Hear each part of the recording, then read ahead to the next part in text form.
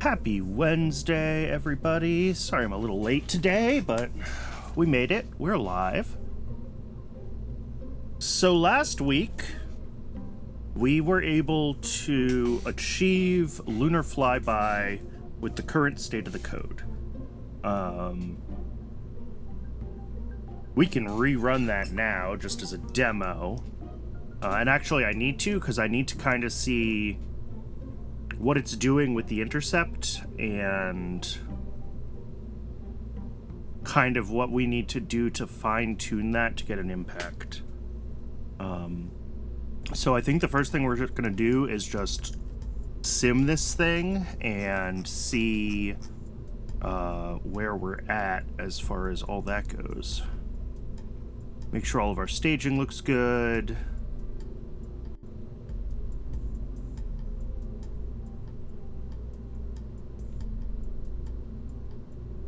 Yeah, the maneuver precision is definitely an issue because the Agena is so close to burnout at the TLI burn.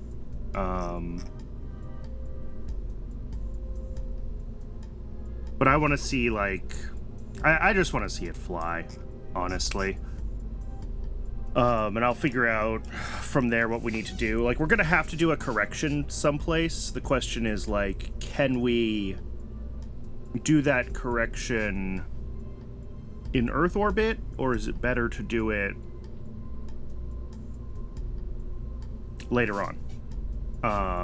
You know, are we going to do a mid-course correction or a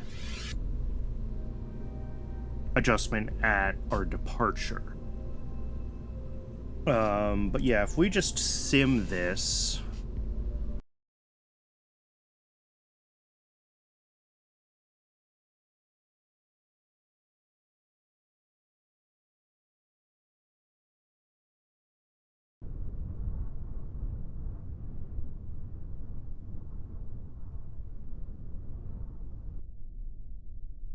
Yeet.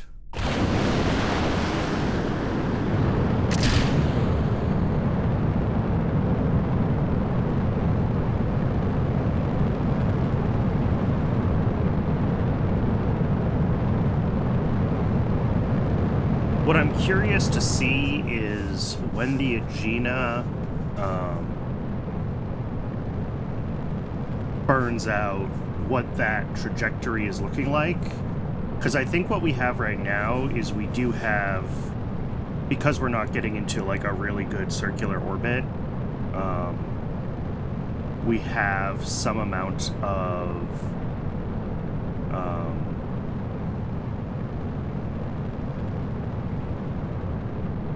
vertical velocity, which means that our tangent line to our orbit is not what our math says it's supposed to be. So the closer we can get to a circular orbit, the more accurate our actual math is going to be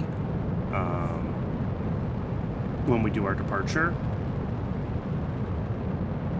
But, like, we're pretty close, as I recall.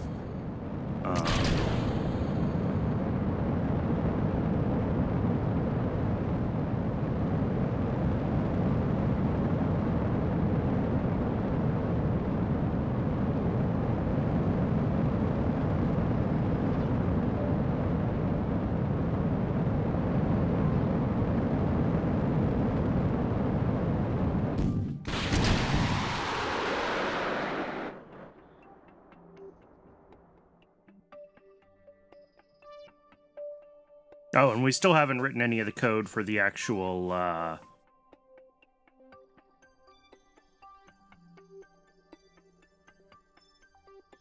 deploying the solar panels and all that stuff. So that needs to be a stage that we add to the whole thing.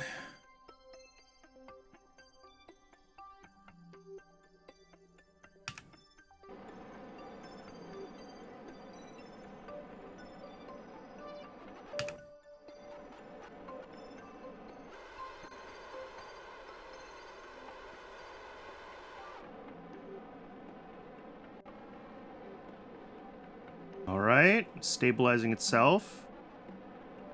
Foliage burn. Beautiful.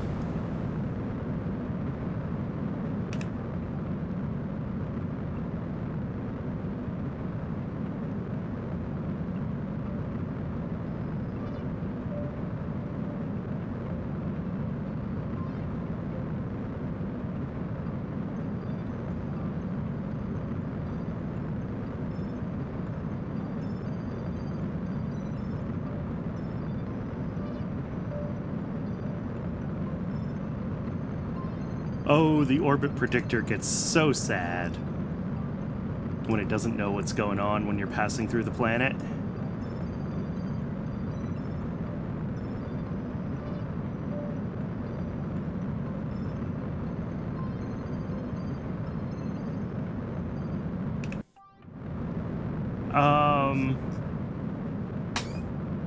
That's a good question. I'm not sure. If there are, they'll be pretty well.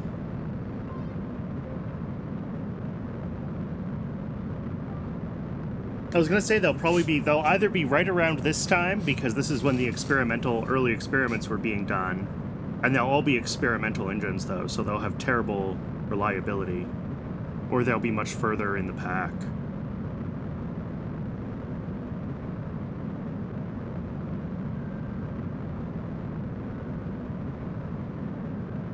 But I don't think there are any, at least none that are worthwhile.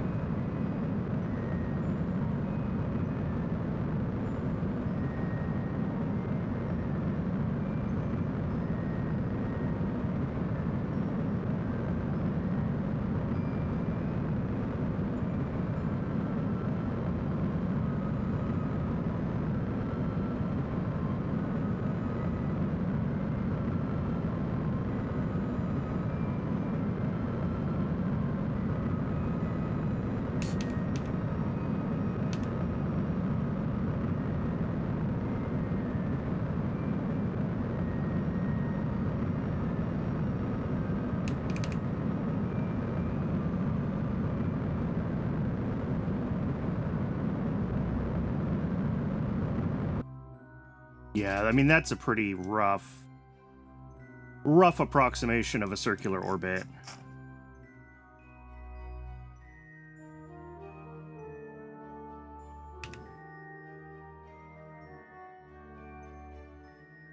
But what I want to see is if we go plotting frame, moon-centric inertial.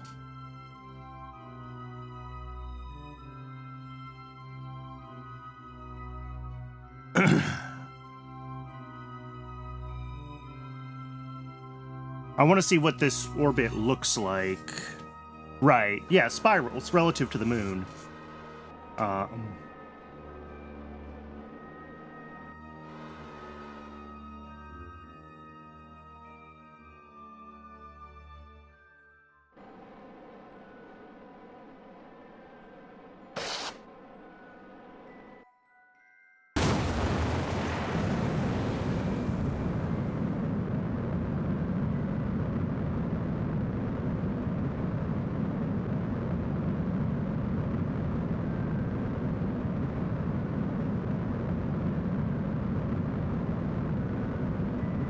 But what we should see is from the moon's, I probably have to tell this to set a max, create a flight plan, and I just say this is like 10 days.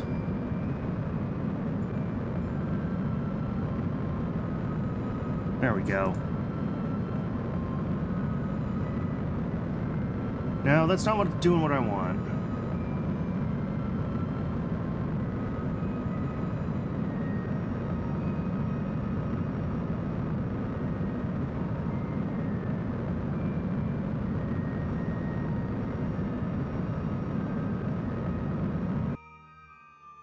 Okay, so we slightly overburn, is what that looks like to me.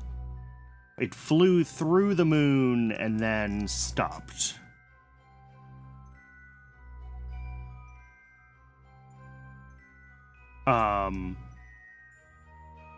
The question is,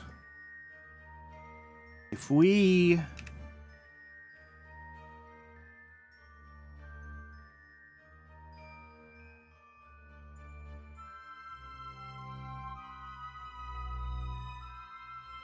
Gonna need a... Yeah, I know. That's what I was trying to catch, is are we overburning or underburning? And I think we are slightly overburning, which makes sense with how we're doing the maneuver.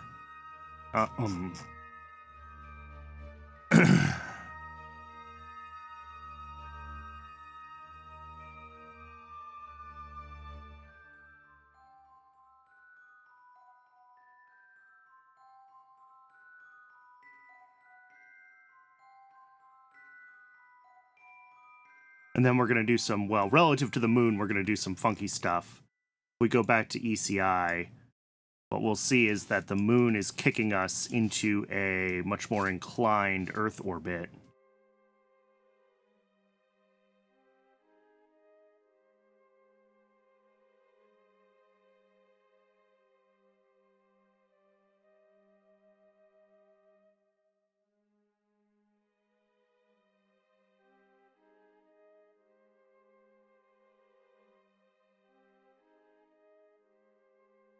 So that is the question, is do we have... So if we stick with this engine, which I'm trying to do just for historical accuracy, you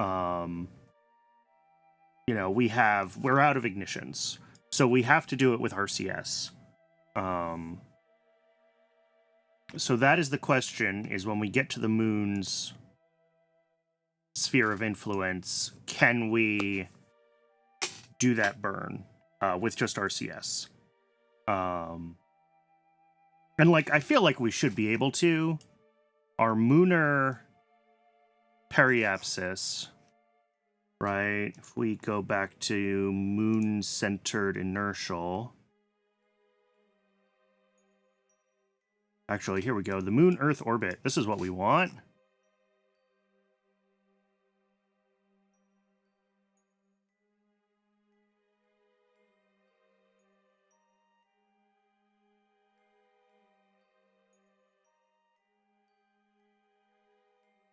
Or whatever. Moon-centered inertial. Doesn't matter. Our Mooner periapsis, yeah, is only like 4 megameters.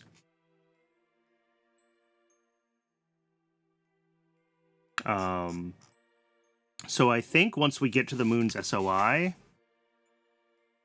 is that a thing that I can do with Principia? Probably not. Is warp to SOI change.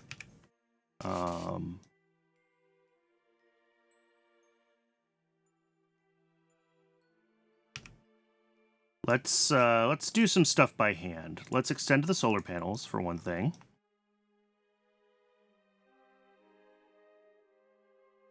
Let's deploy the antenna.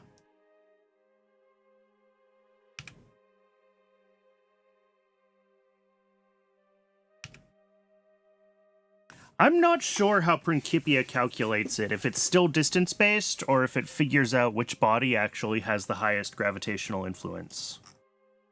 That's a good question that I should really know the answer to if I'm trying to do this. But shut down avionics. So we should have basically unlimited power. We do. All right.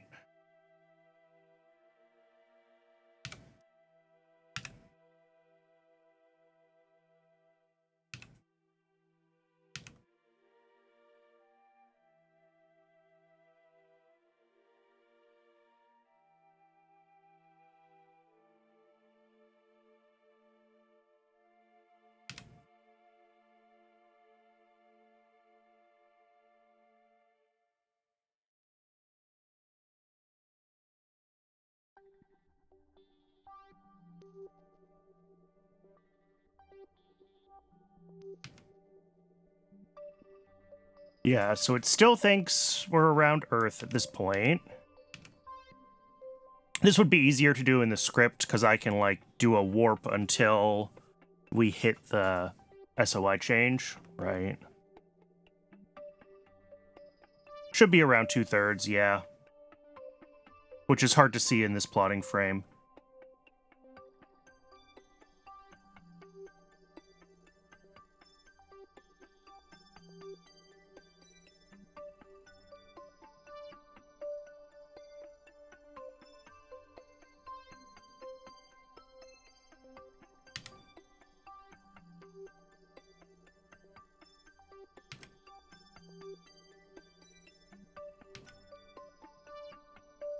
There we go. Well, it switched somewhere in here. Alright. Because, yeah, our altitude is now 64 megameters. Our periapsis is... yeah. Cool. So if we reactivate avionics, we turn on SAS, and we point radial in.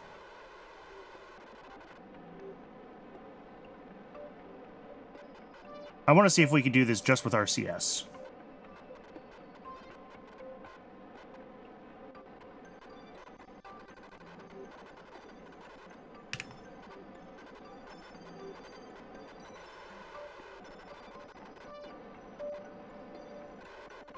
Basically, I mean, we can warp until the SOI changes, because the sooner we do this maneuver, the better, right?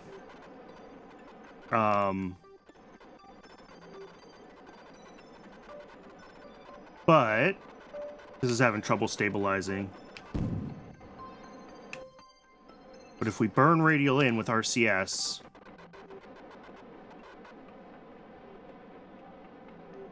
I'm not seeing that moon periapsis change. Am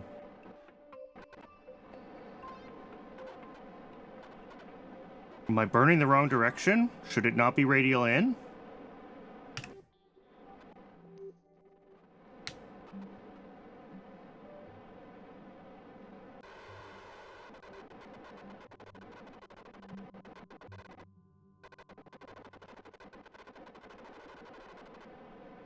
Yeah, radial in or retrograde. That's what I thought. Let's try retrograde. Maybe we're far enough out that retrograde is better. Or maybe we need more delta V than we can do with this RCS. And we can add the secondary propulsion system still, if we so desire.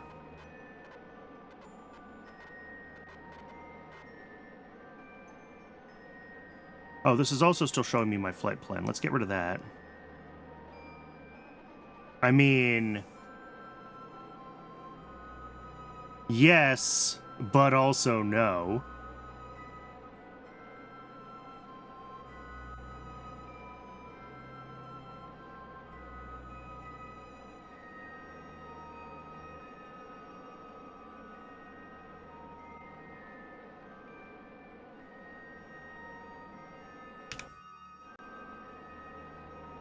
Just 2 more weeks and the burn will be done. Yeah. I mean, admittedly, doing this with RCS is silly, but, like...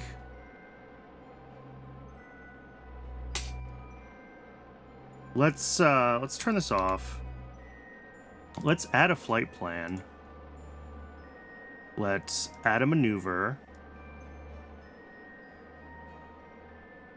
And if we are gonna go retrograde, like...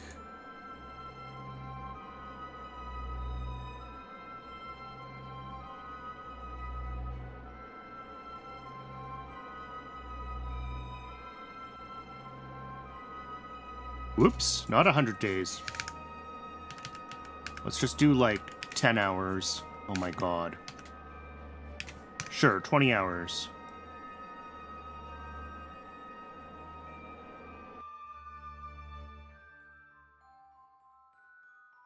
Is there a mechanic to vent the fuel tank? That's a good question.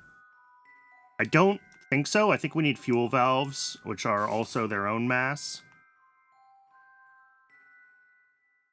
Alright, so burning retrograde...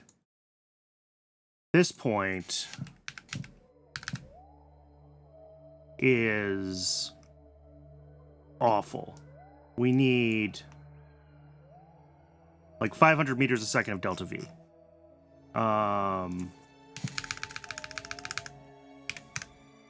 If we burn radial in,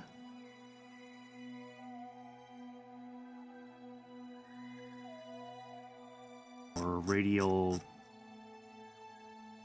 there we go, radial in, that also brings it down.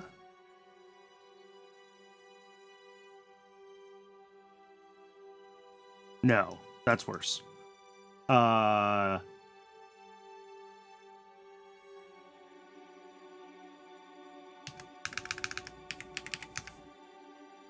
Wait, that's normal. I want binormal for radial. No, normal is radial? Normal is radial.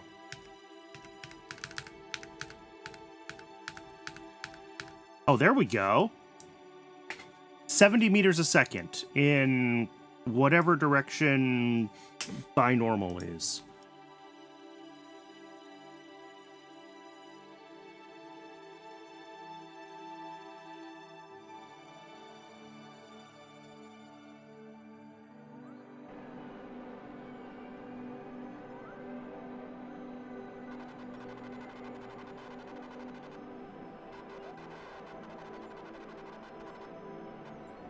Yeah, exactly.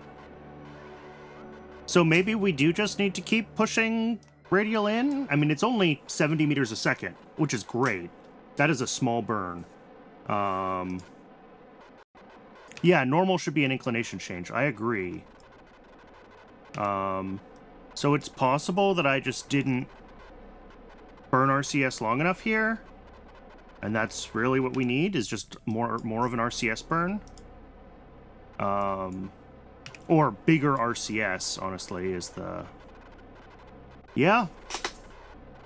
I mean, that's coming in. That's doing what we want. And it's coming in faster than it was before. So maybe this is all we need. Is more RCS, or bigger RCS engines.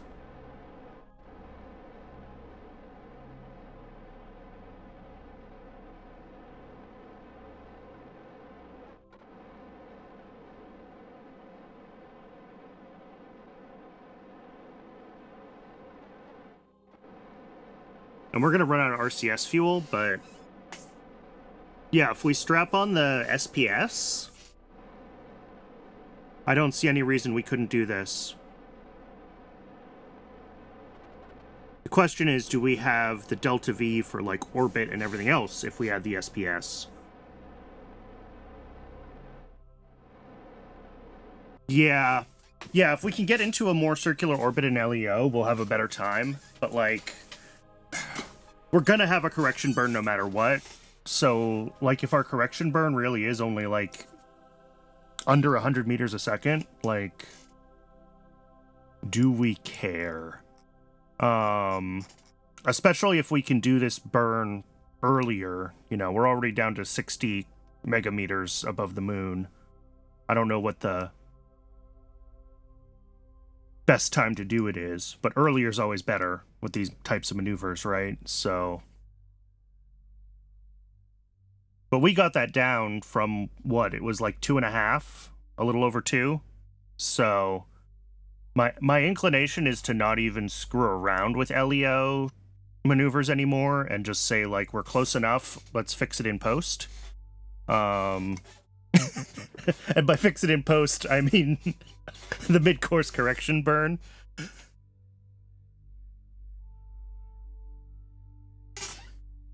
All right, so let's go back to the VAB. Let's just slap on the SPS modules and see where that gets us.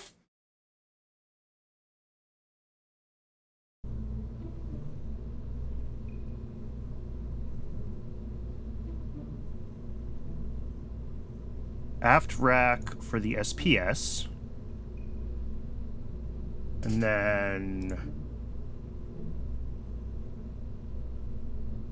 these under thrusters and small engines. Are these under rocketry multi-ignition? There they are. Agena D secondary propulsion system.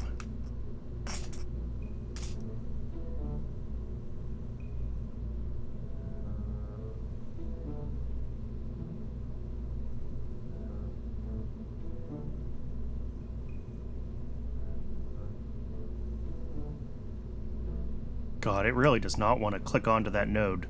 It's trying to surface connect instead of using the node. Let's just get all of this out of the way. Some of these weird nodes can be hard to line up. There we go.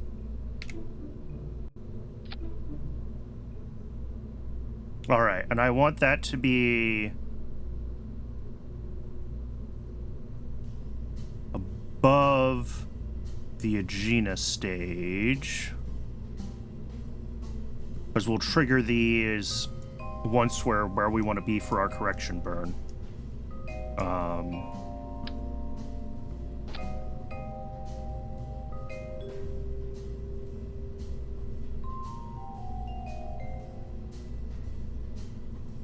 Alright, so we've got staging, Atlas ignition, launch clamps, ditch the Atlas skirt, that's based on time, ditch the fairings, that's based on altitude, whatever.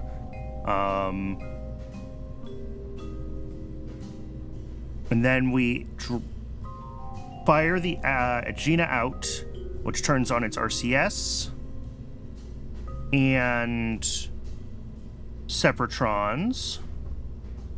Then we ignite the Agena, and then later on we'll ignite the SPS when we need it. How do we stop the... So the TLI, yeah, we can look at the code. Yeah, I realized I did not zip up and upload last week's. I zipped it, but I didn't upload it.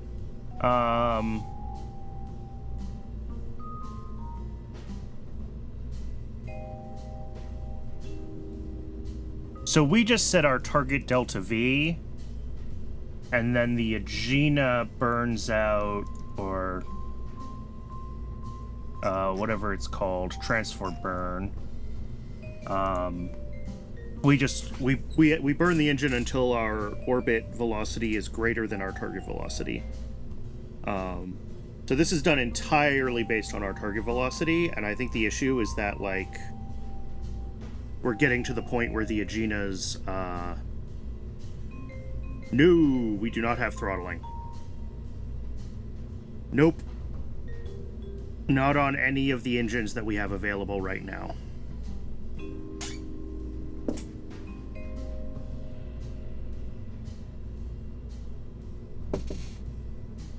Yep, so that's the problem.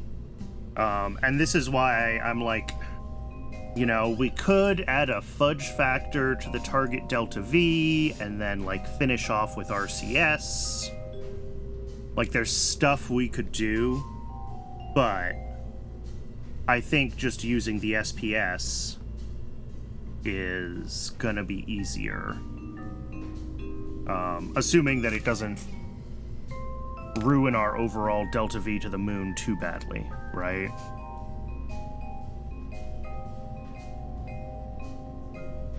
Yeah, and if we had throttling engines, then that's what you would do in vanilla KSP, right? Is throttle down as you approach. I mean, basically you do a PID controller, right? Like your throttle is proportional to your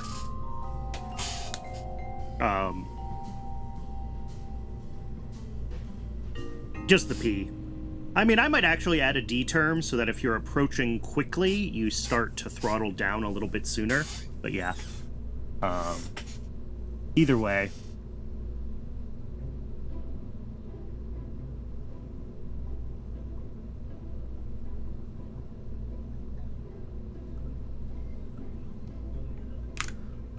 So, the real question is, with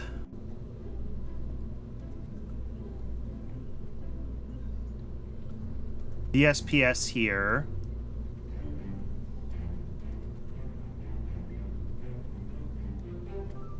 oh, definitely the angled struts. Those look nice. It's interesting that these don't show up as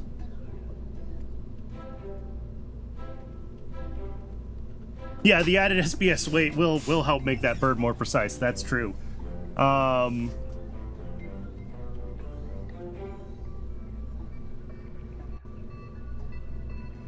yeah, looking at these. Oh, these are throttleable. Ooh. 20 ignitions, pressure fed, not subject to ullage. Okay. So the SPS we have lots of flexibility with. It is basically big RCS, I think. I don't know if this is actually... Yeah, 20 ignitions and throttleable.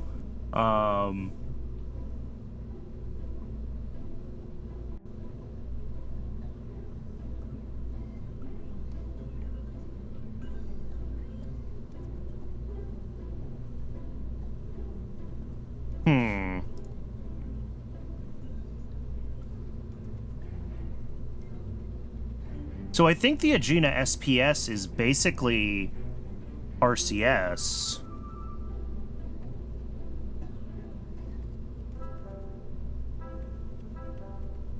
Running off of this UDMH.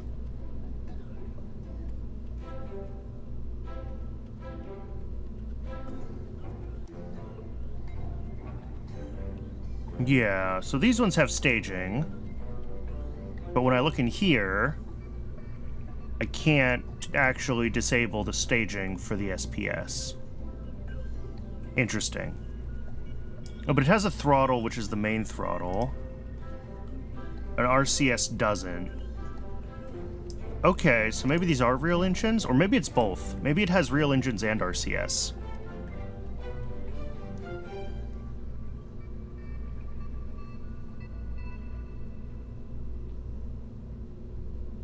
Yeah, okay, so this does. This has thrusters, and it has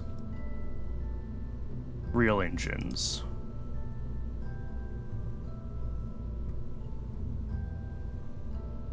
Okay.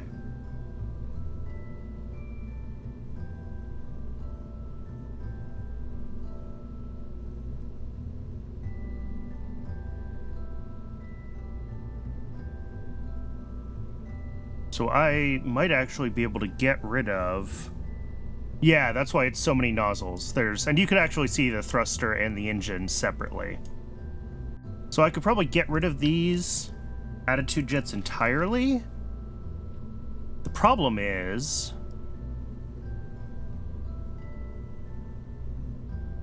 I don't know how to...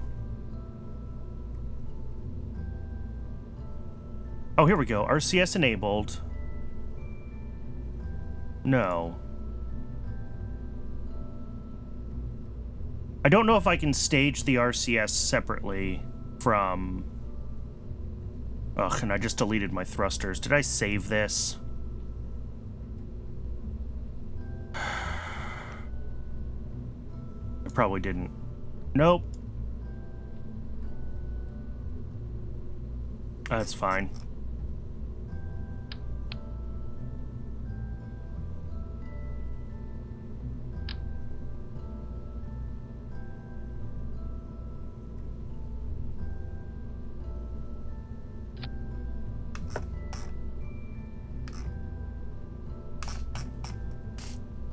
So yeah, we have the thrusters that we added, which are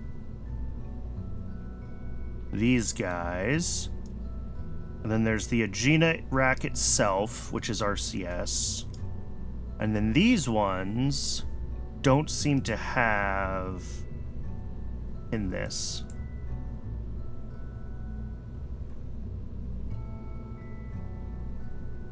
Yeah, there's this disable and enable staging toggle, and it just does nothing.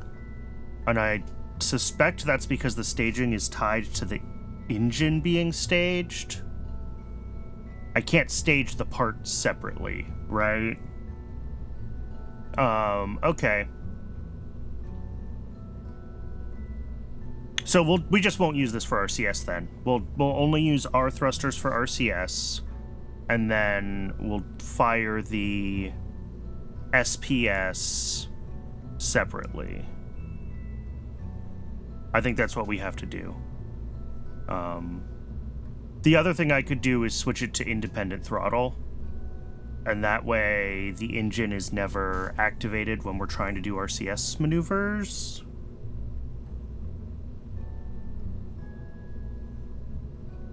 I mean, the other thing we can do is just...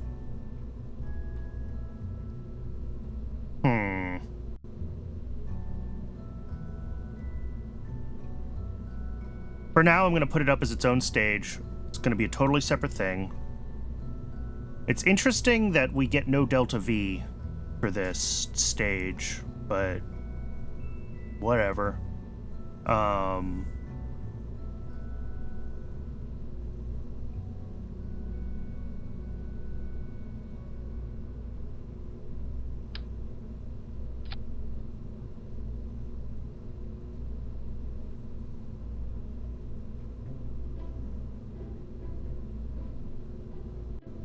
Okay, so double check our staging, Atlas ignition, launch clamps, ditch the Atlas skirt, ditch the fairing, deploy Agena engine, and then SPS last.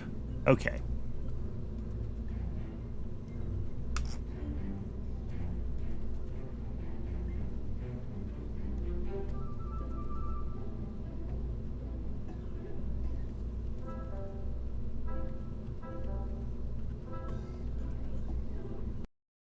The other thing I could do is in the code for the Agena, I can have it specifically activate, I think, the RCS engines of the SPS separately from the engine, maybe?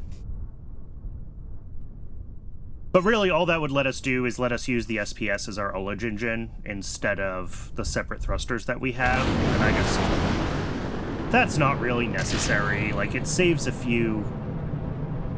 I guess it does save a few kilograms, right? If we're running into Delta V issues and we really need to start saving weight, but...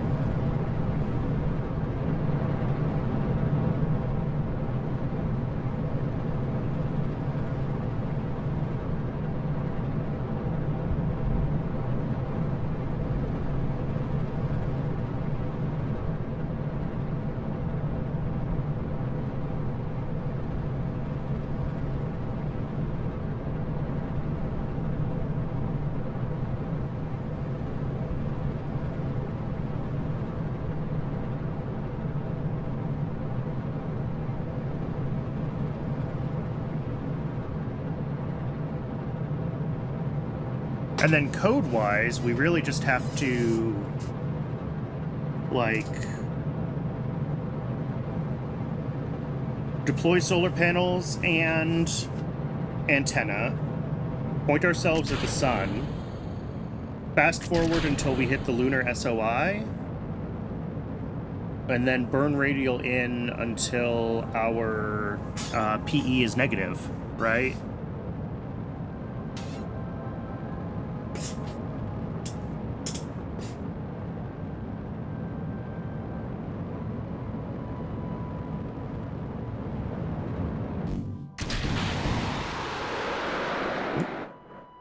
Picked up a little tumble there. It's alright, it should be able to stabilize itself. I'm curious to see what the...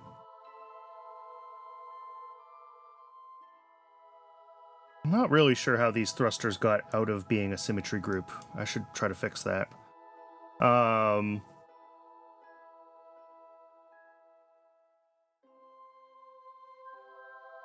But... yeah, the remaining, like, things that we need to do... Stability went yeet. Yeah, it can still catch the side of the thing, even when it's, Why are we not...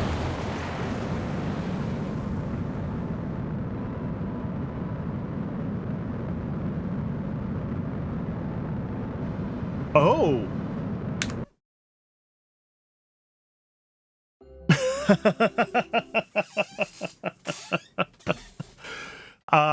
the SPS is heavy enough that I need to upgrade the avionics. It's too heavy.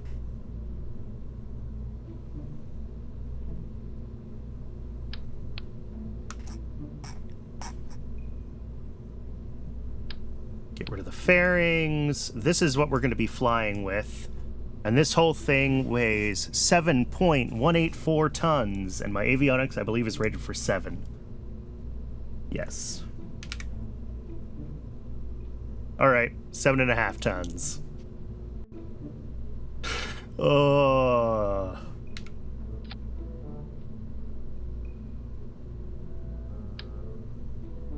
And then I probably screwed up my staging. Miraculously, no?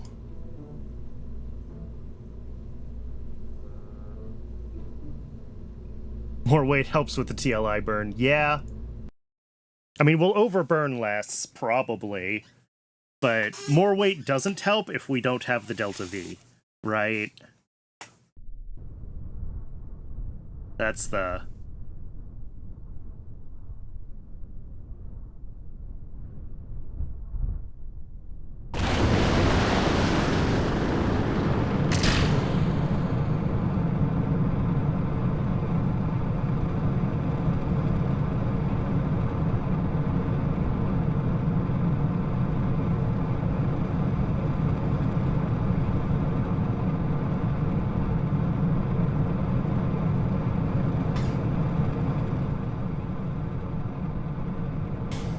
And, like, if we really are desperate, we can wait for 1963 orbital rocketry, which I think has an Atlas engine upgrade for us. But I'd rather not. Because we're already behind on this program deadline, right? We're going to miss the deadline. Going to the moon is officially costing us money now. Which is why I really want to get this dialed in so that we can consistently hit the impact. Because we want to get the flyby and the impact contract simultaneously. And then orbit on top of that, I think, is going to be... I mean, relatively straightforward, right? We just have to point retrograde and... As long as the orbital requirements aren't super tight for the first lunar orbiter. If we get too consistent, the flyby will be challenging. So the impact counts as a quote-unquote flyby as long as you come in and you can broadcast science from the right altitudes. It still counts for the flyby contract. Yeah, we definitely are catching the edge of that.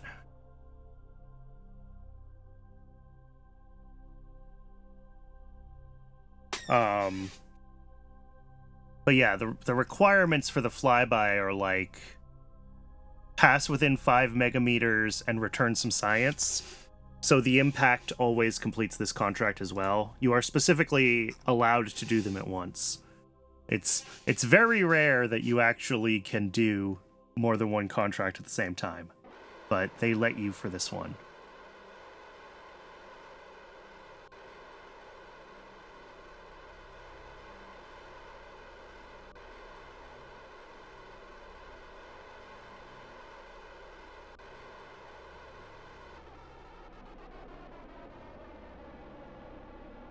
Yeah, this is gonna be a funky burn. Whoop!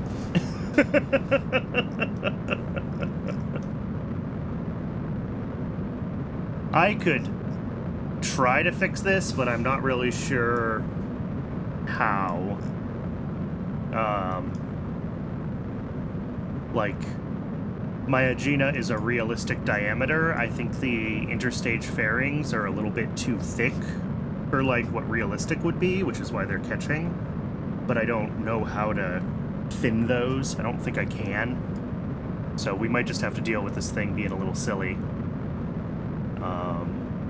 As long as we don't lose too much of our Delta V in the process, I'm not too worried about it.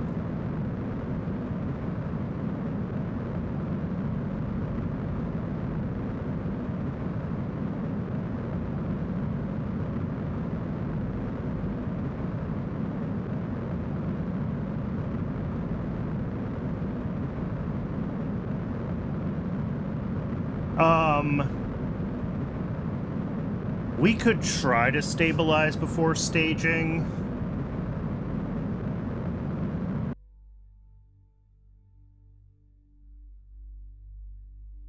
Ooh. That is not a lot of Delta V left to go to the moon, is it? Is that enough? 2,500?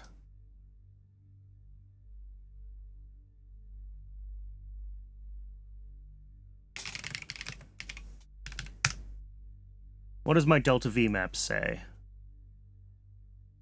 My Delta V map says intercept is like 3,200. Dang. That is unfortunate. Although that's...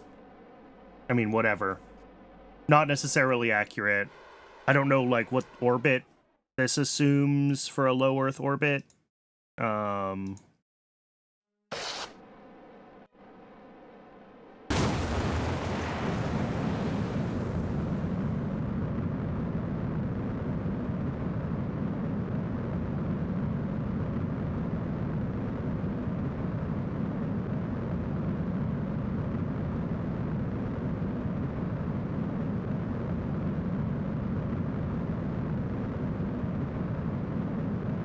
Yeah, 3,200 from a 250-kilometer orbit, so we are going faster, because we're up at a 500-kilometer orbit.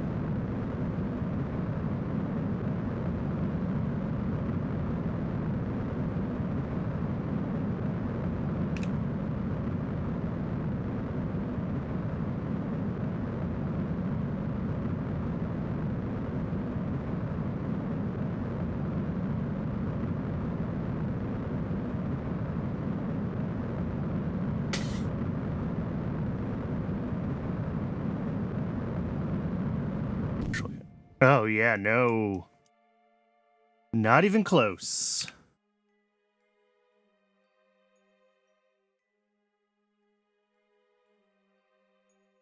I mean, if we use the SPS to finish the burn...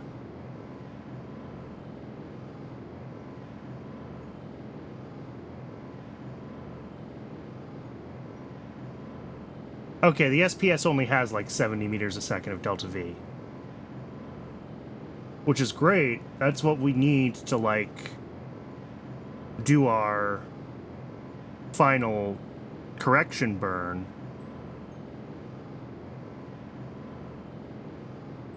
But...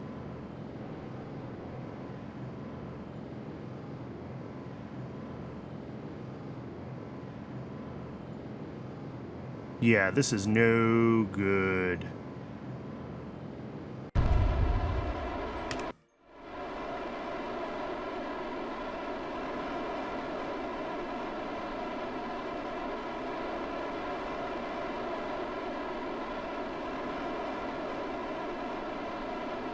Yeah, those just burned out.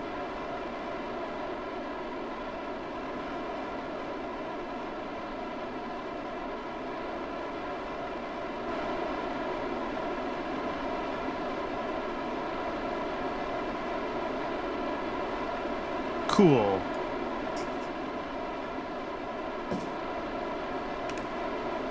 All right, so this isn't gonna work.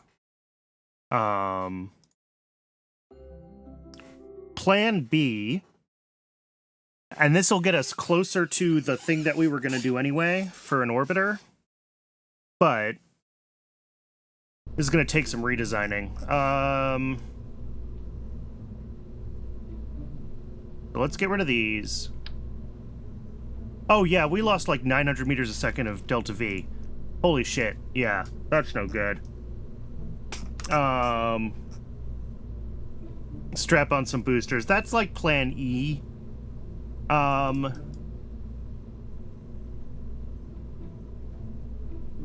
So... oh, because the root part isn't the root part. This is kind of a dummy of a probe, right? It's using a procedural structure. I could change this to an actual probe core. And that's what the orbiter would be, right? It would be a probe core, it would have the experiments and stuff in it, etc. Instead of flying the whole Aegina into the moon, can we instead throw in like I mean, an Altair is probably overkill.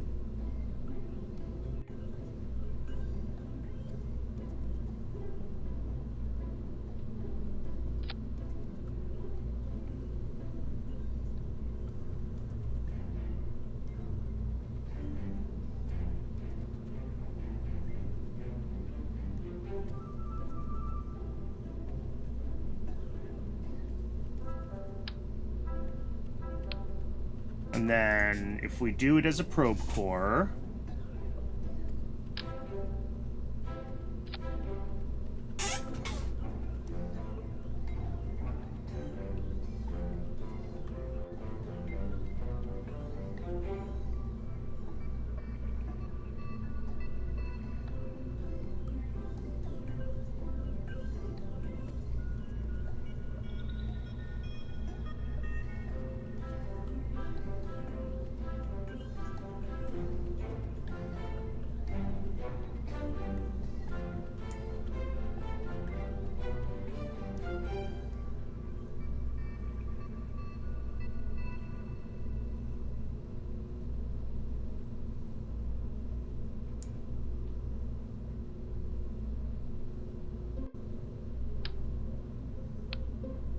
and then if we go into like, here, let's just ditch this whole thing.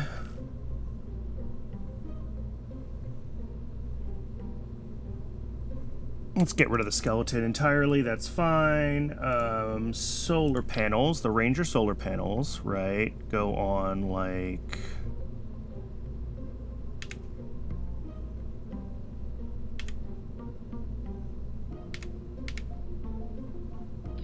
I think we said 3 of them was plenty, and I think 3 of them is still plenty. And then we put that communitron right in the middle. Said put the communitron right in the middle.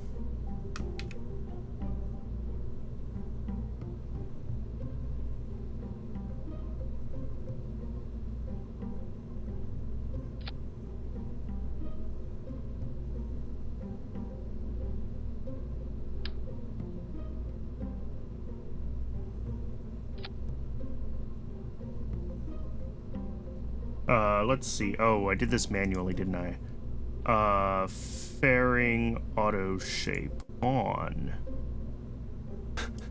Okay, that's a little silly, but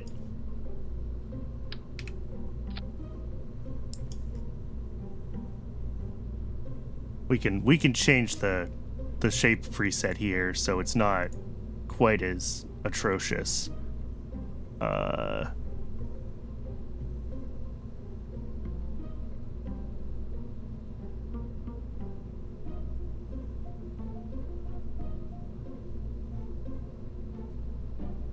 Anyway, so this thing now needs to be, let's reroute.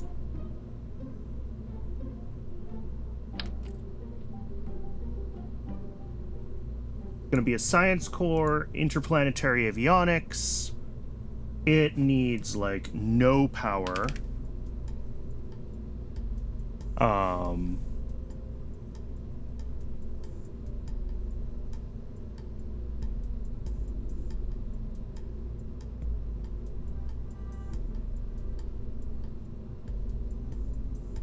Tank type is battery 2.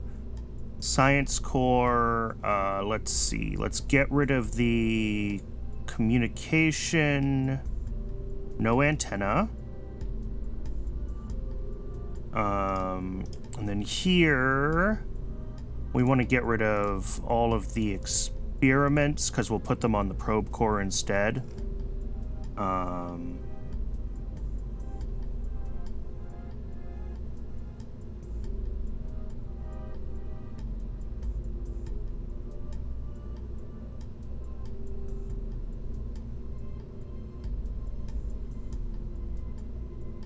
Oh God. Stop.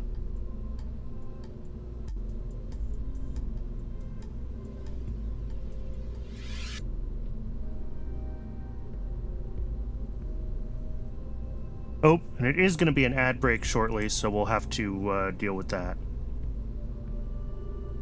But let's set this to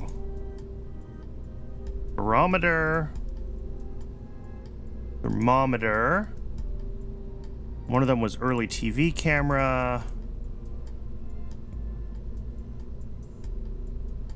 I think the mass spectrometer was the other one. An early TV camera. Right, mass spectrometer is 2 watts in 2 hours, so that's, yeah, that's worth doing in a small period of time.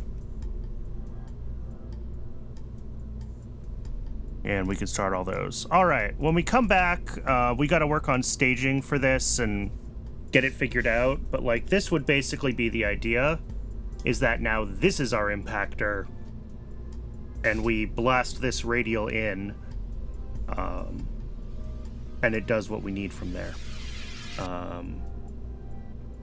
We'll experiment with that when we come back from the break. I'll see everyone shortly.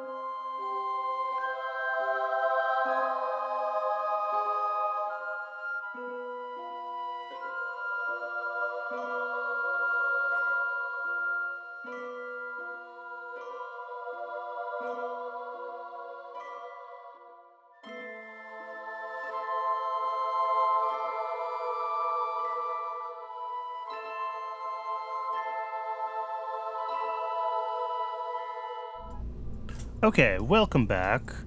So I'm looking at this. We did lose about 100 meters a second. I think we were 12,900.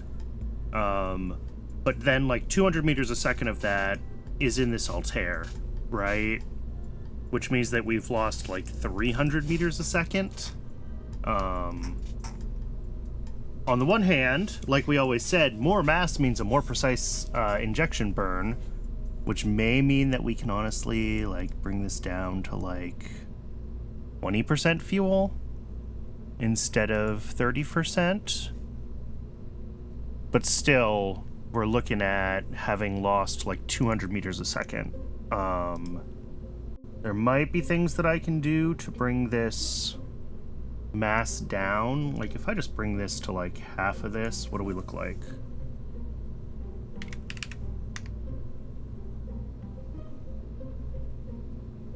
It does absolutely nothing, does it? Yeah, EC is cheap these days, is what it comes down to. We might just have to test it and see where we're at, but I'm worried we're still not going to hit TLI burn, which means that we got to figure out how to make this thing lighter. Oh, the other question, something I didn't think about. 7.6 tons. Yeah, okay. And I only made this up to 7.5.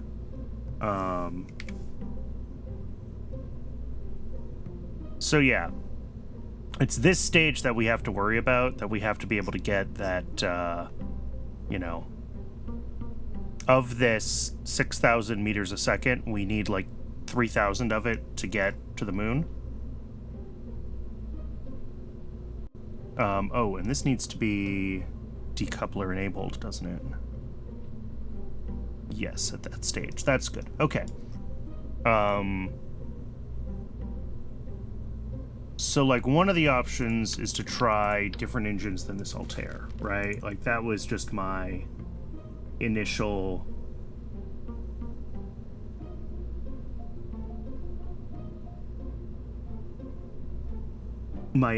guess is like, yeah, Altair's pretty cheap, pretty light. But, like, what about this guy?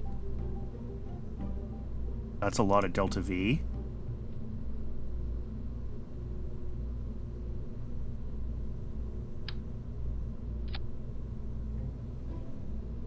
Are we pretty much exactly where we were?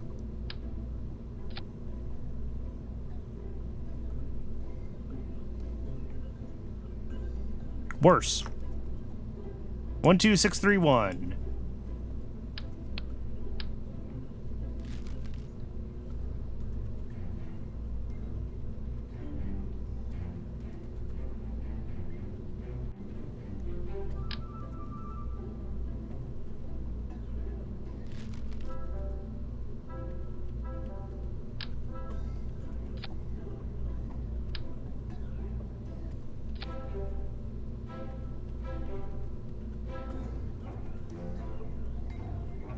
All right, 14377, but way too much of that is in, like, this engine.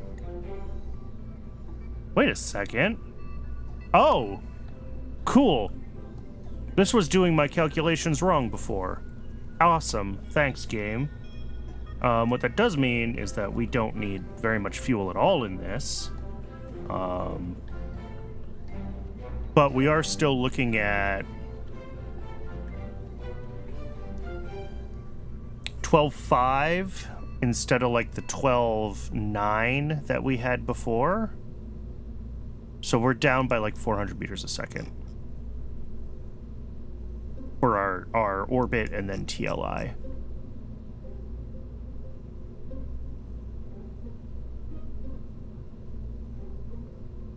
About the GC, I mean, I think these are going to be pretty similar, but like I don't need that much Delta V.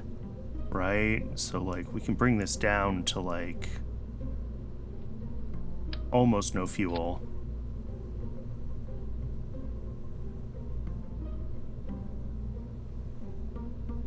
12670. We're using 160, so we're at like 12700. We're only down by 200 delta V now. And I mean, we can take this down lower.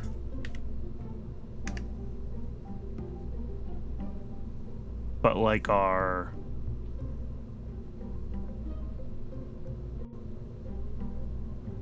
dry mass and our residuals on the solids are going to start to become a problem more than our wet mass, right? And no matter how light we get that, like our bare minimum right now is, yeah, 1264. So like,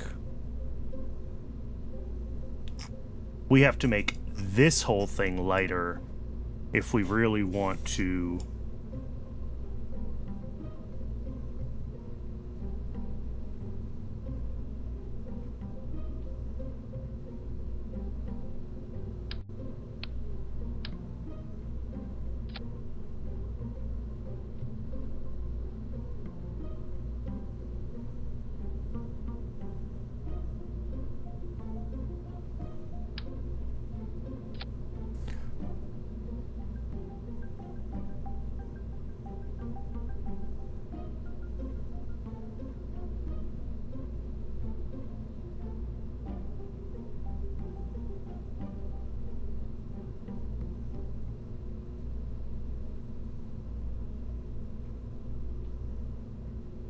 One 2600 this thinks. I think we just need to fly this and see what we're looking at and how far off we actually are in practice.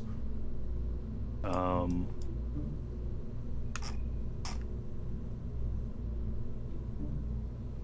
know, I mean, again, we could try to go lower here, but we're getting into the point where, like, that's too low.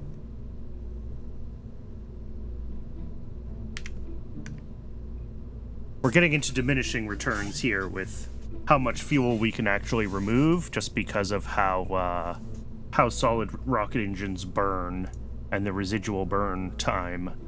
But I'm seeing like 12,400, which should be enough for a TLI, but it's tight.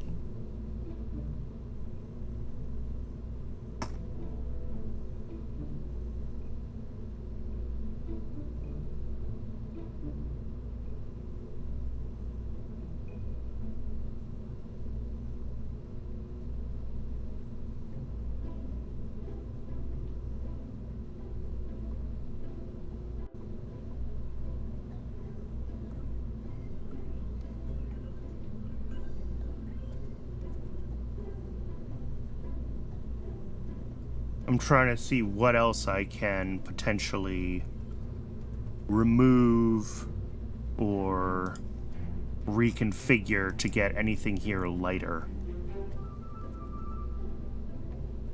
You know, the density of the fairings are set as low as they go.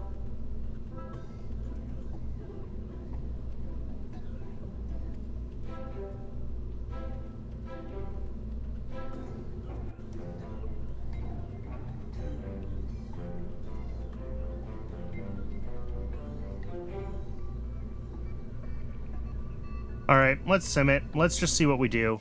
I think we're not going to quite hit our lunar injection, but who knows?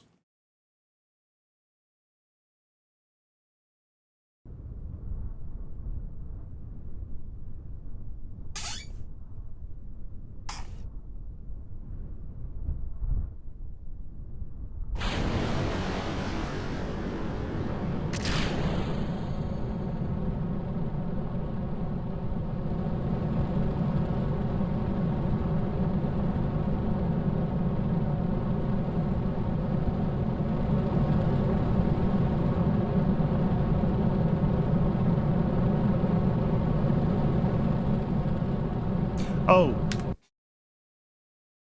Oh no, this is fine.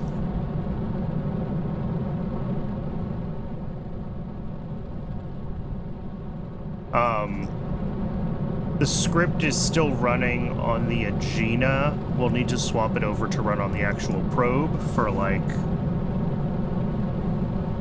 Well, maybe we won't, actually. The Agena deploys the probe, and then it...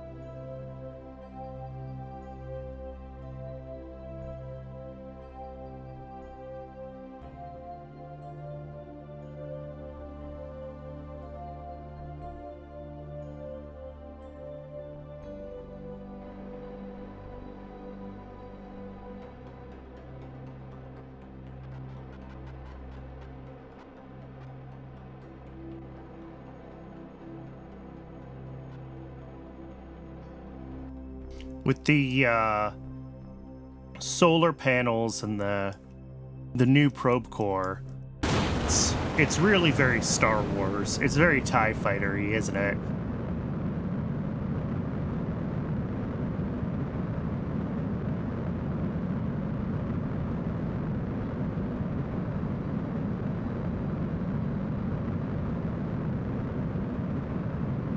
Why aren't we burning prograde?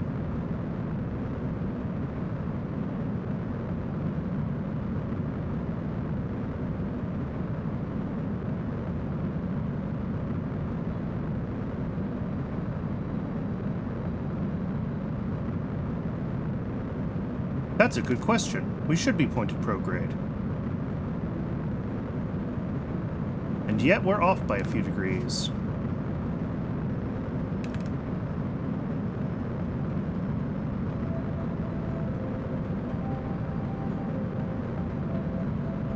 Interesting.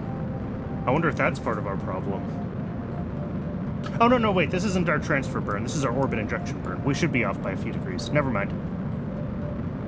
Losing my mind.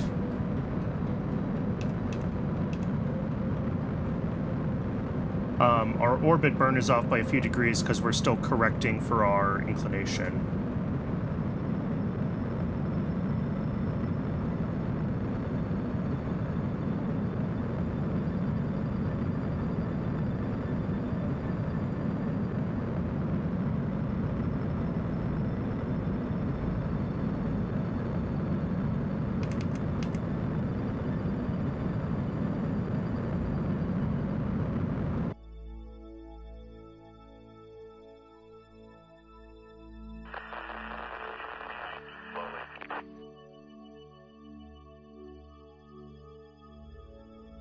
So we have 2,900 meters a second here. This is not going to be enough.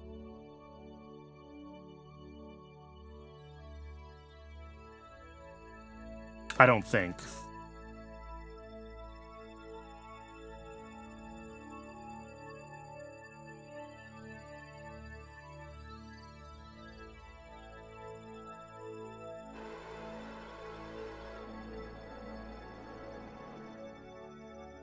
Apparently I don't print what our target velocity is, but...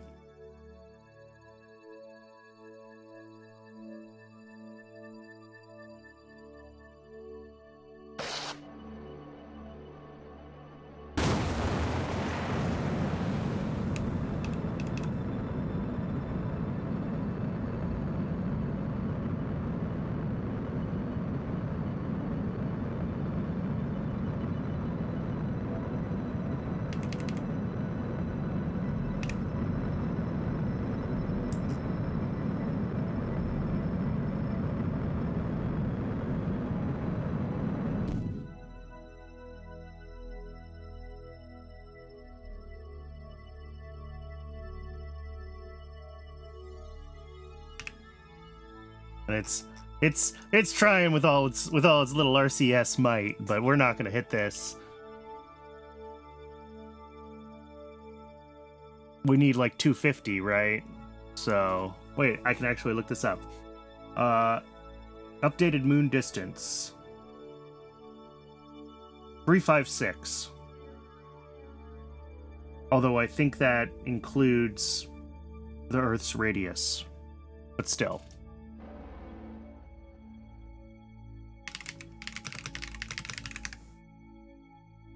That's only like 6 of those. So we need 350. And we're at 200. We're not going to get there on RCS. No matter how hard we try.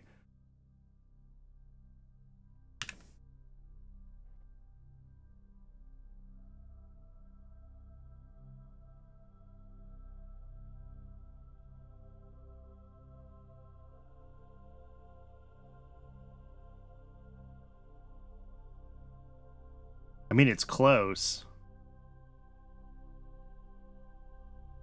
I mean, we should have the technology for this. But, yeah. Let's, all right. Let's start at the bottom. Let's start shaving weight. This is... I mean, we can see with 63 orbital rocketry, if we want to wait for the next tech node, like, that probably gets us right over the edge, right? Because I think we get an LR-89 engine upgrade, and maybe... Nope, that's 65 orbital rocketry. So we don't even get an Atlas engine upgrade.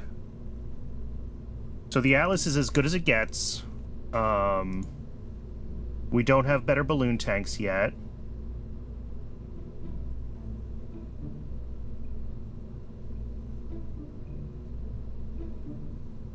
This is also balloon tank. Yep.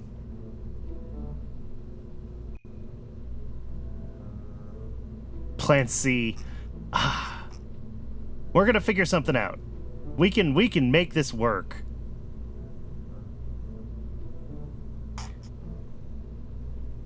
I know we can make this rocket work. We're a couple hundred meters a second away.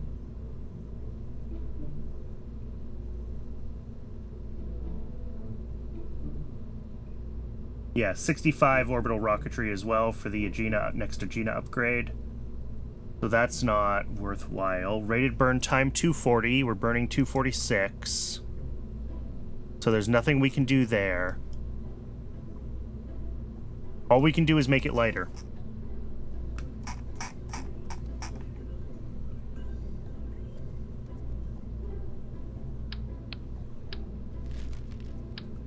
All right, we'll start from here. Because this has to, on its own, be able to hit that, like, 12... Actually, let me get that engine back. I lied.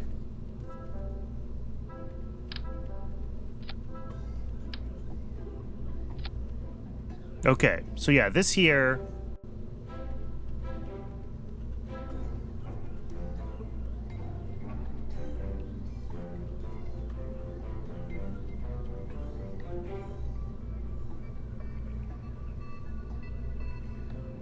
It says 12,600, so we need to get up to 12,800 without any more Delta V in this stage.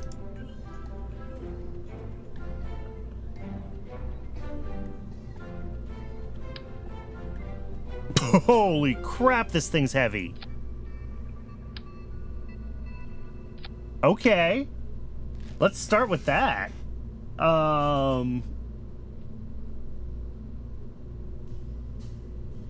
I didn't even think the collapsible antenna was going to be that much of a problem. 0.006. 009, 006, 006, 002, 003, 001. Ooh.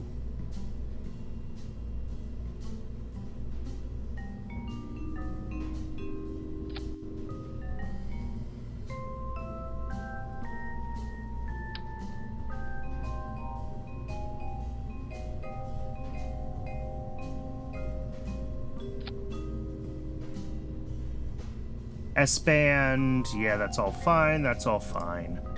All right, and the other thing is going to be these Ranger solar panels, right? We already knew this one was coming.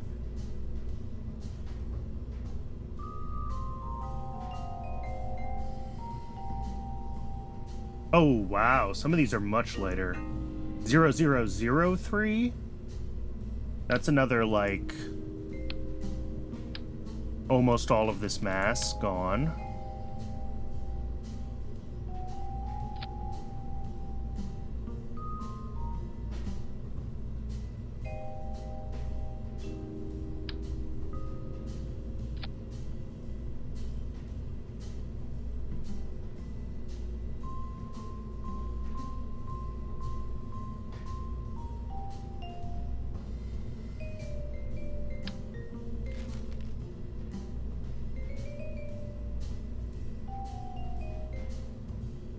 .0001.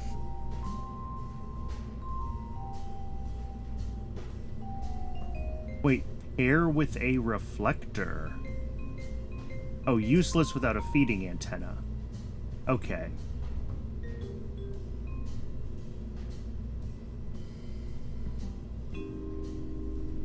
Yeah, I like you, 0.0003. So that's at 12628. What do we say we needed? We need like 12800.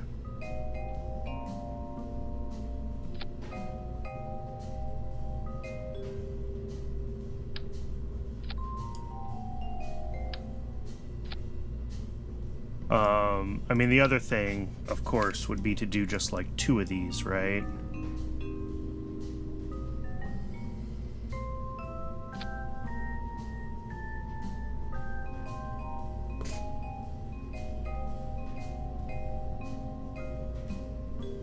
And now we probably want a lighter solid on the bottom.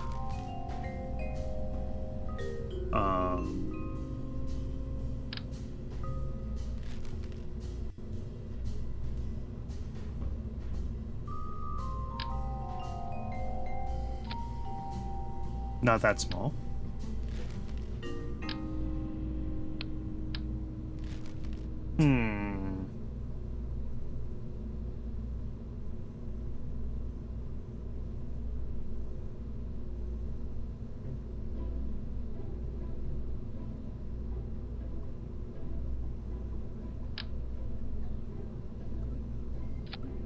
I mean, yeah, oh, geez, even just one of these. It's 200 meters a second.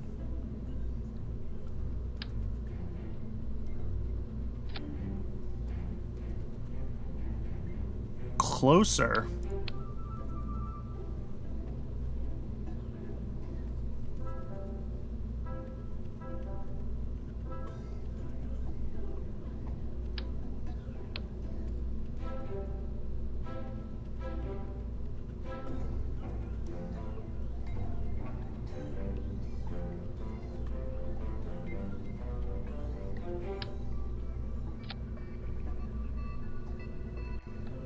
So we're at 12634 for all the lower stages,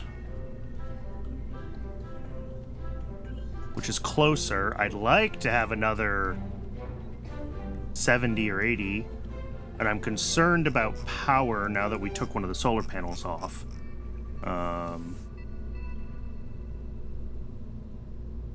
Let's see. Solar panel output on. When this thing is hibernated.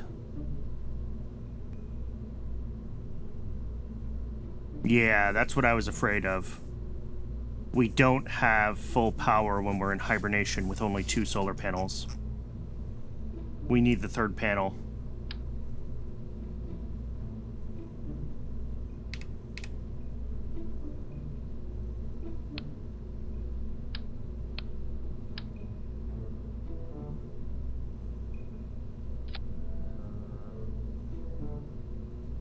What if we wait for the next avionics node? Avionics mass 1 kilogram, power consumption 0.1 watts. What's the whole weight of this thing? 0.1 tons, 100 kilograms. We go to...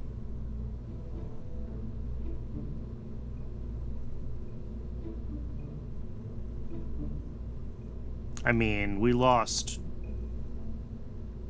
almost nothing.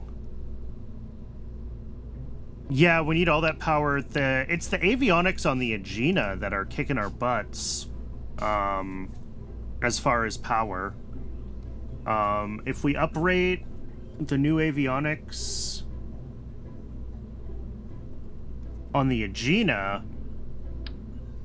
and then make sure that they are... Where's the toggle? Yeah, so they're off.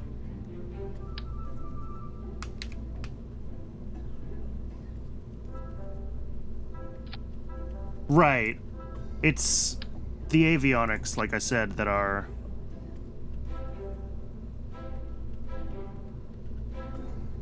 But here, duration 1 day, even with the next generation avionics that I have to wait for tech for, 2 of them is still not enough to keep the Agena powered. I mean, the other option is...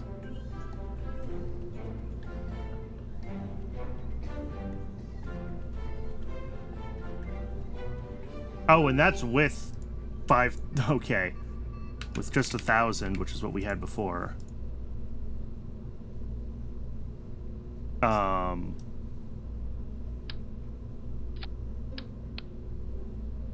Yeah, 8 hours.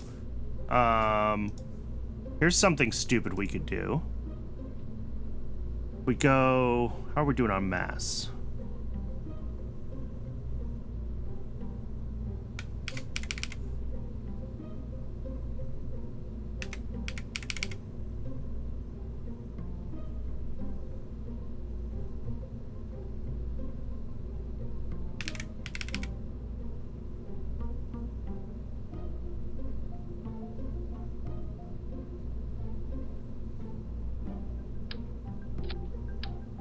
Doesn't always refresh right. 8 days. Sure. I mean, that's fascinating. We've got 12500. Yeah. But basically, we haven't saved much on the Agena stage. Everything we saved from the upper stage we made up for in battery on the Agena. And like the upper stage now has stupid Delta V, but like, who cares?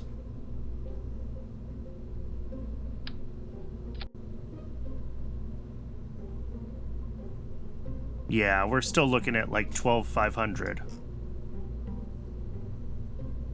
Let's grab whatever the latest version of this was before I messed with it last.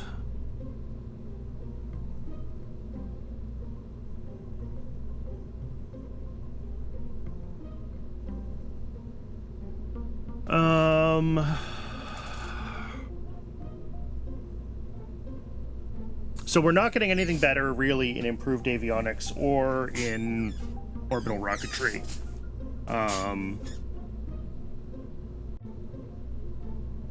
Even with better antennas, I feel like I should be able to do this with this level of tech. That's...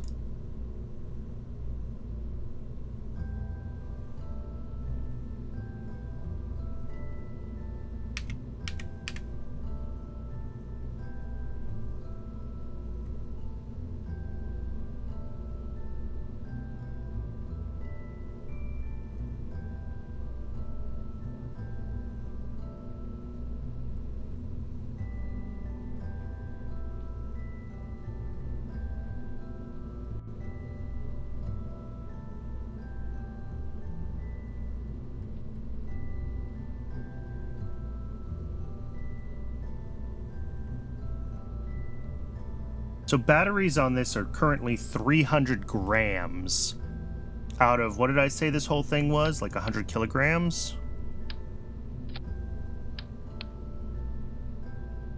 Yeah. And like half of that is solar panel.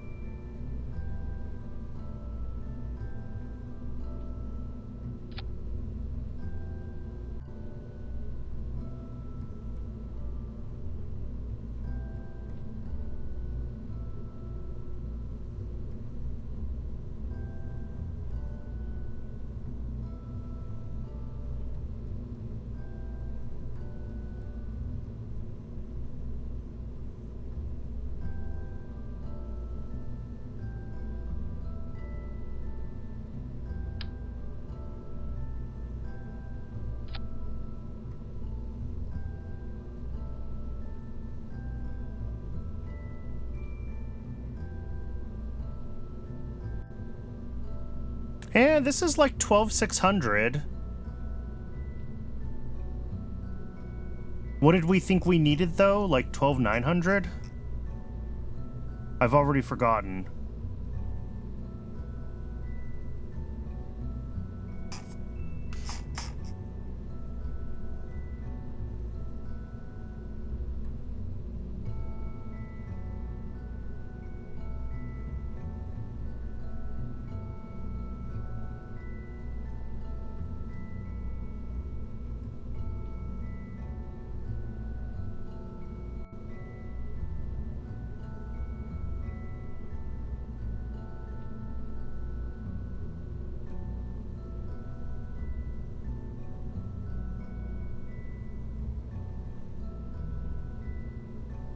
I mean, I think the other option is that I don't know what I've actually got this thing burning at for... Because I think I am under burning the core stage slightly on the Atlas. Like, if we get more aggressive...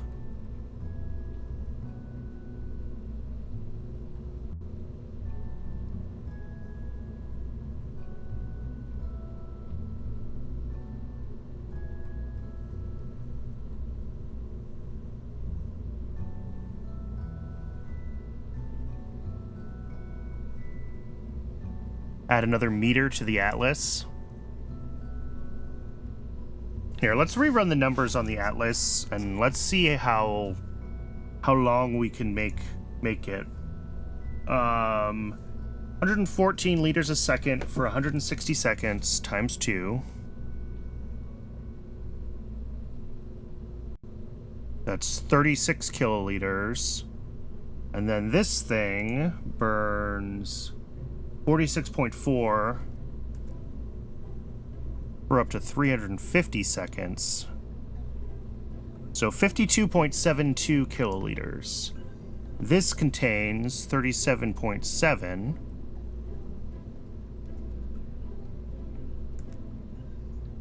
$37,700 liters. There we go. So we could have up to 15 kiloliters in this tank. So we could go up to 5.5 meters even. And that's 12,800.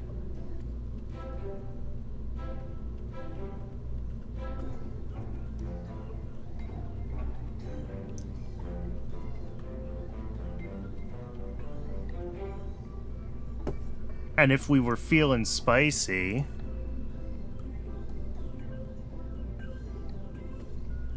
This is going to be a pretty aggressive overburn on the... Well, actually, no, because I didn't account for the LR101s.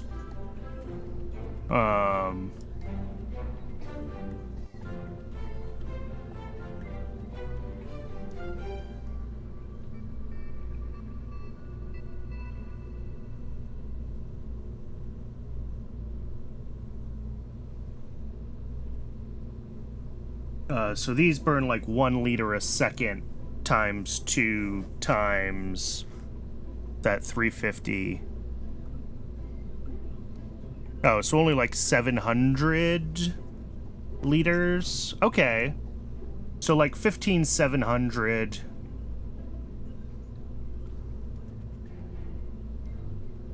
would be kind of at rated burn time. So that's like here. And then if we want an extra, like, 5 seconds or so... 46.4... It's another, like, 200. So, like, 16,000... So, like, 5.7. So maybe... I mean, I'm not going to promise this is going to be enough, but this will help. Just pushing the Atlas a little harder. Our thrust at liftoff is a little sadder, but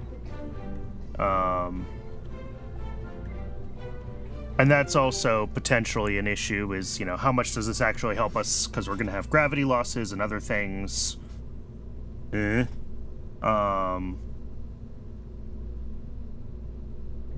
then, as far as the Agena goes,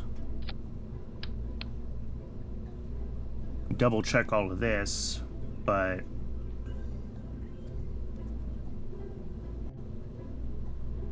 yeah, rated burn time 240 seconds. This is at 246. I don't think there's really anything we can do about that.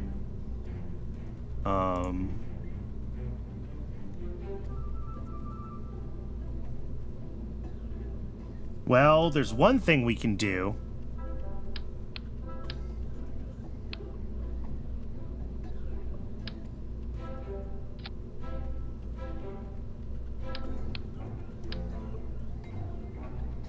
Gonna be expensive, but we do have the cheat code for higher performance.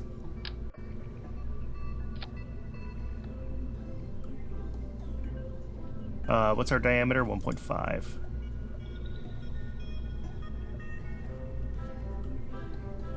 Which is balloon tanks.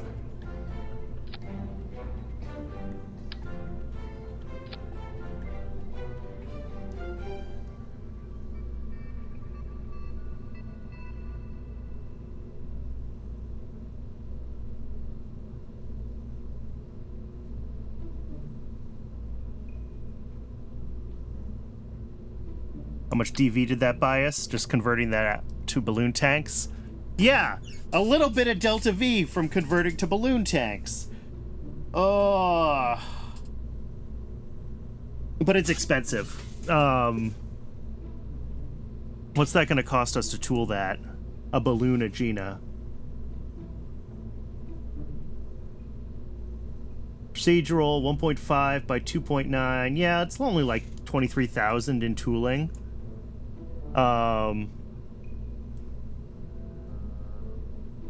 But, like, gets the job done. And we could be a little less aggressive with overburning the Atlas, although we may as well tool the Atlas at full capacity. I don't know why I had it, like, toned down. But, like, this is great. Looking at this. We can bring back that third solar panel that we need. And probably use a better engine than this little Sepratron.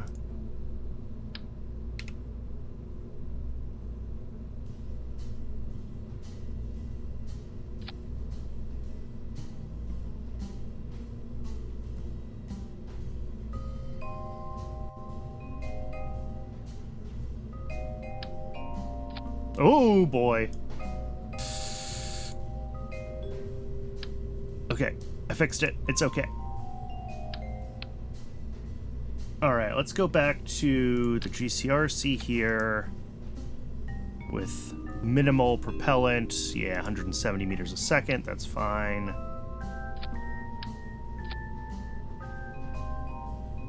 Alright, we're still getting like 13K between the Atlas and the Agena. Alright, well, I hate to do this. I feel like balloon tanks on... Well, is balloon tanks on upper stages cheating? I don't know. I don't think the Agena was a balloon tank. I think the Agena was actually a, like, aluminum...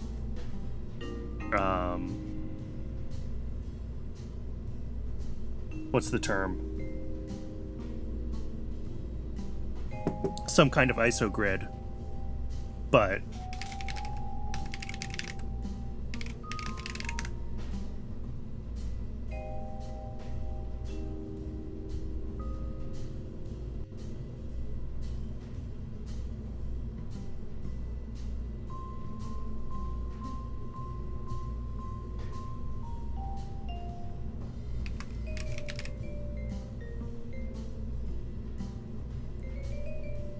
Yeah, I don't think Agena was balloon tanks.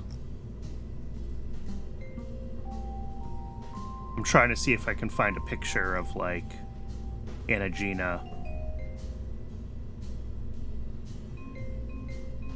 that would demonstrate the tank assembly, but regardless, it always feels a little bit cheaty to just use balloon tanks everywhere.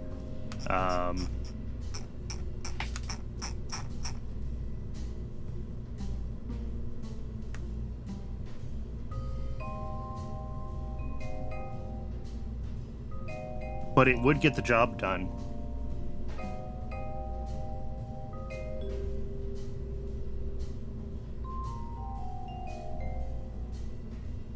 We are overburning.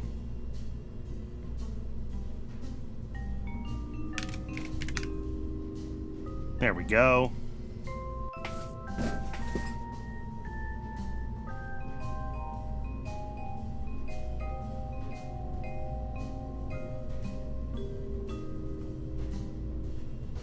What did I just do?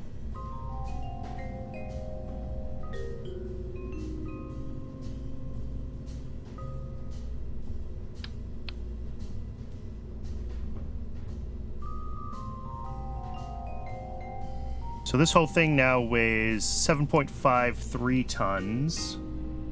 Yeah, and I've got this spec'd for 8, so that's fine. I've got this spec'd for the right science core tech level, that's fine.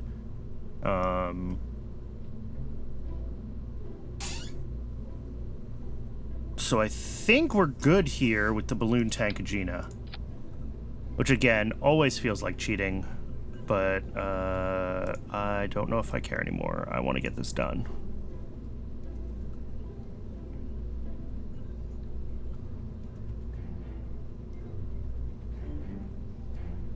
Alright.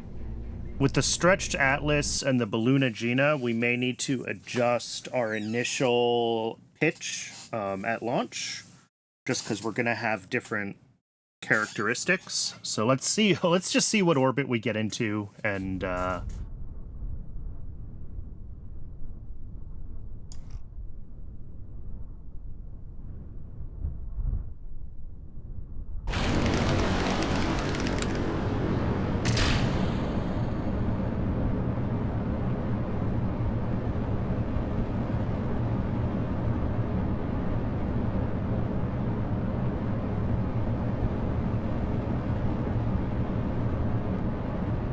yeah, that is slow off the launch pad, isn't it?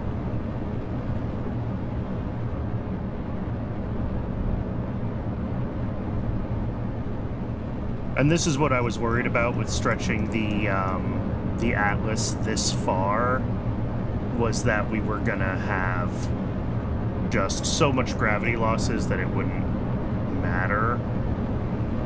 And I'm starting to feel like that's kind of true, so we might wanna bring the Atlas in a little bit. Like, I don't know if it's worth it. And especially with the new lighter Agena.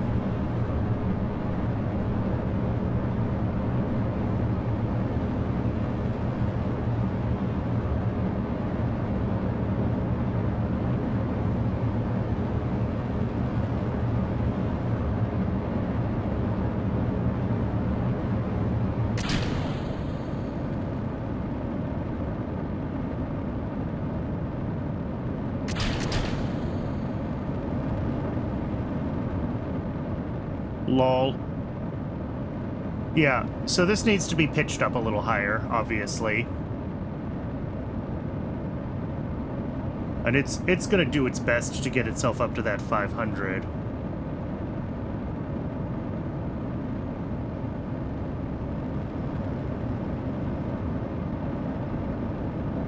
It's actually working really well. Like, script is working as intended. It just came in a little bit shallow, so it pitched itself up a lot more aggressively than we might normally have wanted it to.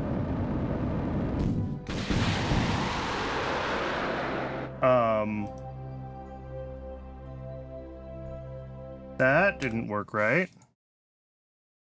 What did I do?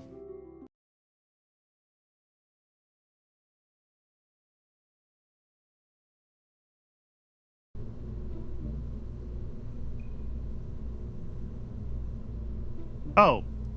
Why did I turn off the decoupler there? There we go.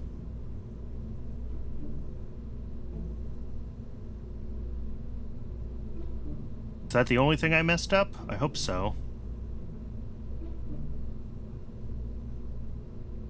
Oh, and while we're thinking about it, let's pitch up a little bit at launch.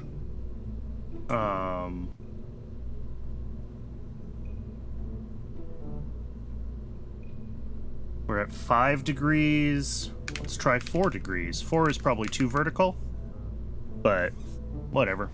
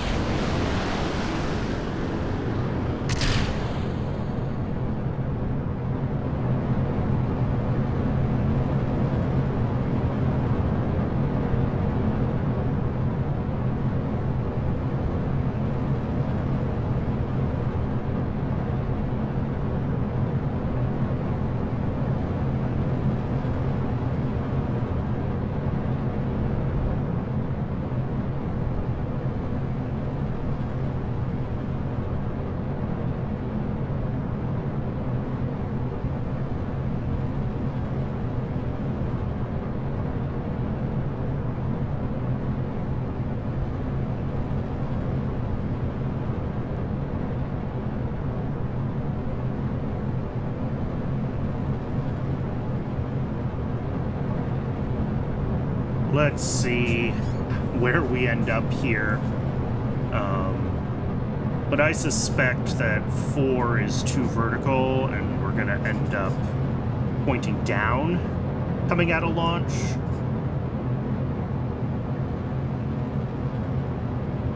Which, like, is fine. It'll always manage to correct itself.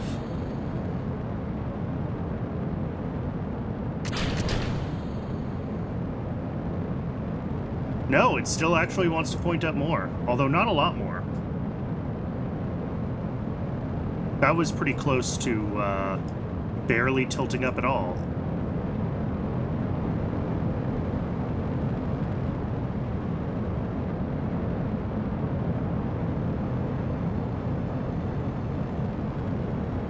All right, what are we burning at? Where is test flight? Oh, this doesn't say. 5 minutes is 300 seconds.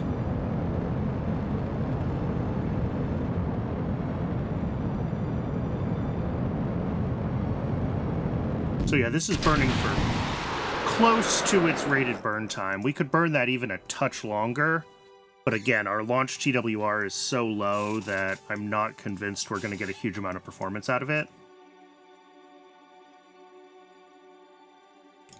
But like, looking at this, our PE height is minus 4,700.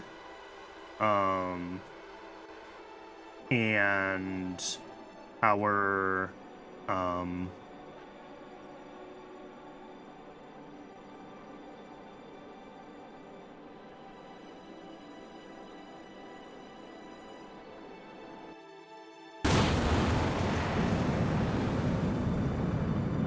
which is a lot higher than it has been in previous attempts.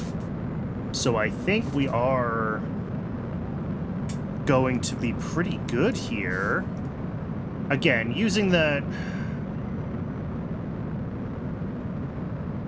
balloon tanks on the upper stage feels a little bit like cheating, but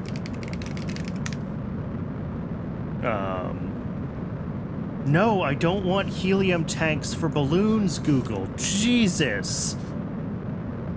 I search for rocket stuff all the time. There's the Wikipedia link I was looking for. I guess Centaur's a balloon tank. So, like, balloon tanks on upper stages aren't absurd. But, like, you know, with the propellants that the Aegina uses, UDMH and nitric acid, like, I'm not sure you actually could use a balloon tank for this because it's not a,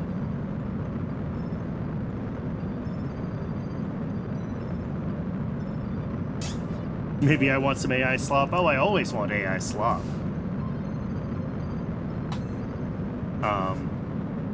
So, like, the good news is that when we want this to be an orbiter, I think it'll work now.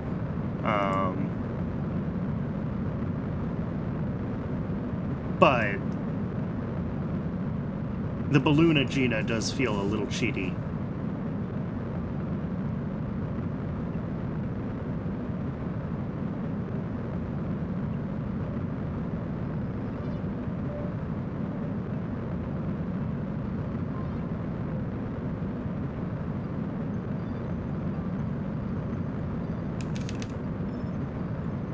But on the other hand, it's a game. It's not real life.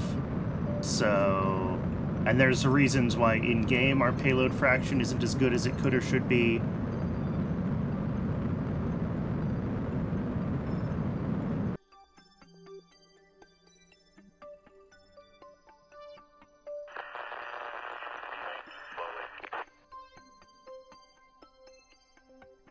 But yeah, with 3,500 meters a second, I think we can do this. I think we can do this.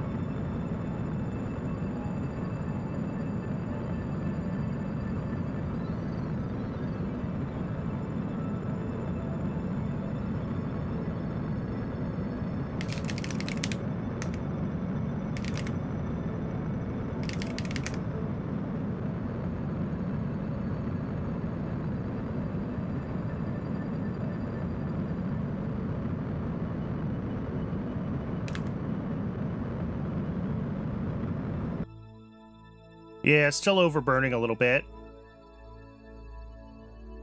I don't know if you could see it on the stream, like, flicker through where it was briefly gonna hit.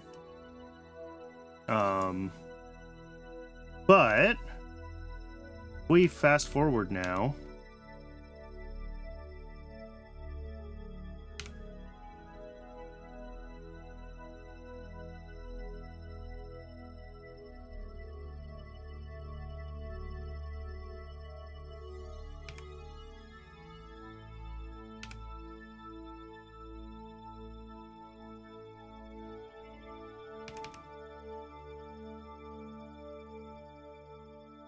Yeah, we could do that. Or, like I said, I mean, I think this solid is going to be more than enough to actually get us where we want to go.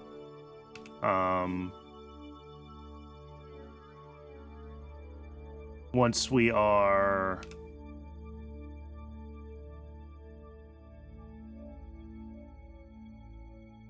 Can I... not be moon-centered yet? Does it not think my vessel has transitioned to the moon's SOI? We're close. Waiting for the SOI transfer. There it is. And we're a little closer than I wanted to be, but that's okay. Oh, and I never deployed the panels. Oh, our batteries are all dead. Well, I screwed up. Okay. So we're not going to test this right now. Let's just write the script for it, honestly. Because I don't think it's going to be that hard. But it is ad o'clock. Let's run the ad now. And this is now a heckin' expensive paperweight because I can't deploy the solar panels from here. So we're going to revert flight. And when we come back from break, we'll work on the remaining parts of the script. And then we should be able to... Well, we're going to have to actually build the Atlas facility. And I think we still have to potentially level up our...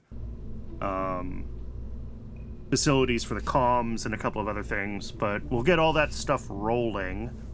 But we're dangerously close to being able to fly this mission for real. All right, I'll see everyone in just a few minutes.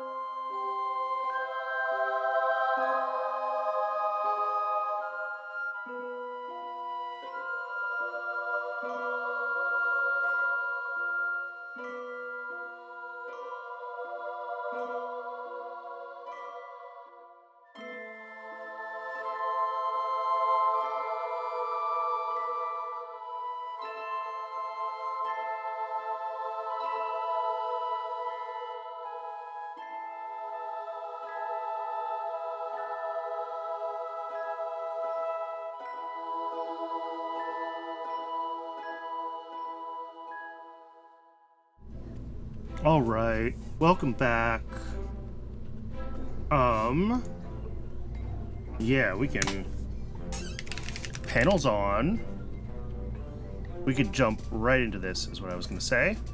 And then the other thing we need is... Target? Yeah.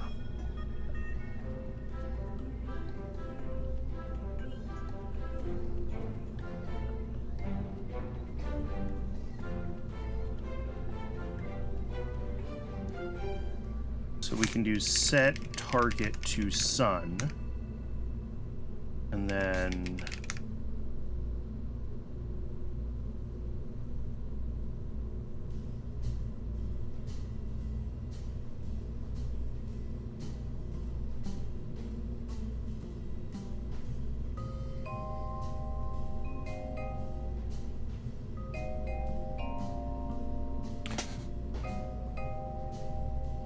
SAS mode should not be used with lock steering. Yeah, that's fine. What I want is I want the, like, vector between me and my target.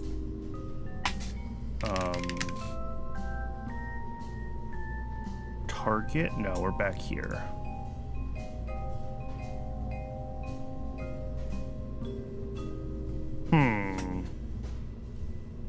Yeah, it's the steering manager target. That's also not what I want.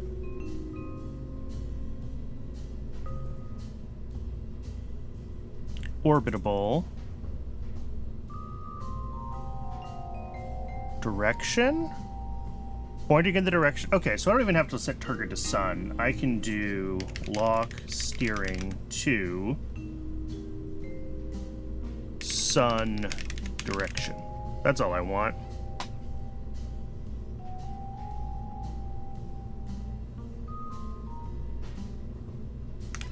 Wait until steering locked. Right? Is that what that function is called? Steering locked, yep.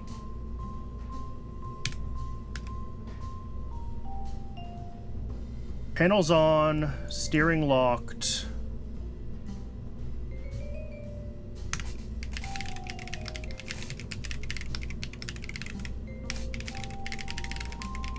Do a quick save.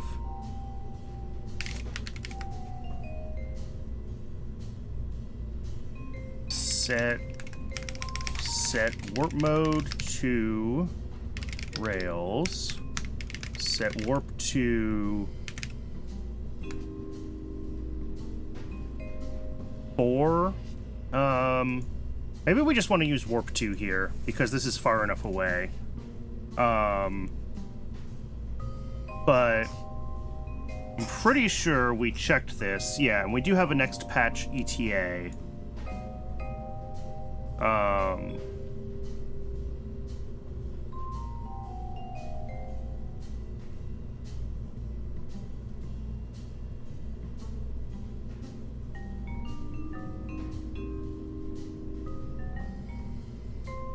Or just ETA transition is fine.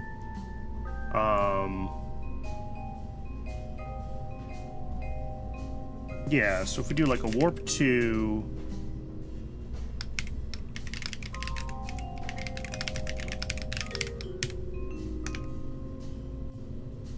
Warp 2 ETA transition plus time now. Right? Warp 2 is what I want? Yeah. Or not time now, time seconds. Wait until... ship...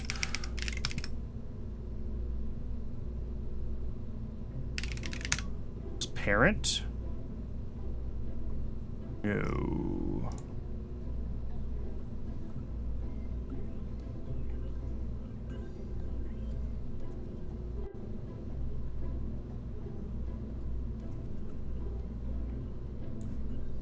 Orbit body. There we go.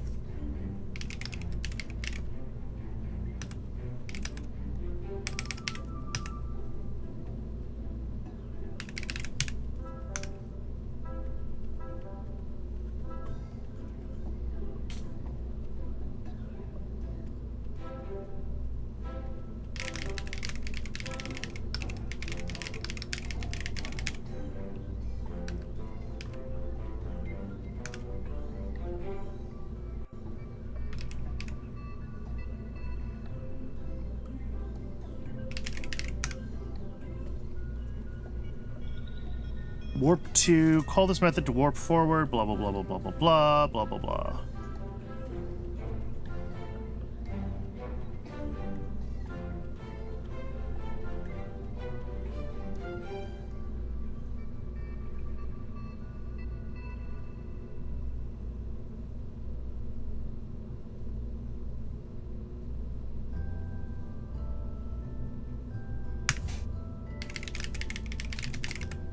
Oh, and then we need... Sorry, this needed a... Wait until steering locked, and then needs to do a Gina power down here. And then we do a Gina power up. Lock steering to...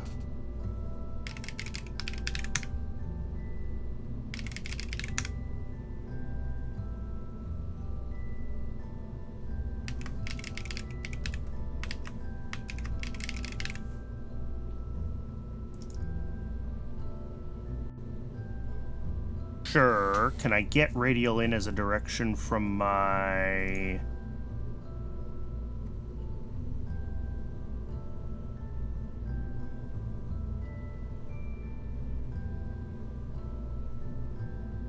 Up is not the same as radial in, right?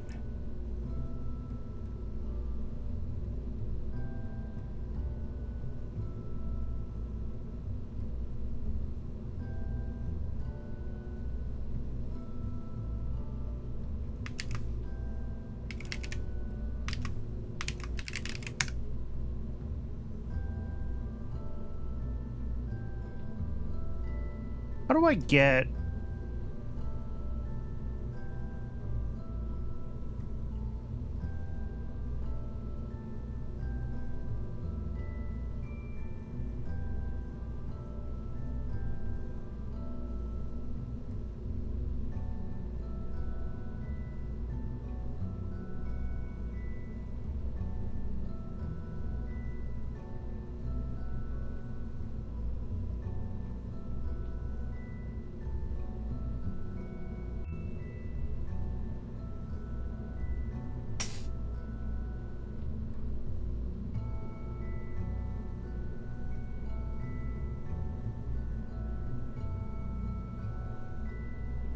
I mean, it's prograde, but we don't want...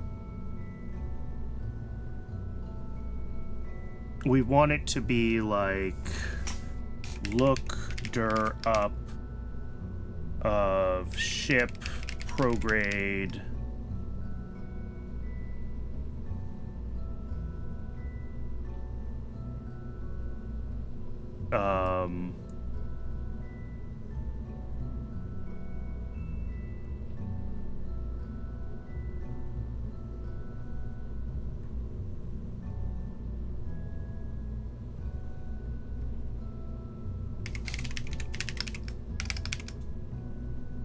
ship prograde top vector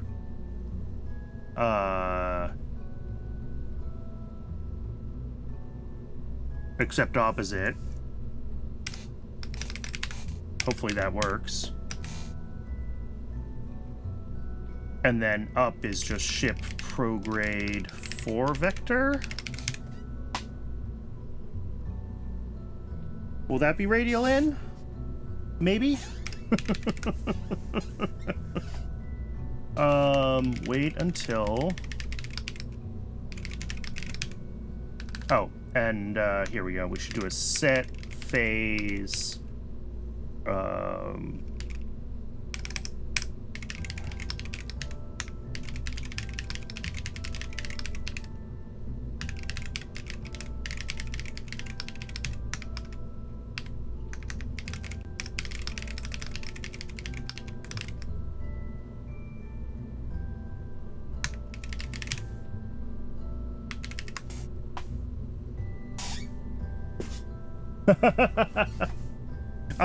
So we don't actually care about our up vector. It can be anything.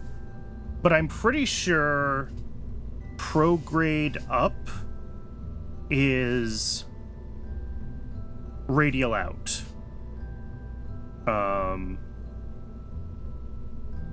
In which case, prograde down, which is prograde up times -1,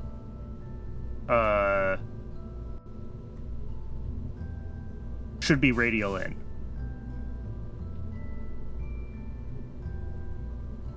But I'm not 100% sure that top vector is radial out. It might be normal, and it might also be arbitrary. Unfortunately, I don't know how to get...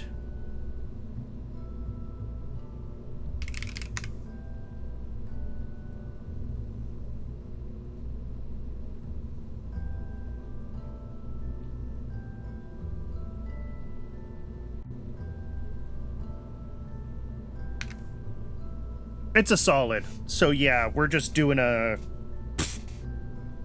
150 meters a second or whatever, which should be more than enough to bend our thing into an impact. Yep. Nah. I mean, we could try to be more whatever, but we don't need anything precision with this. We just have to be going fast enough, and we have to hit the ground. So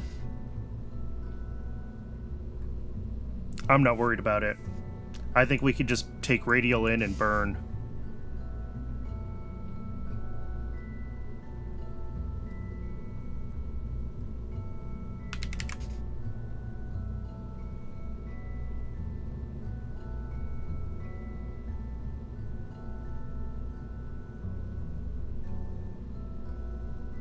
Alright, and we've got quick saves at all these points, so if we need to adjust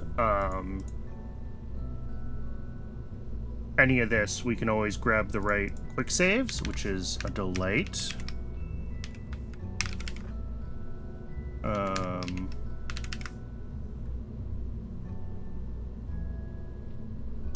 Yeah, panels on, lock steering to sun, because apparently we don't have to worry about the direction of the high gain antennas, which seems weird, but whatever, I'll take it.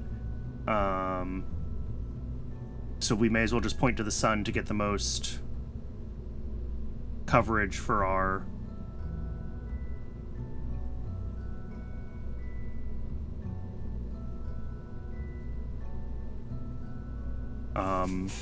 power purposes, and then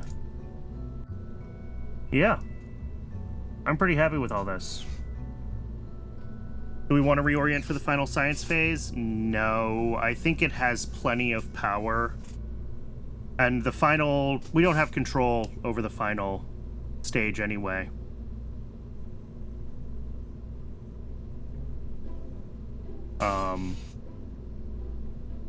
We might want to upgrade it so it has control. Like, that's something we could think about. And we do have the capability with our new cheaty balloon tankaginas, that if we wanted to give this a little bit of RCS, we could. And we might have to do that for the actual satellite. But for this, I want it to be as simple as possible, honestly. We've already made this mission super complex, and it's already a challenging mission.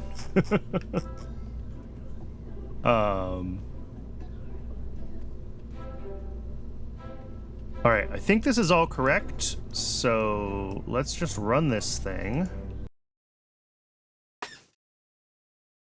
And with the quick saving that it's doing now and the built-in phases of the script, hopefully we can, if we need to fix anything, we don't have to refly the whole darned mission, right?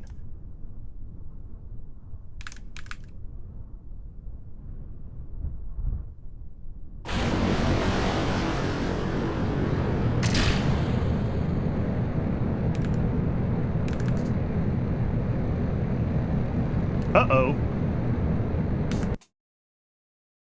I didn't realize our avionics were insufficient last time we flew this.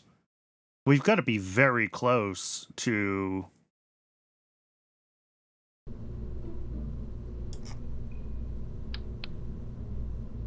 $155. And what did I set this to? 150?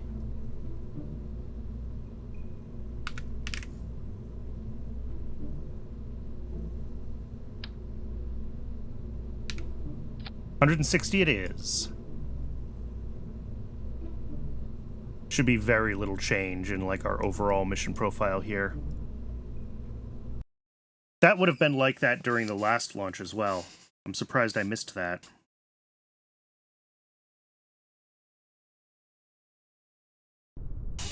But with the Atlas fully stretched like this, I guess it's not a surprise that we added 10 tons of fuel, basically.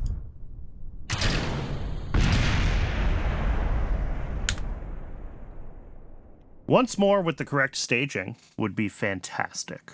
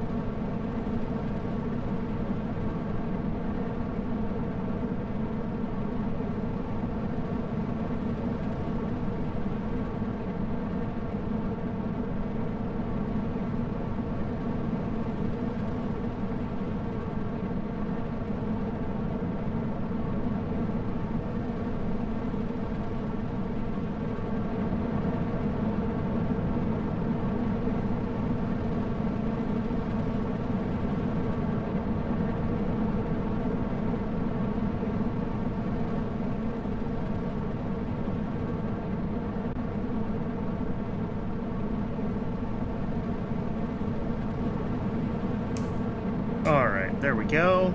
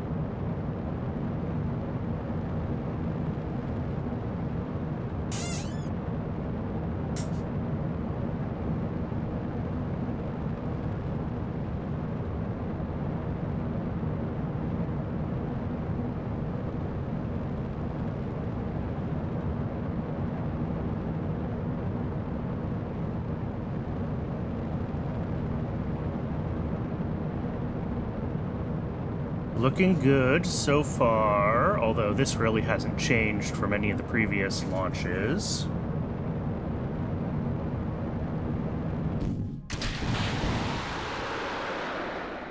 Yep, Agena still bonks itself on the way out, no matter what I do, even with the extra separation motors. It's just never quite happy.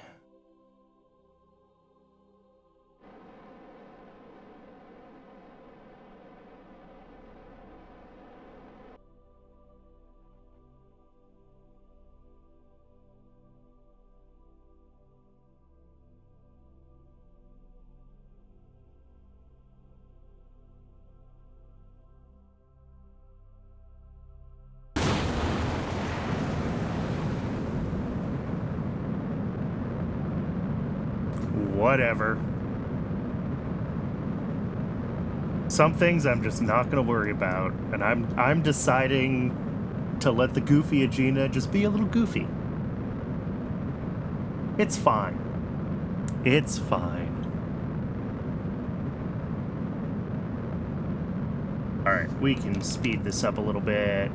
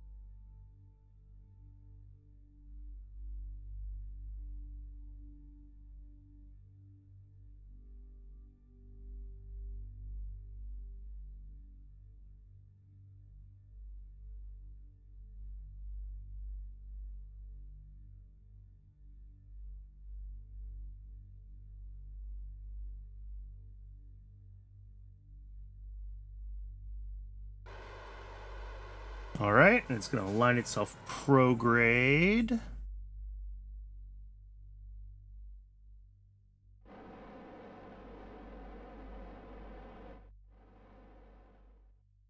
It wants to be at 13.7 degrees. And we're burning at, 14. We're going to roll right on past 13.7. So we could maybe actually burn a little bit earlier and get a slightly more precise impact. Because, yeah, we're at 13.5 now, and we still have 40 seconds on the burn. So that might help a little bit if we wanted a more precise impact.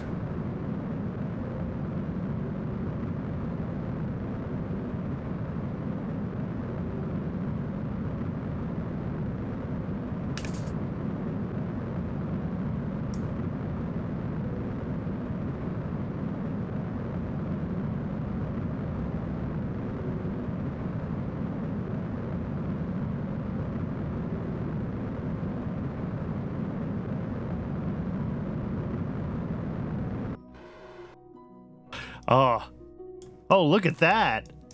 That's beautiful.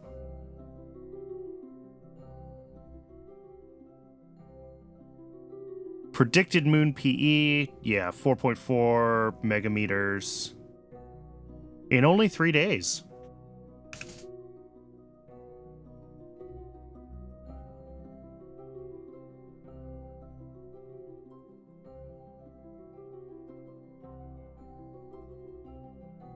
All right, the avionics got shut down, but we're not warping.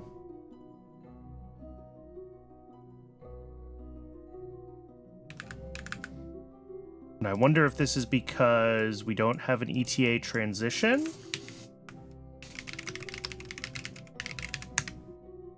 We do.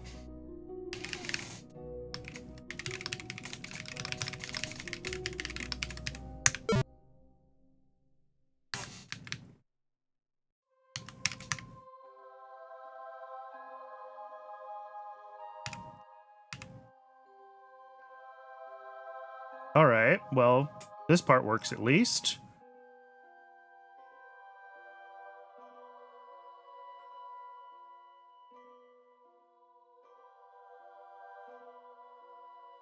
We'll just test a couple of these things in the editor, and then we'll go back to our quick saves, and we'll try to figure out what's wrong with the actual code.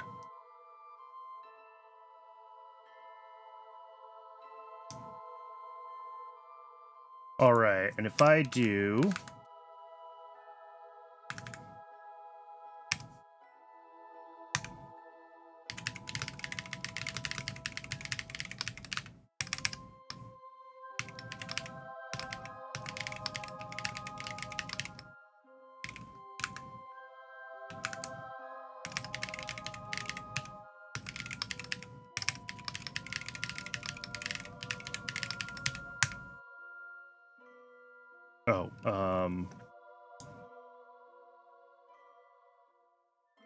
activate avionics.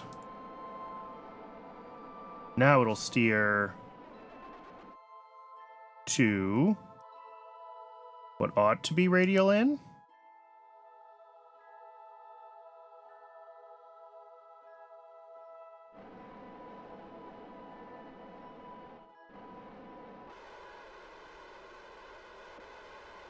It is not what the game thinks is radial in. Oh, but this is relative to MEO. This isn't relative to moon. Let's see our real radial in.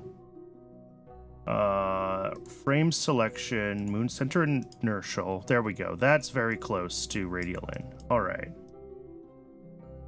But if we zoom out here...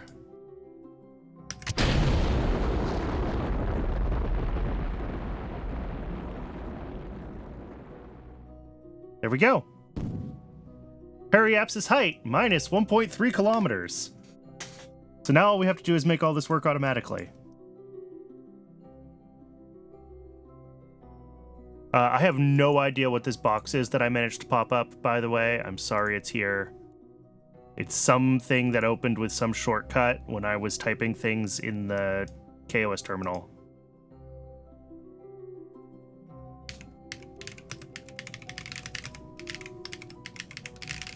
Oh, and of course now it's just press some buttons, yeah.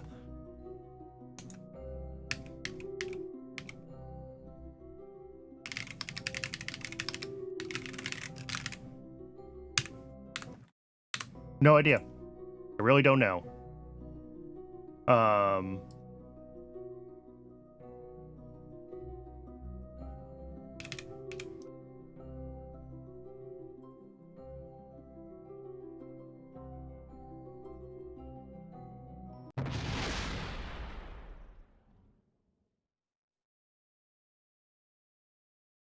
All right, lunar flyby.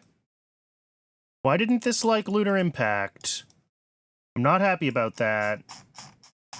It may have been because we were time warping too fast and it missed the impact. We're gonna have to watch that more closely when we come through. Because I can't see it with this stupid box here. Okay. Load save. Let's go back to pre-transfer. Yeah. Because that'll deploy the panels. And then that is supposed to take us to the transfer phase, where it's supposed to warp us. And then do the deployment. So let's load pre-transfer. Oh no, the box is still there.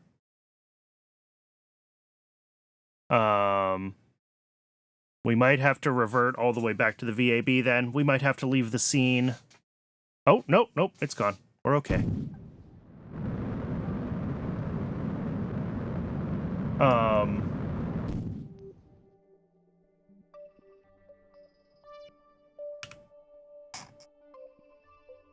What did we just do, and why did we just do it? No, why was this burning when I came out of that save?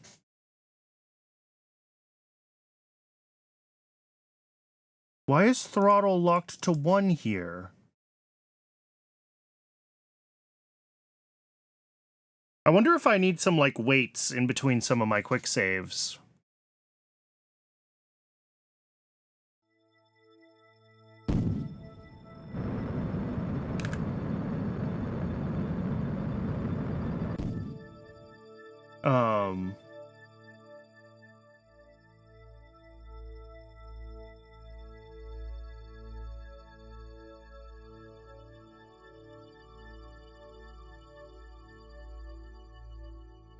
Because this shouldn't be possible. The engine was...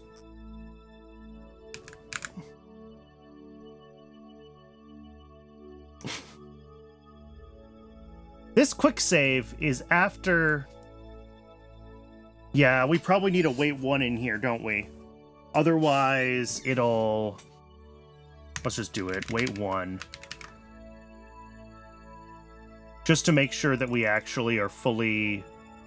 Same here. In between every stage. Alright.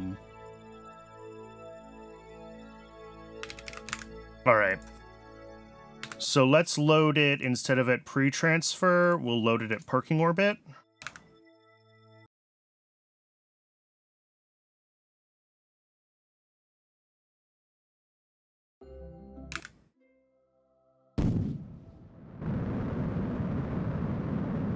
Why? What is going on?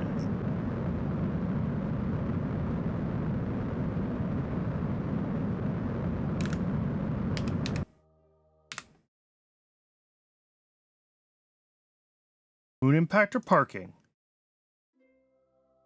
Oh, I guess this is another point where it could have been saved with the throttle weird.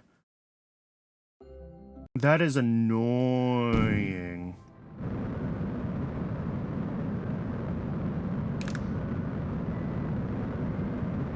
Yeah, the avionics is disabled. So something is weird with the throttle state in between quick saves? I mean, we can just add a log throttle to 0 at the start of the script, right? And then when it comes back from a quick save, let's try pre-transfer now with that log throttle to 0.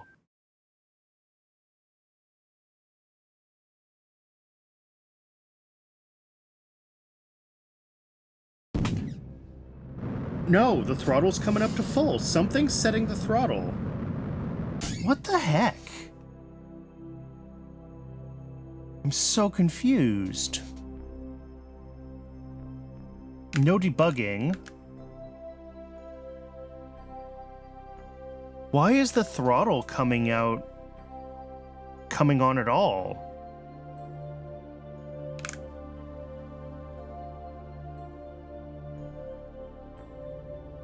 Because when the Agena...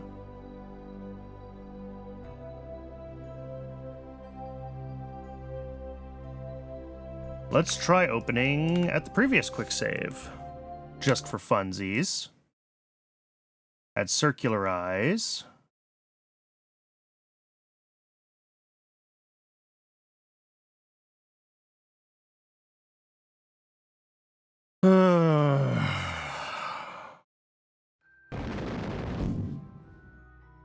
Yep. Okay, so this one's not setting the throttle. But we're also not time warping.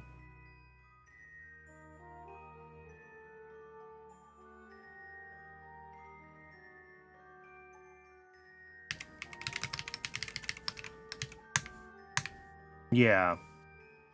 So this is not actually running the... Oh, it's not even running the script when it comes up. I thought startup scripts were supposed to run when you loaded saves. Isn't that part of how they work?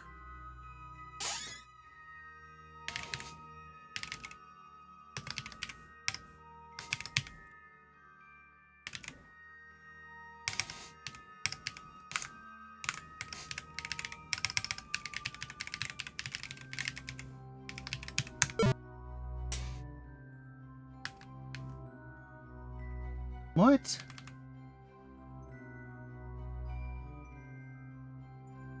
Expected bracket... Oh, it's a function, right.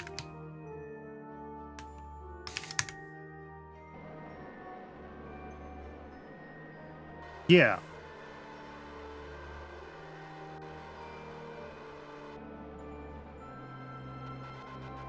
And I mean, that's fine. If I have to rerun the script when I load a quick save, that's not a big deal. But...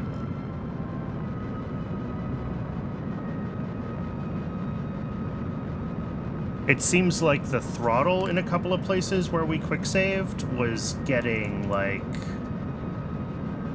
on. The throttle's getting quick saved on, and if the throttle comes up to full when I come out of quick saves, then, like...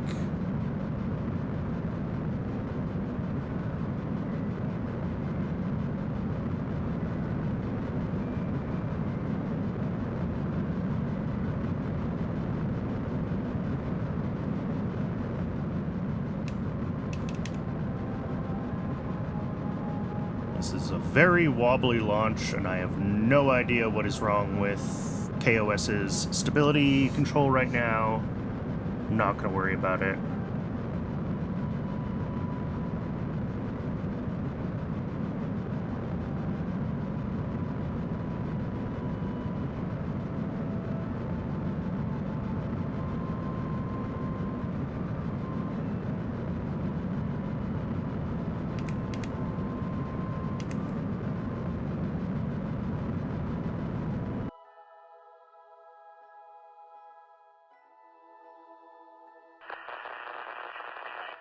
Alright, I added a couple of weights to a couple places in the script, and I'm hopeful that that will at least get our, like...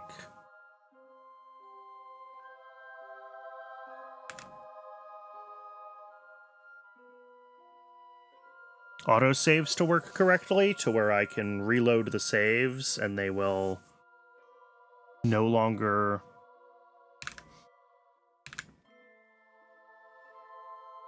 just throttle up the engine on me.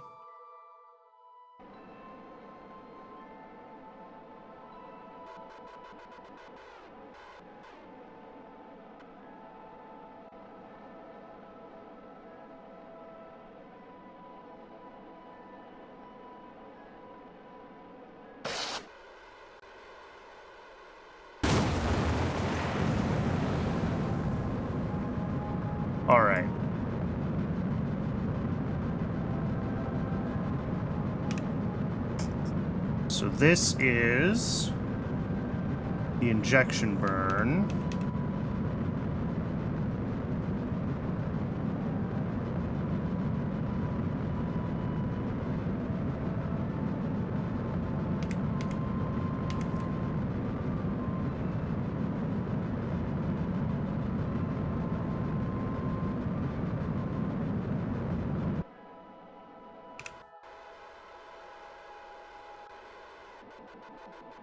All right, we lock to the sun.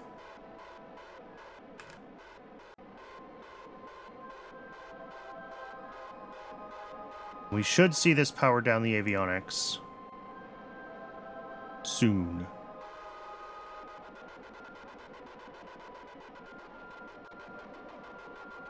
Although maybe it won't, because...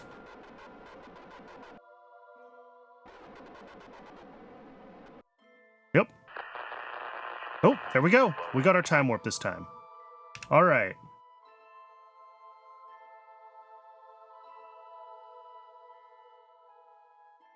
So this is going to warp.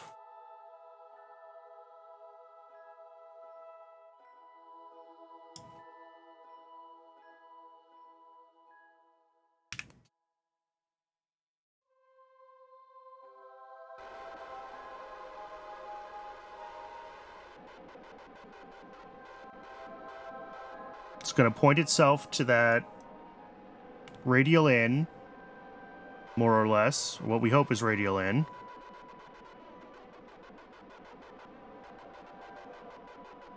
That doesn't look radial in to me.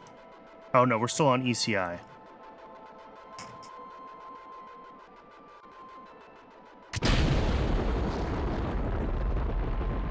Sure.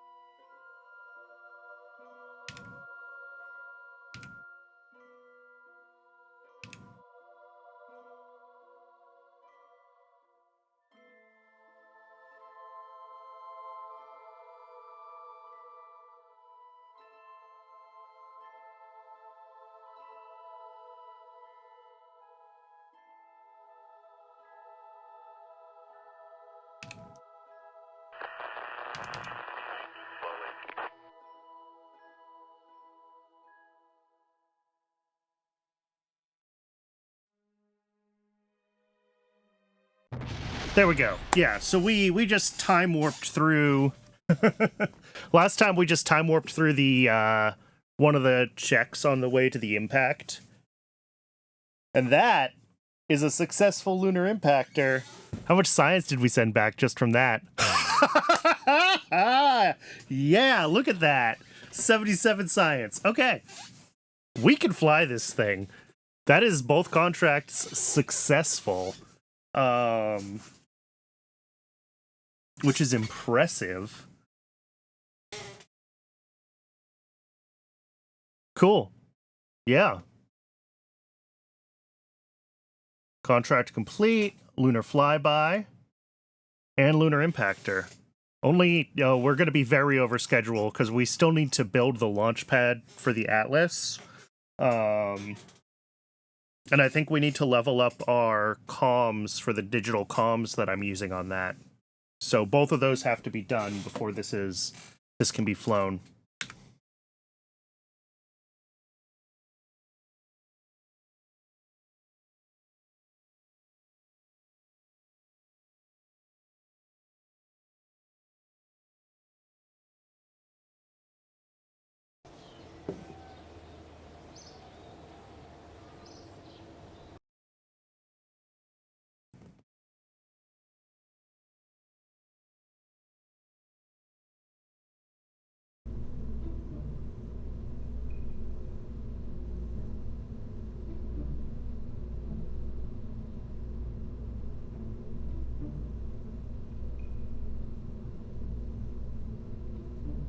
right, let's look at our tooling for this and make sure that it's what we expect.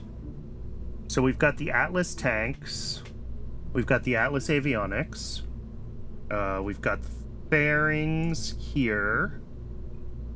We've got the Agena balloon tank and its avionics. And then we've got those fairings. And then we've got the probe core. I think that's pretty much it. I don't think I can make this probe core much smaller without losing the nice alignment of these solar panels, which means these fairings can't get much smaller. All right. Yikes.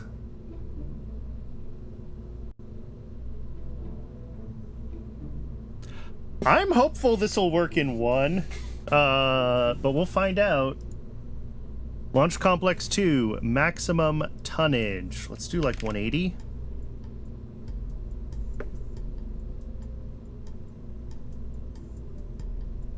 Estimated construction time, 211 days. Awesome.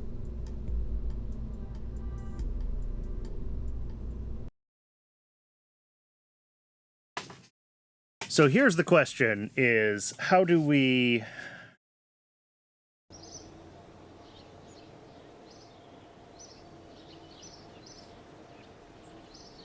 How do we fund things in the meantime? We do have to turn on the tracking station. How are we doing funding right now? Minus 400. All right. What if we get rid of the tracking station work? Plus, plus, plus. All right, there we go. That's as fast as we can run this. The other option is instead of the tracking station, we could upgrade the admin building quickly.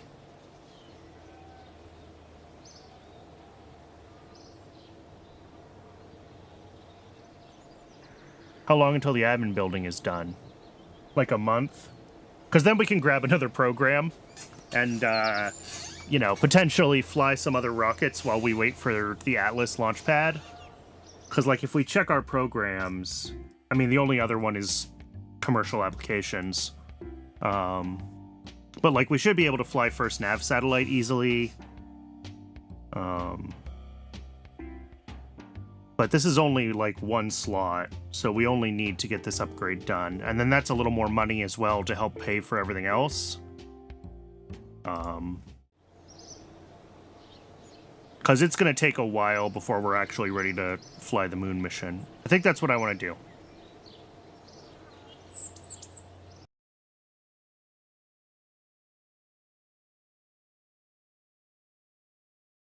All right, with administration building complete, we can grab...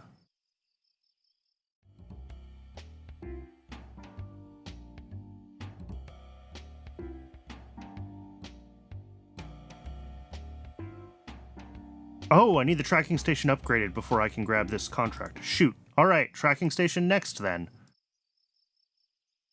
I didn't realize that was an issue.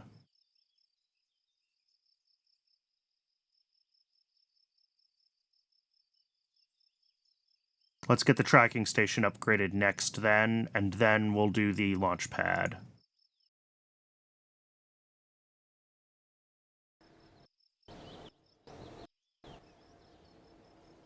Alright, now launch pad. Now we can grab early commercial applications. I'm actually going to do this one slow, because I'm not in a hurry to do it. I just, like, I want the funds. That extra 100,000 a year to help pay for my atlases for Moon and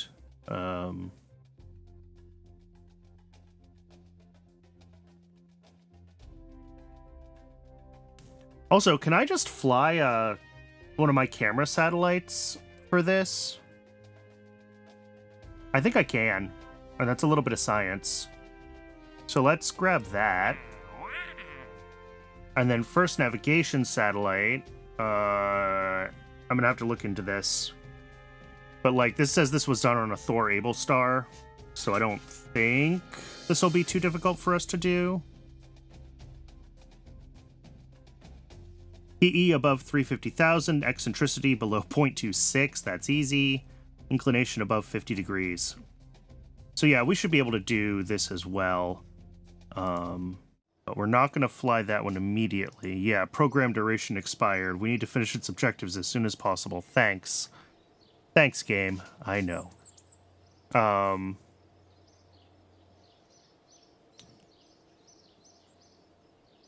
mean, I could push this all the way up to 150%, but that only buys us a couple of months for a lot of extra funding. Don't think it's worth it. But what I do want to do is I want to finish this. Let's do this reach orbit and return safely to Earth contract with another camera satellite, just because that's a little bit of extra funds while we're waiting.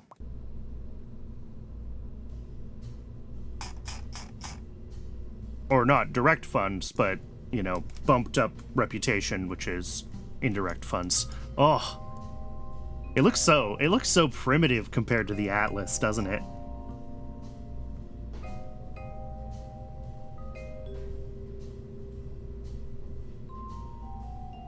All right. And then the other contract that we can think about is the, like I said, the first navigation satellite. But we have 5 years to be thinking about getting the contracts done for that program, for the early commercial applications program. So, I mean, I think we can do this trivially with our current Thor-based launchers. You know, we could look at any of our Earth observation satellites, any of the last few that we did. Not this one, because this is a very primitive rocket by comparison. But like, not the high ones. Gravimetric, right, was a circular orbit. Like, this would almost certainly... This is an Able star, isn't it? So this is probably what we'd want to try to fly for the nav satellite. We'll base it off of this and swap out the satellite payload.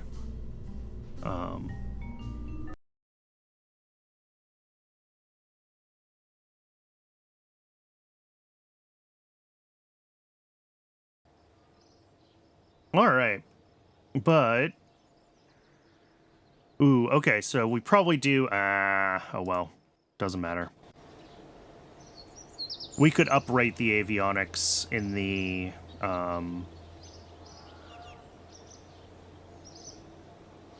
What does 63 orbital rocketry even get me? That's a question. Like, I've got it coming, but... Okay. Oh, the, like, best Thor engine is in here. Okay, that's good. Yeah, these are mostly Russian engines, Viking.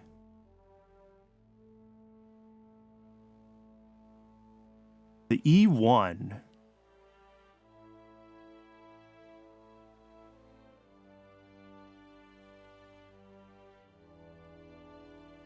Yeah.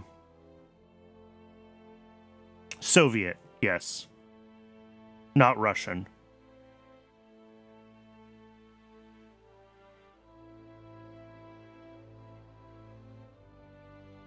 Yeah, so this is the big upgrade that we get in 73 or in 63 is the new LR-79 engine. And this will actually be a good one for our commercial satellites. We'll fly them on, like, the best possible Thor Able, and they'll all be fine in that configuration. 62 to 63 solids. We're going to like some of the things we get here. The Altair 2, the Star 13D. Some of these kick stages are just nice to have.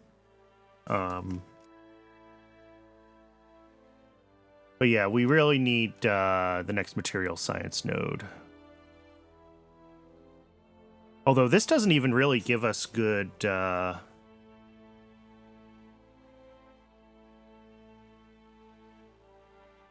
Yeah, we don't get isogrid tank upgrades until Lunar Exploration era. And this is like Apollo.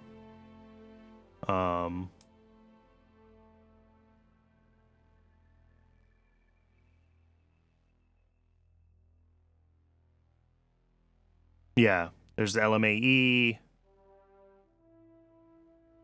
and the LMDE. We have two different versions of these. They cost the same, just different models, probably.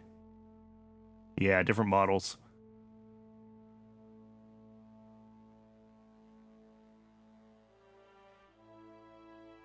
But yeah. So we don't get the better isogrid tanks until, like, late 60s tech. Yeah. I might have to ask on the Discord, like, kind of throw my Thoragina down and be like, all right, what am I missing here that I had to put balloon tanks on this thing to replicate Ranger? Because it feels like something is too heavy or underpowered somewhere in there. But at any rate, yeah, and then better...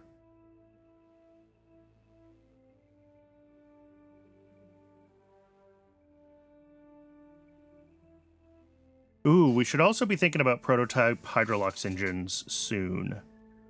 We want that sweet RL10. We want our Centaur. Atlas Centaur could be our workhorse for the next, decade in game, right? Well, yeah, except for the things we would need a Saturn V for. Atlas Centaur can do pretty much everything we need. It is sufficient for any lunar mission we could imagine, and would also be sufficient for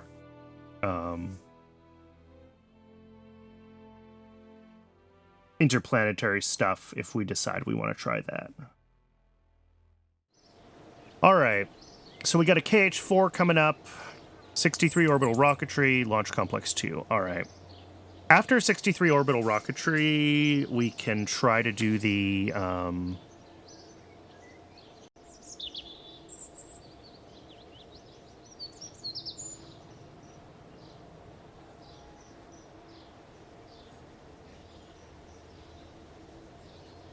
Oh, we need another upgrade for this, for comms TL3. Alright. Boink.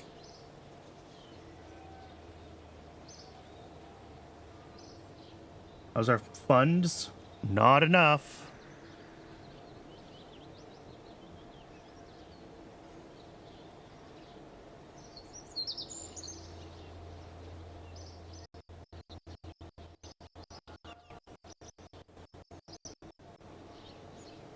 All right, roll that out. Make sure we have the contract for reach orbit and return safely. We do. So I think we could just fly this KH-4, get a little bit of science. And then we should be able to switch this to be a little more...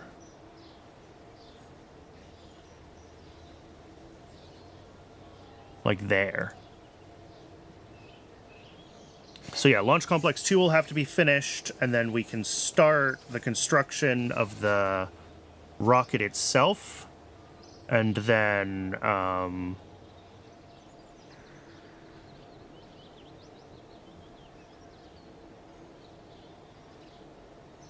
that'll finish alongside the tracking station.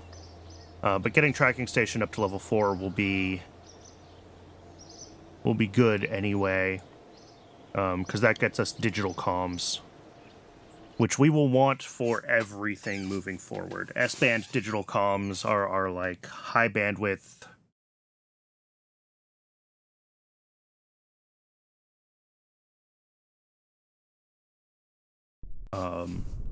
We've all seen this launch a million... What is...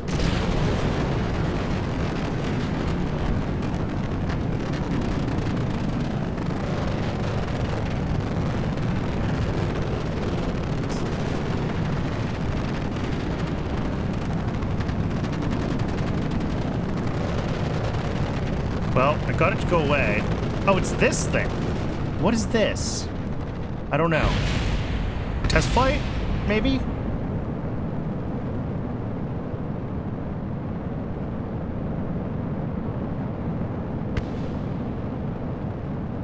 Whatever it is, I got it to be hidden, and that's what matters. Okay, so we're going for reach orbit and return safely. I believe this one goes over 200. If not, we're just flying it for science. Does this one only go to like 150?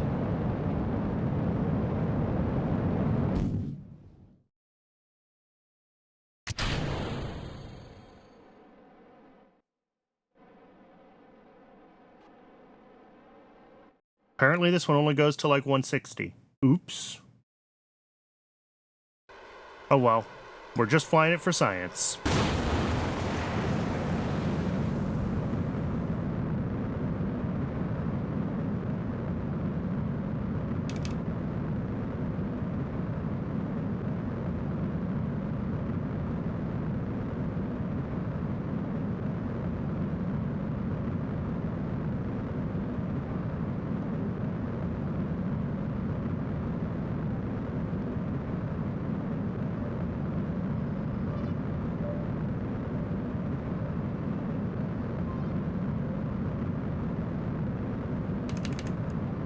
Oh, nope.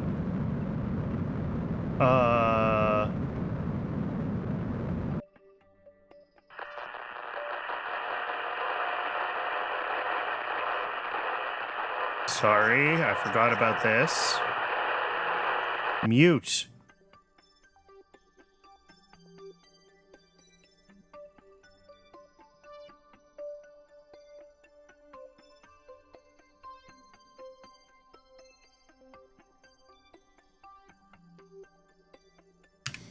Yeah, the nav ball has, a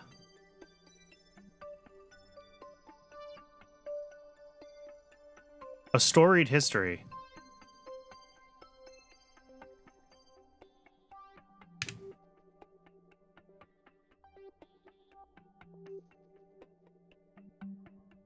Also, apparently we're just don't have that much of this photography left to do.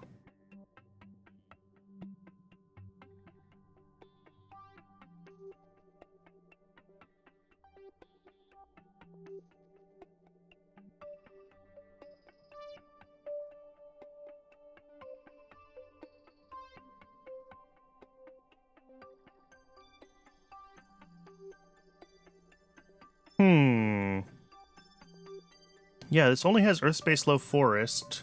Oh, you know why? Because our altitude is too high. Because this has a maximum altitude. Yeah, 450 kilometers. This launch just launched weird. I don't know how we ended up in such a weirdly... This was a waste of time, is what it was. Because we're not gonna be able to successfully return, I don't think, from that orbit. That pod is, not that reliable. So we're doing this. Doing this. I'm not sure what happened. We've flown that script successfully dozens and dozens of times, and nothing should have changed with it. With the KH-4. Well, not dozens, but like a dozen. We also had a bunch of retirements, so we need to grab new contractors.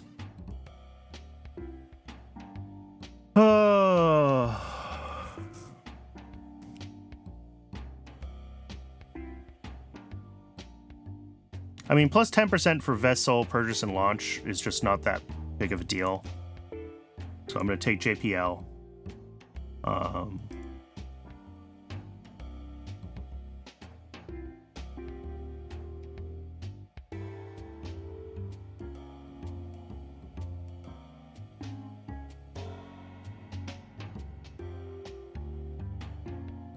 We'll take the isogrid tank, sure. As for the last one, I don't know. None of these are, like, exciting.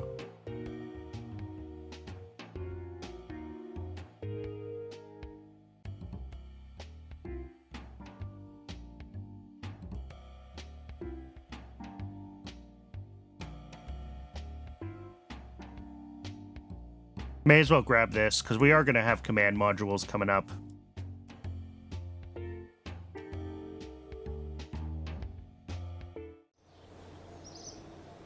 Alright, well, I'm not sure what went wrong with that camera launch, and I'm hesitant to just do another one, so I think we have to just,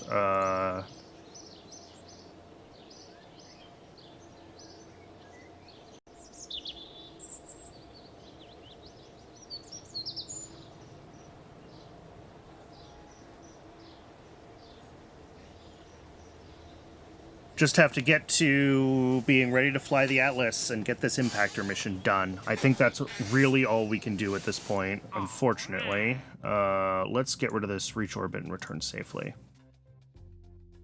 I mean, we could work on this first navigation satellite contract while we're waiting. That's kind of what it's here for.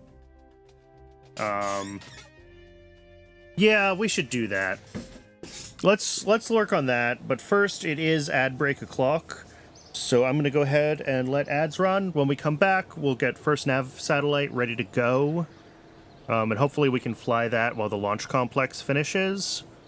And then, you know, we'll have the tracking station left to do and some other stuff before we can actually fly the mission. But we're getting closer. We're getting closer to having this lunar thing cleared off of our backlog. So I'll see everyone in just a few minutes.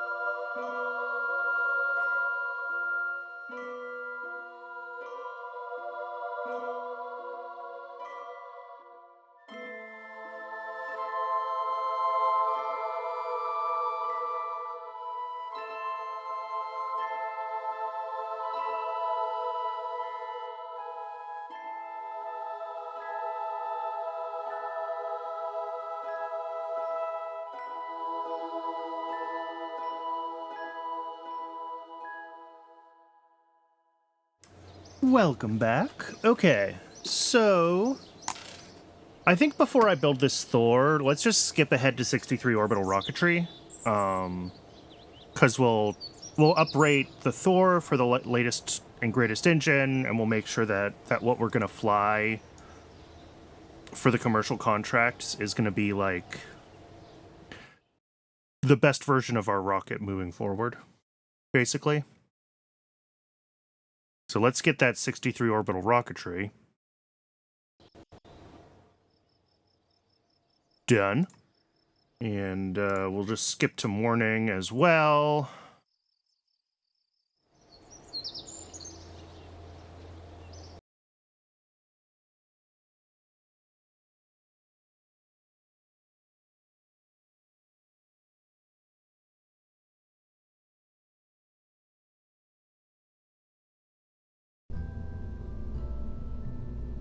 Let's go with, let's look at our scripts and let's figure out what script is going to be closest to what we want.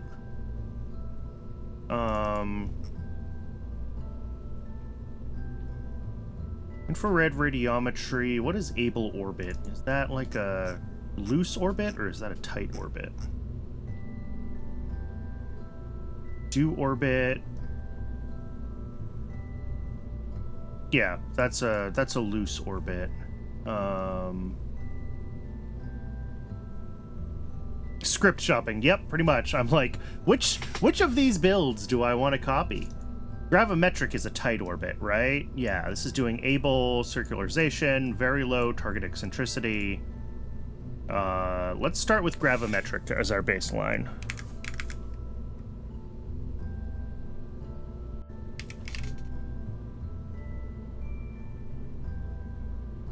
All right, so first things first is we do have NA-13 with a rated burn time of 260 seconds.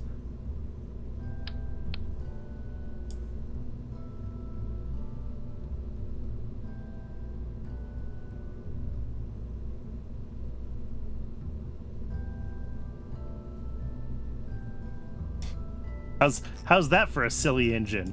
All right, and obviously our thrust is a problem. Use the better sea level casters, obviously. 4 of them? Oh, we don't need 4.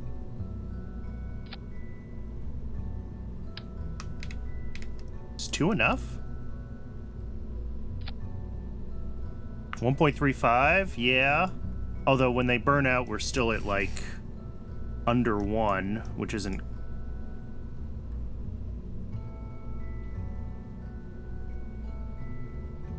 Yeah. Pretty close to 1. Okay. So that might be fine.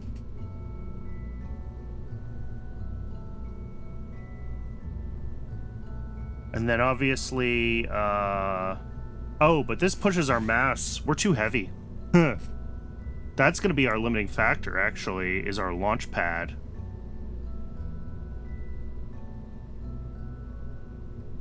Because we got to stick under our 80 tons.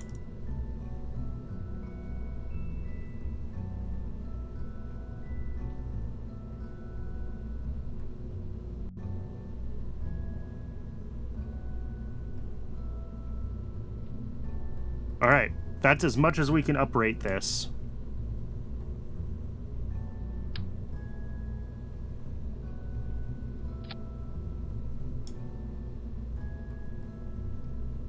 Some lightweight ethanol fuel.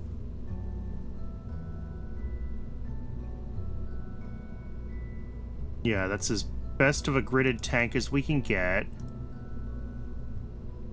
I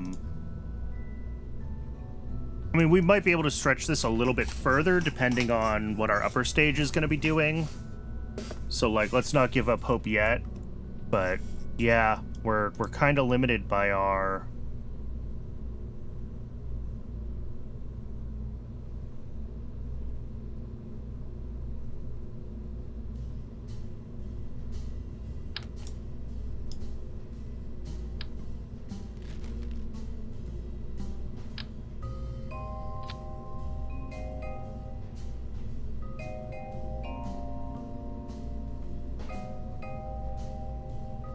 All right. Yeah, we're very limited by... Alright, no antenna on the contract bus.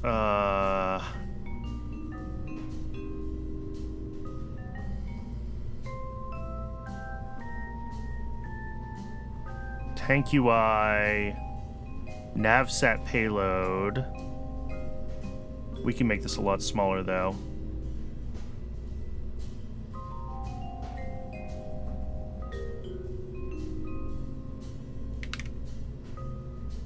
Needs to be 50 for the contract. Oh, I didn't actually take the contract, so who knows?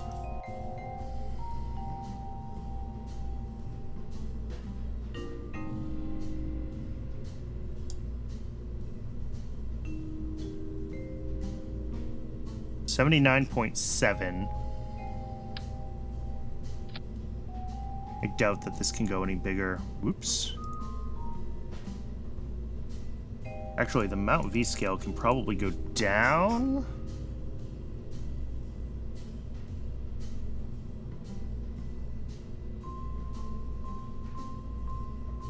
Or maybe it needs to get bigger.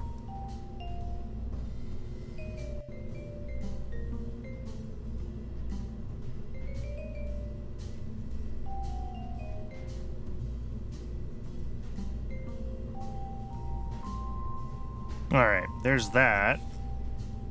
Oh, and our height is too... Oof.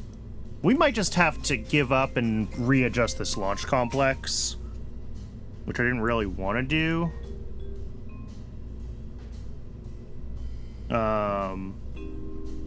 But...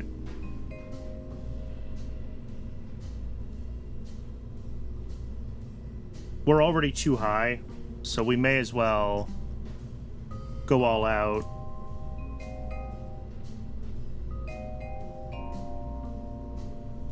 Yeah, so that's 267, 265, almost exactly. Okay.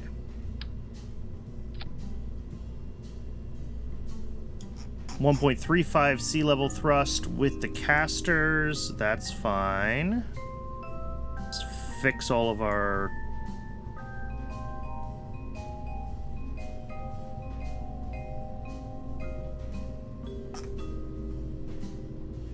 Do I have better options for...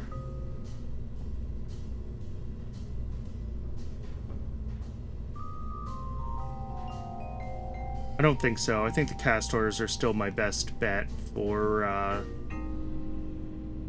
solid boosters. And, like, castors are tried and true, right? So...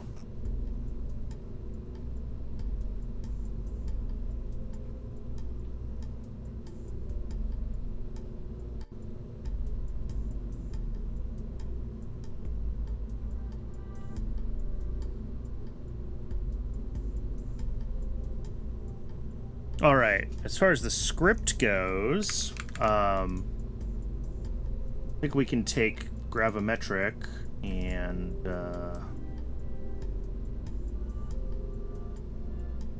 make a new one.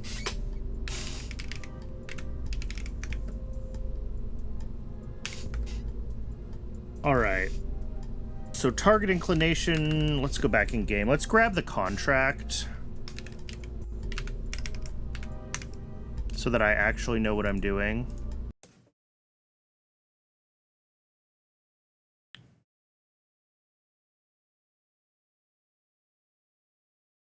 This is going to be a major rework of the Thor launch complex, but, like, this bigger, beefier Thor is going to take us through a lot of launches, right? So, I'm not even worried about it.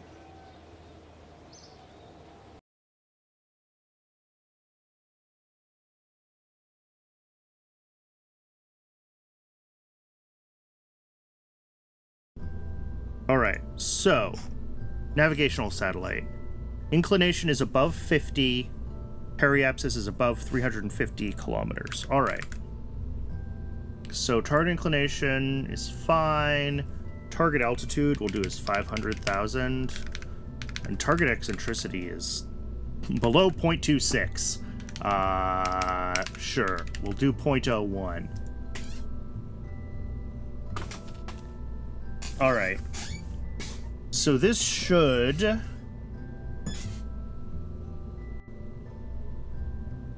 work. All we might have to do is adjust this initial target pitch. But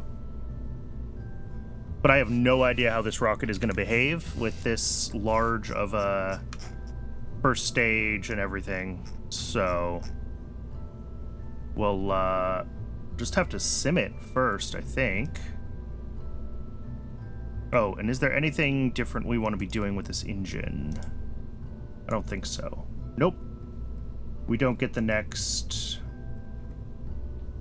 1965. We get the 118E. Which gets us another 100 seconds burn time. Very nice.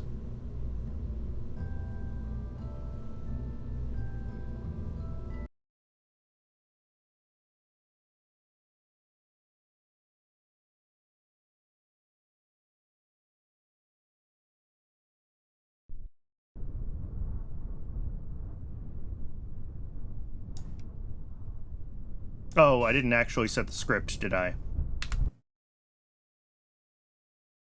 Let's set our launch script.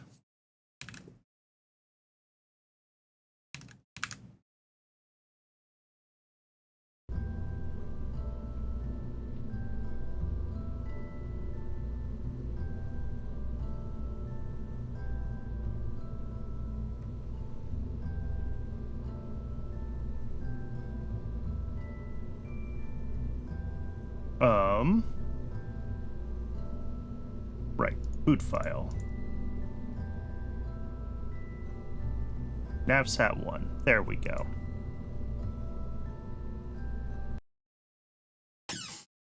Yeah, and just because I've never flown this, like, fully armed and operational Thor, I'm not really sure what the...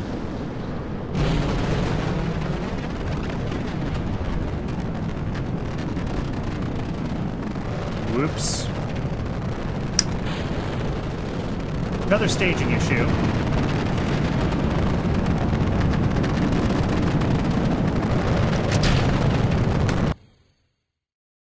Let's fix that.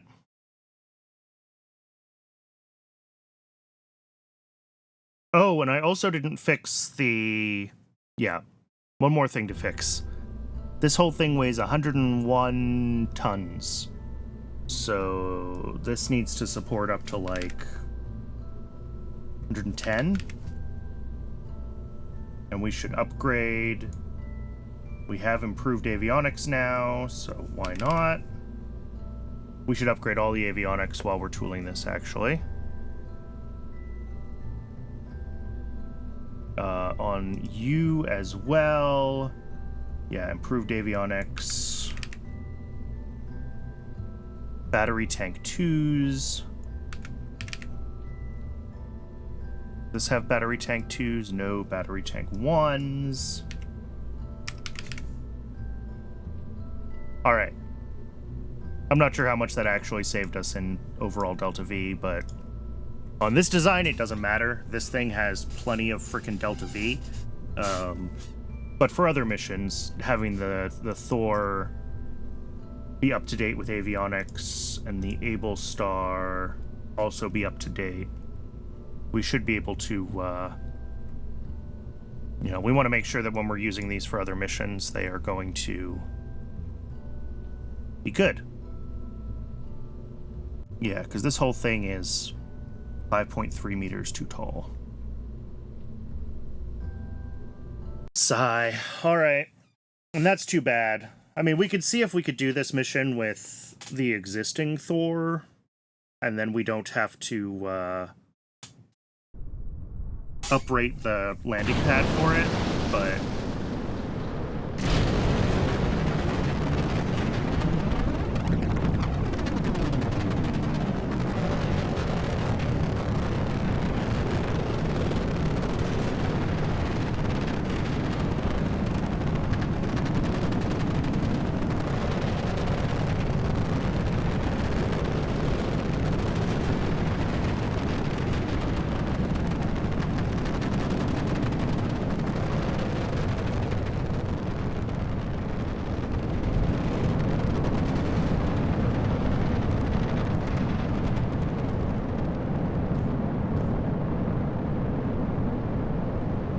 No caster ditching?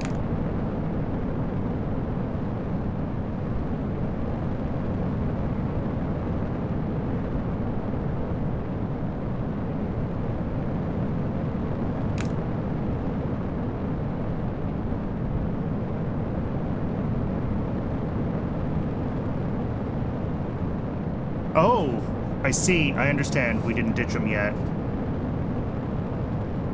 That is because our TWR is so low.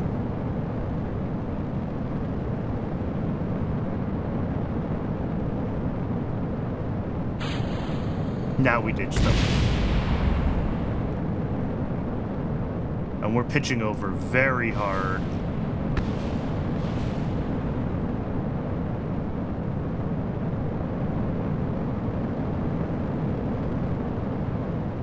All right. Well, that's obviously not working.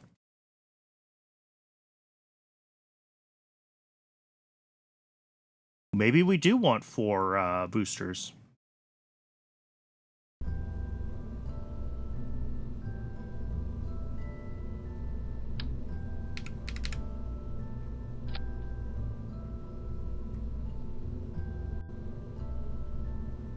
TWR of 1.8.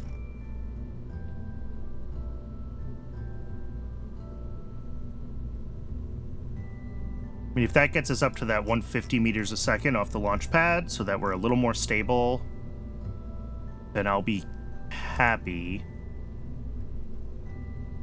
And, like, boosters are cheap, so... And this is what they're for, right? It's not about our final Delta V, it's about getting that little more oomph off the launch pad, because our initial TWR stinks.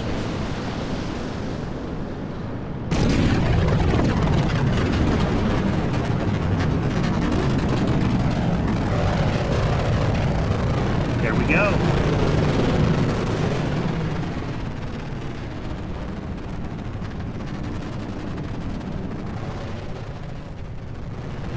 $30, $40, $150. There we go.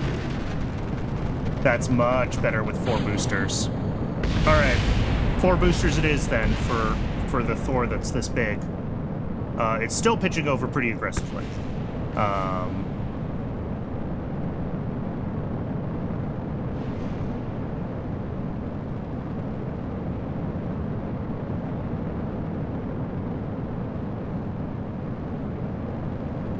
All right, that's fine. We can work on the script for that one.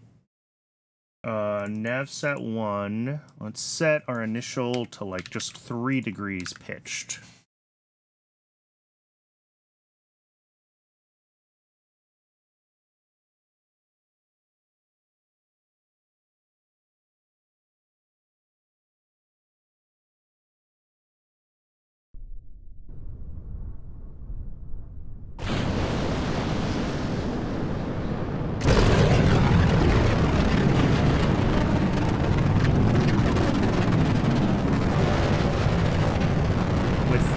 With how much Delta V we get from the Thor, we could almost get away with a Thor burner for this, with the uprated Thor.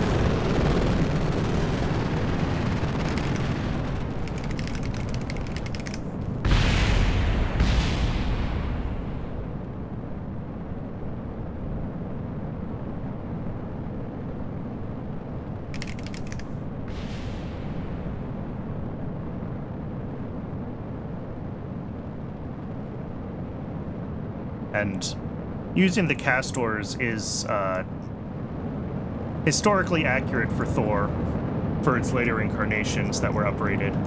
So, boy, this thing does not want to go straight though, does it? What is this, like 3 degrees? All right, let's do 1.5 degrees. We're running out of the ability to pitch over. And that worries me. It worries me that we're not going to be able to keep using a trivial gravity turn for much longer, basically.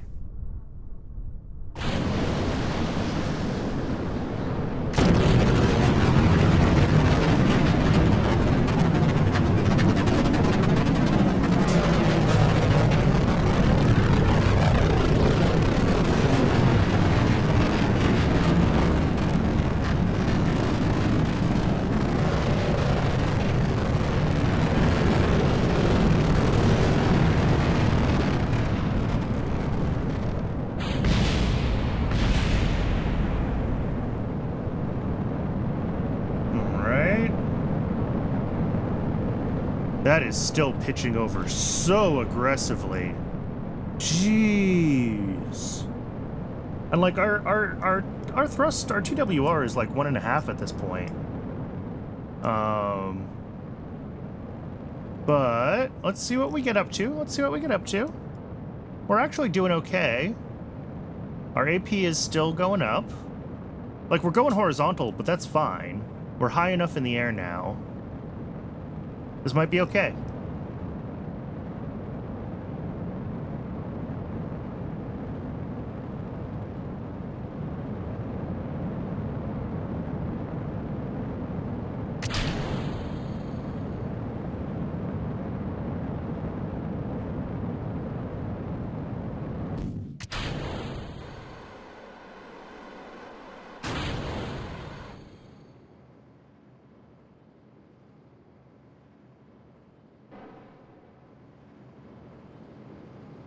Yeah, the problem is that Able Star is not really set up for this.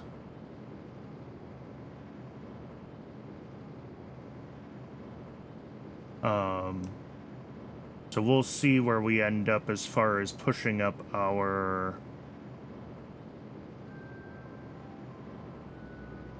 You know, this will probably work.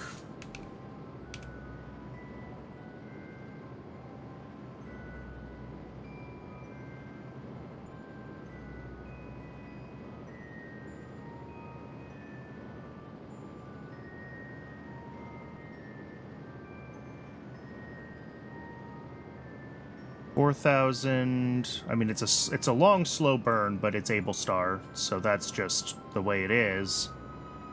But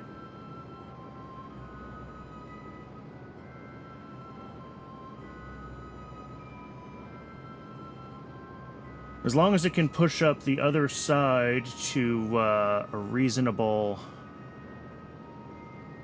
AP before we get back in the atmosphere.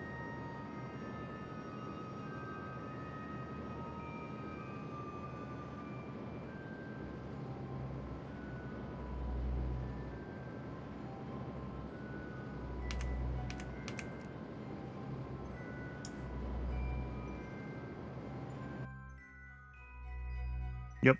And then it'll warp around to the apoapsis, and then it'll try to do a circular ice burn.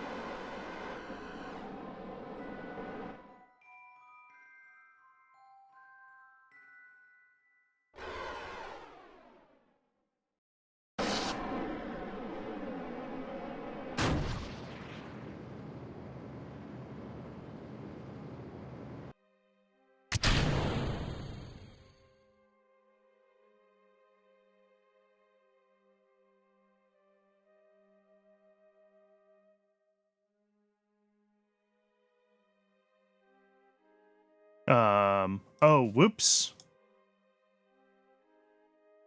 Our root part is wrong. Our root part is still the Able, not the nav contract.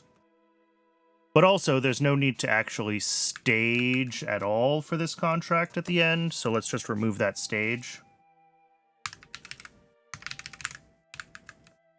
We don't have to deploy it, so...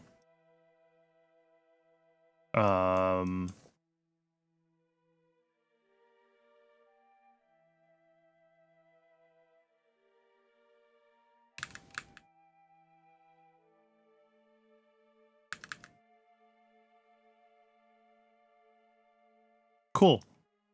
This'll work. Let's just refly it with that one fix to the script, just because I want to see it work. I've had enough failed launches. I don't need this one to fail on something weird. But as long as this completes the contract, then we can upgrade the Thor facility for this and get this launched.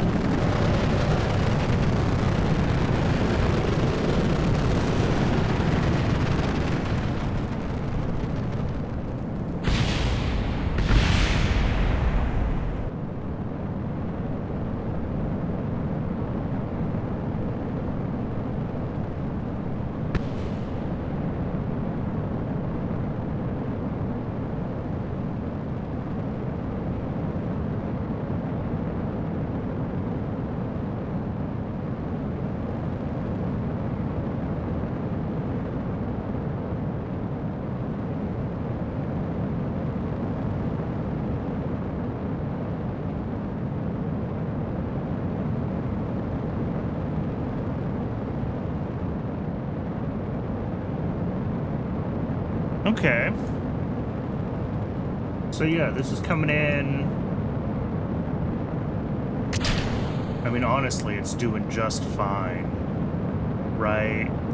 Because this Able Star is able to do that two-phase orbital insertion, like, we don't really care about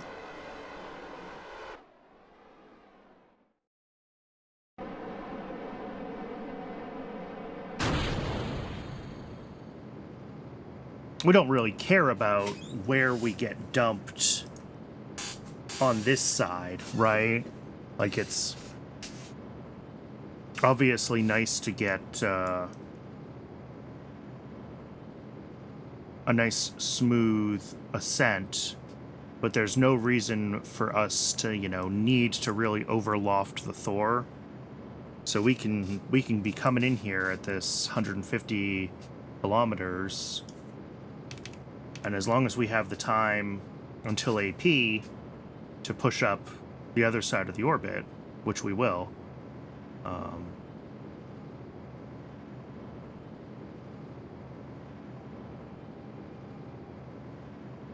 we'll be in a pretty good place.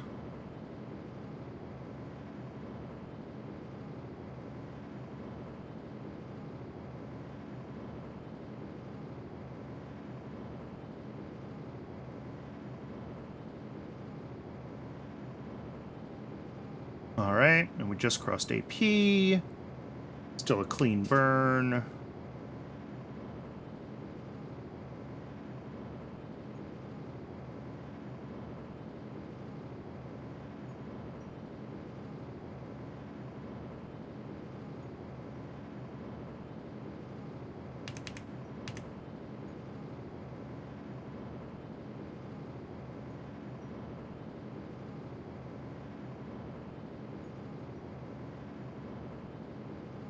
Done.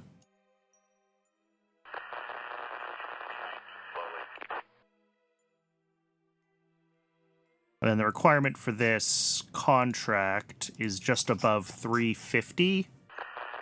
Yeah.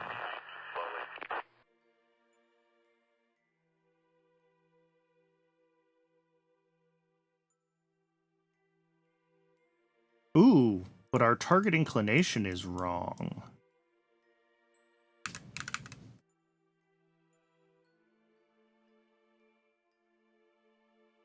Interesting. Yeah, we'll have to set our target inclination a little more aggressively. We came out at 49.9 degrees, and I think this is because our... Yeah, we can actually look at the code. We calculate our launch azimuth from our target inclination and our target altitude. Whoops, this is not the right code, but navsat 1. But we need to be in our target inclination, not at 500,000, but at our, like, insertion altitude, right? Like, when we're really done with our first stage. So we want to set this to, like, 200,000. And that'll get us a lot closer to our 55 degrees. But yeah, 0.002, besides not hitting the inclination target, this has completed the contract. All right, let's fly this one more time. Let's double check hitting that inclination target. With that change to our how we're calculating the launch azimuth.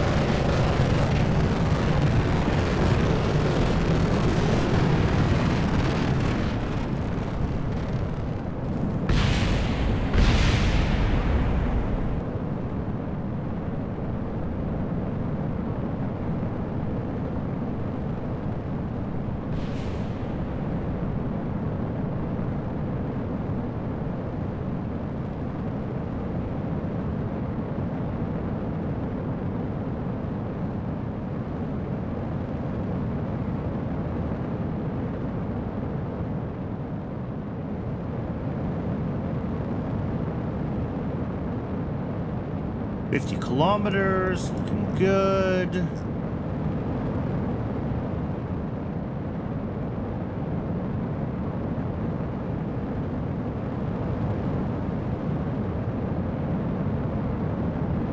Wait, why are we pitched over so much now?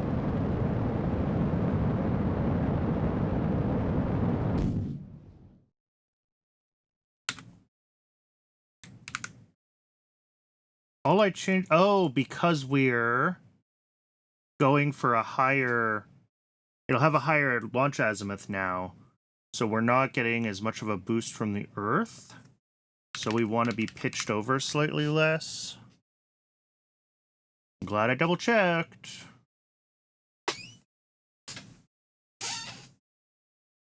And, like, we're absolutely to the point where we're, you know, pitched over 1.5 degrees, where, like, fractions of a degree are going to make a difference.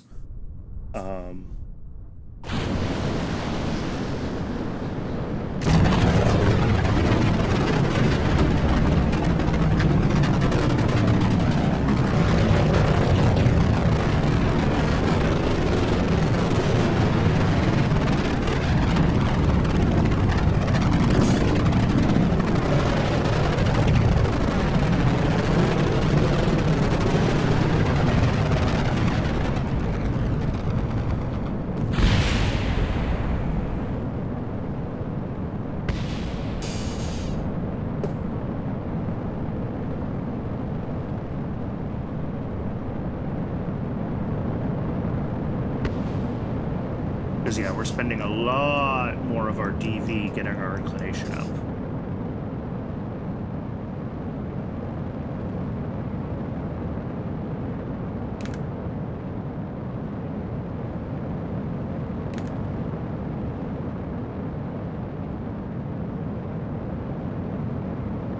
Although now our inclination is super high?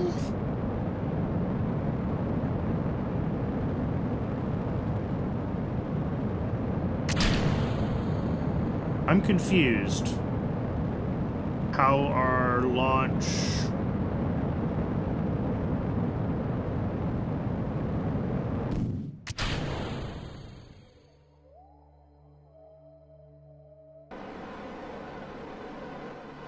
I mean, this is gonna get into an orbit. It's gonna complete the contract, but, like... How did our calculation end up with this 55-degree inclination? And why are we burning down 90 degrees different from... Eh?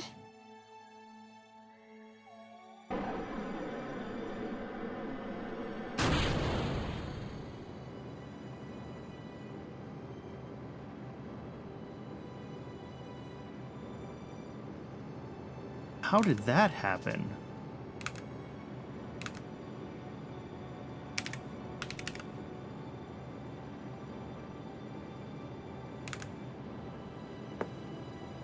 It's like our gravity turn didn't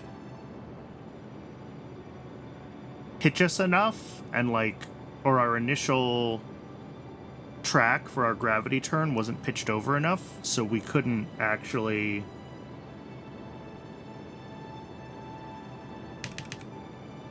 like, this is very funny, but it's a huge waste of fuel.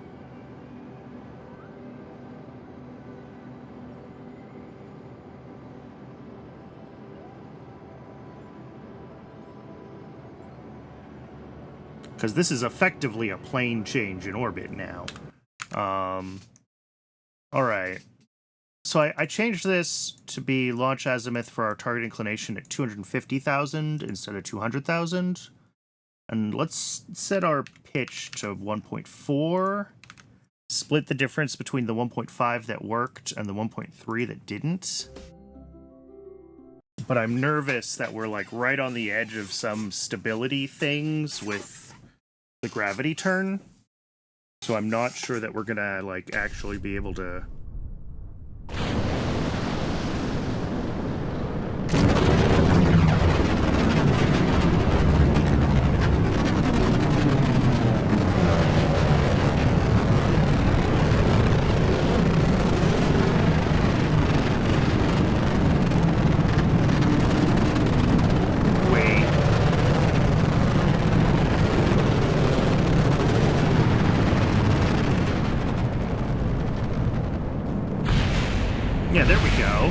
That's going more in the direction that I expected it to go now.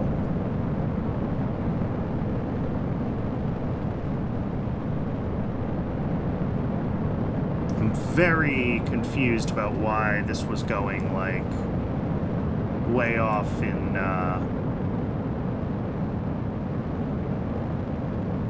the wrong direction. But it really doesn't matter.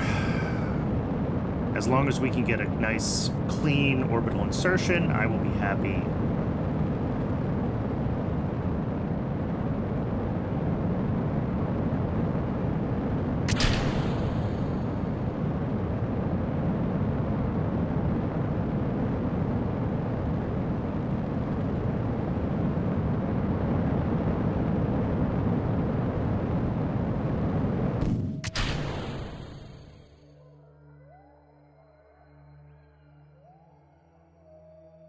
Oh, this is now actually not going to work because our AP is too high for this orbital transfer.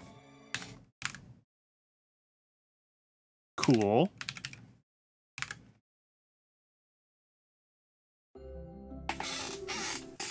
So let's go back to a 1.5 degree pitch with the fixed. I don't know. We'll mess around with our azimuth and our pitch until we get something that works, that completes the contract, and I'm happy with. And then we'll call it a day.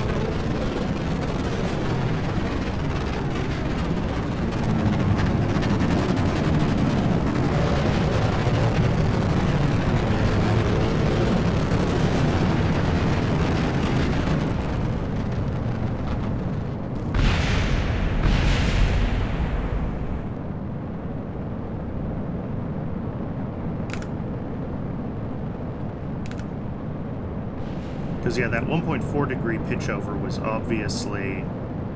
But this is doing like a 45 degree maneuver. I would be shocked if we could get to a 55 degree inclination from this, but we'll see.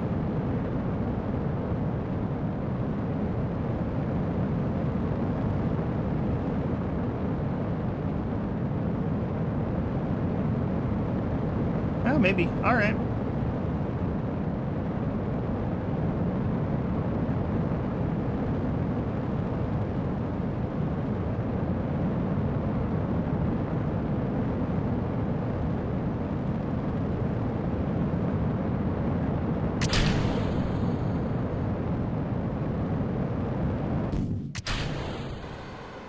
Alright, our AP is a little low now. But that might actually be okay if we don't quite leave the atmosphere at this point. Like, whatever. Because we're going to be close to it, and we will push up our AP on the other side to the 500.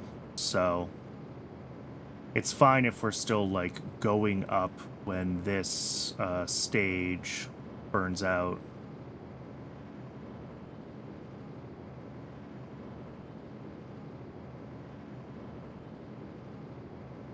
I mean, it would be nice to leave the atmosphere, but given how finicky our gravity turn is becoming,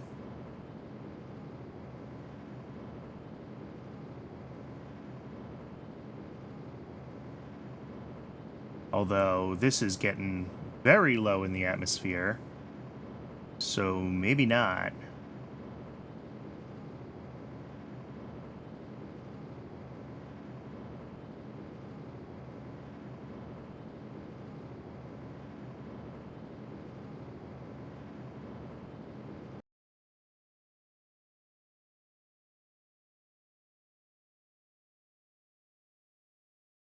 Yeah, this is going to be bad. Because this is still going to PE, which is, like, ahead of us and very low. Oh, this launch stinks. Okay. So we can go 1-4 here. And then to make up for that,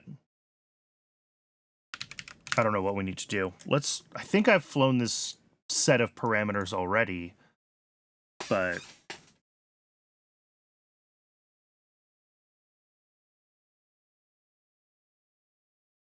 we really just need to come in, like, between 200 and 400 kilometers for our AP when Thor burns out. That is the sweet spot for this whole thing to work right.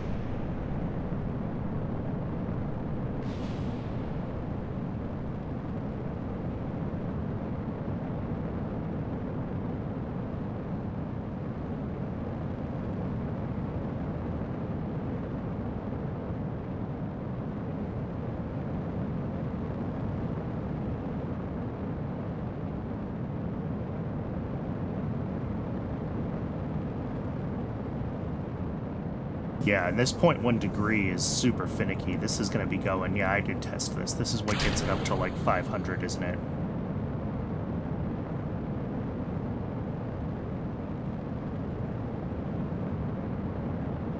Because we're basically not gravity turning at this point. Well, 400. Okay. 400 is acceptable. The launch program will work correctly with 400.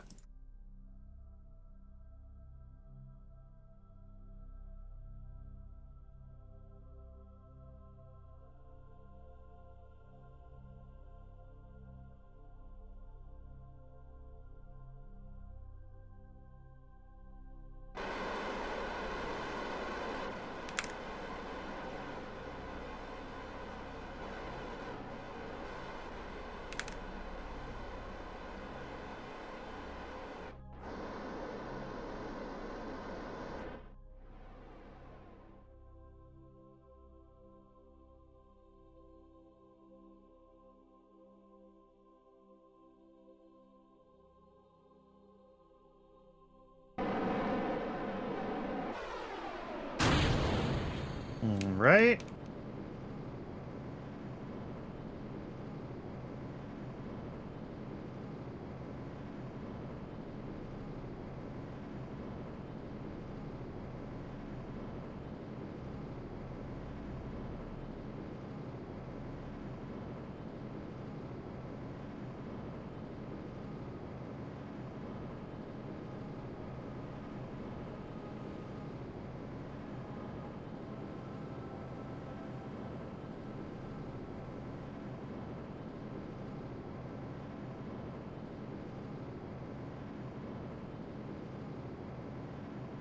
And we're looking good.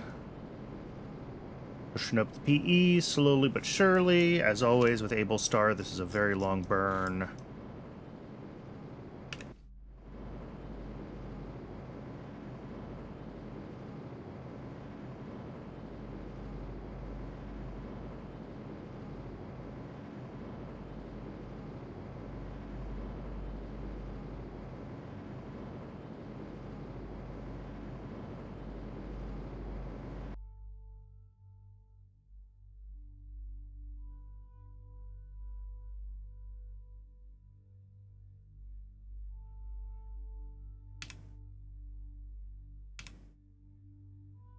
Not sure why we didn't time warp there. We'll see if this script recovers.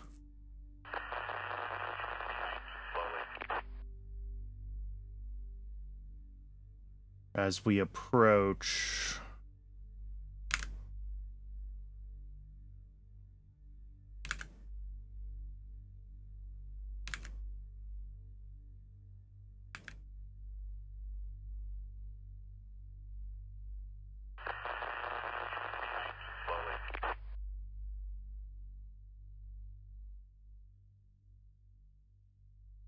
All right. Yep.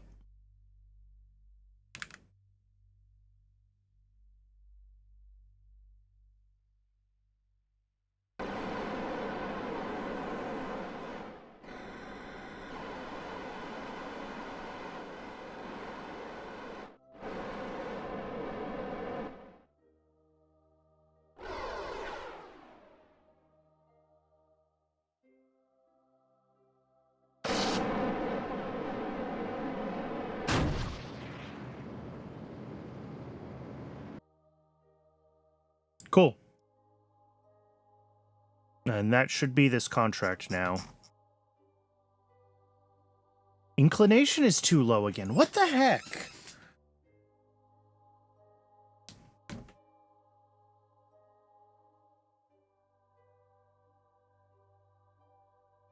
Why am I having such a hard time with the inclination calculation? Like, this has never caused me problems before. And, like, I can just set my launch azimuth to just, like, 30 degrees and call it a day.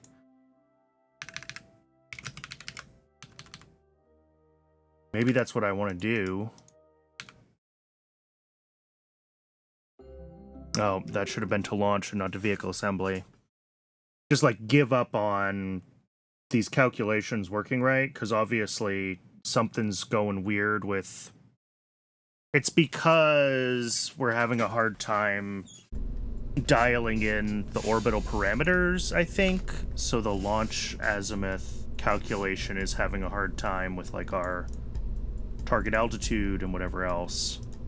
So let's just start with a 30-degree launch azimuth and just lock that in instead of trying to calculate it from a desired pitch. Or sorry, from a desired inclination. Because we really don't care about our exact inclination. Just like...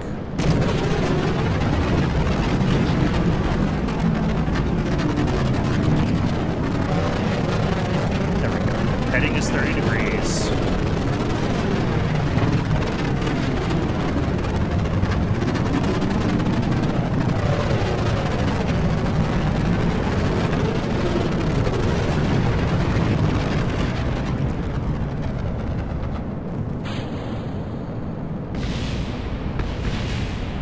Heading is still close enough to 30 degrees. And we'll see, as long as it stays there, like, during most of the gravity turn, this should push us up to a nice, reasonable orbit for this contract.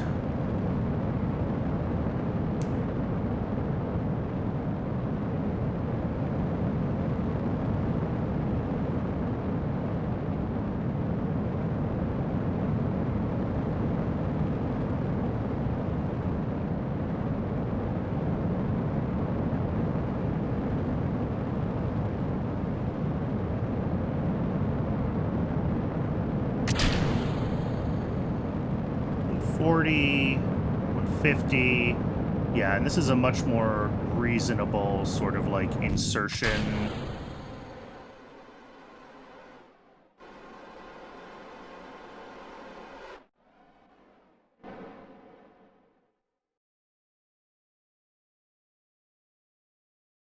For Able Star. Coming in at about this 200 AP. Doing all of our maneuvers actually in space.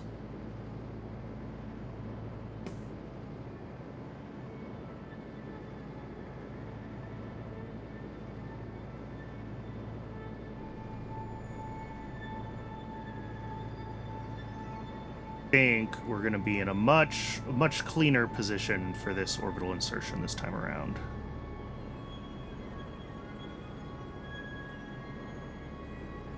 Five, 6, 7, 8, and we're pretty much at our AP, and we've burned out the better part of half the stage, but that's okay.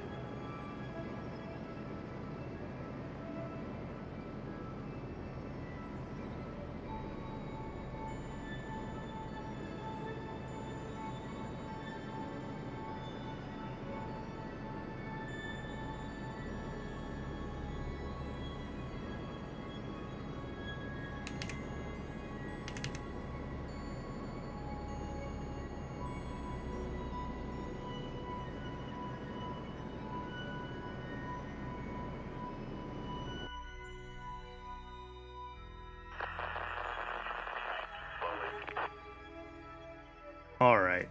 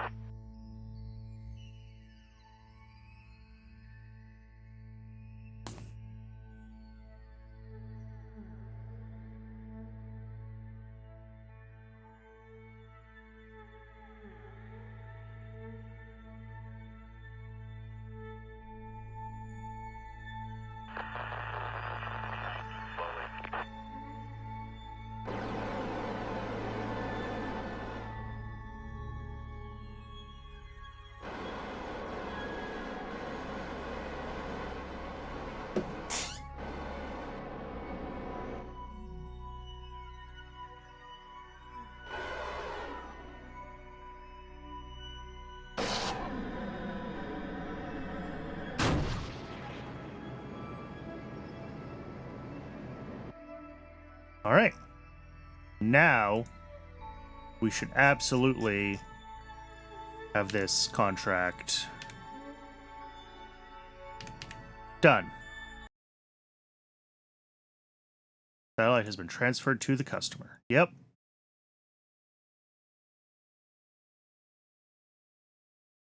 Cool. We're going to call this finally figured out. So let's get this to modify this launch complex. New maximum tonnage. Ooh. Yeah, this thing is already 109. And what is the avionics tooled for? 120. Let's tool the avionics for 120, actually. And we'll set that as the maximum tonnage for the upgraded launch complex. Height limit, I mean, sure, 37. How long is this going to take? 43 days. Commonality, 30%. Yeah, it's barely the same rocket anymore. But it'll happen. And the other thing we need to do is tool everything for this, which should just be new tank, new avionics, yeah.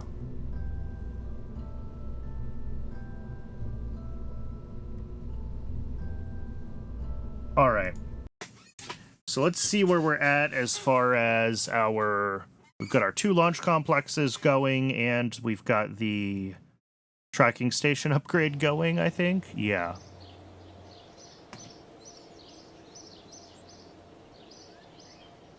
Oh, this is saying Launch Complex 2 is going to be done first. All right, well then, let's just turn off the Launch Complex 1 construction. And let's do Launch Complex 2 first.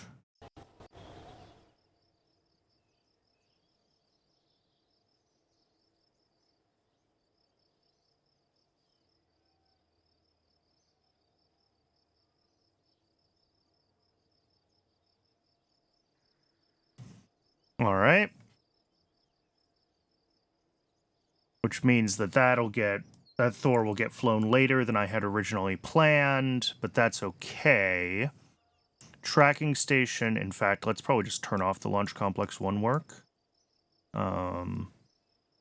Let's check staff. Engineers. Launch Complex 2 currently assigned 268. We want to put a bunch more on here. All right, let's get the rocket started. And then we'll set auto hire on the engineers up to the 498 or whatever it is. Where's Luna 1? Cost 9,000. Good. We should uprate our avionics. It sucks that I already tooled with the wrong avionics on all of this, but it is what it is.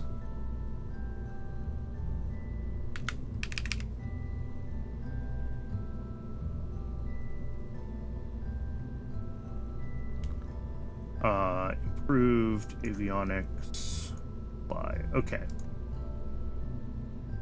And then, should I resim this with the new avionics on everything? Probably.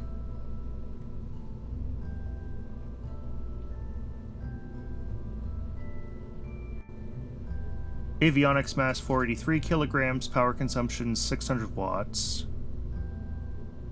410 kilograms, power consumption 500 watts. Yeah. It's not a huge difference, actually, so maybe we don't bother. Maybe we keep the avionics at what they were since we know this works, and we don't have a huge benefit for doing anything different with our avionics. Because we've tested this in this configuration, right? So what I'm inclined to do is just launch.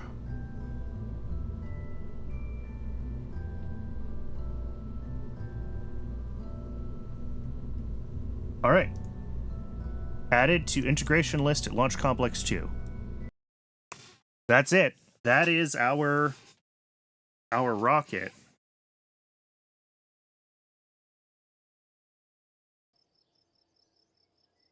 And let's see where we're at as far as budget goes.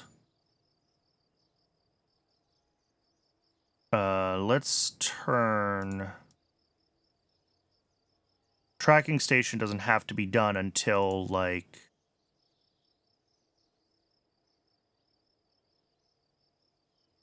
right before...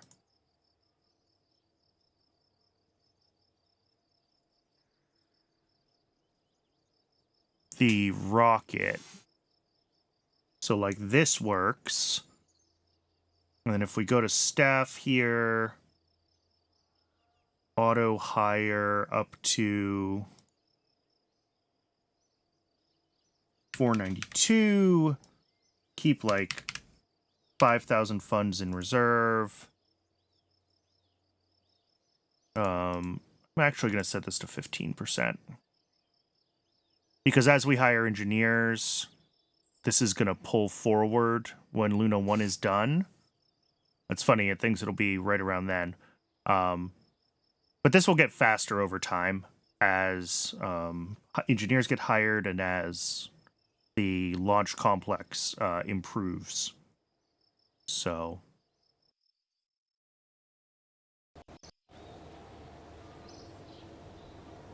All right. Crew survivability. Yeah, we could see this date is just pulling forward slowly but surely.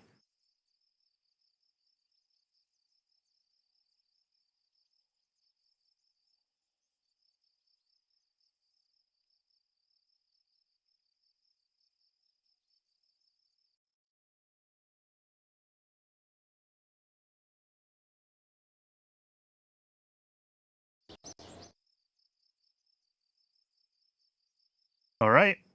Roll out. Tracking station is done. So we can put our construction funds back to LC1, which will need to be fully upgraded before it can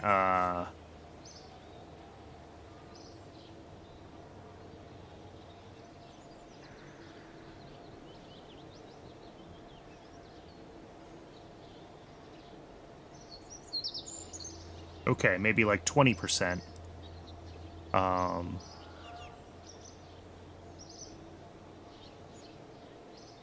right. We're ready for launch. It is ad break o'clock.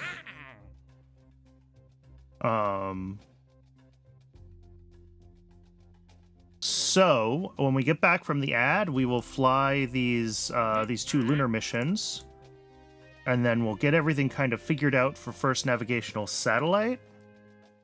We'll need to figure out after those 2 launches. I think lunar orbit is gonna be. We're only a year late on this. Yeah, lunar orbiter is gonna be the remaining thing that we have to do here. Obviously, crewed orbit we have to figure out, and then commercial applications we have plenty of time on. The only reason I was trying to get this done quickly was because I was hoping to get a little more reputation to subsidize building the Atlas complex, but that didn't really work out. So I don't necessarily need to rush the commercial stuff at this point. We have plenty of time.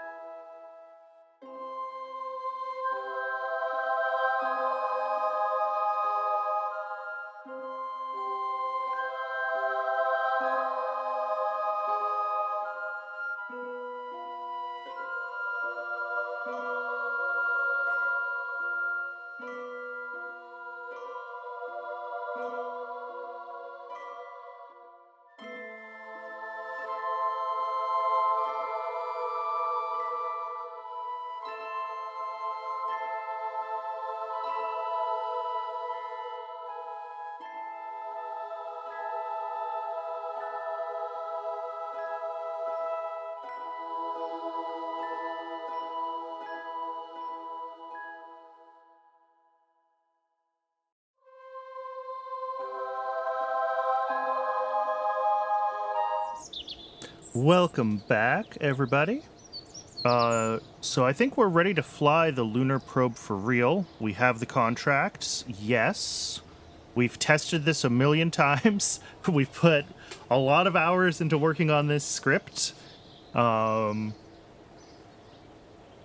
mean, here goes nothing is really the situation.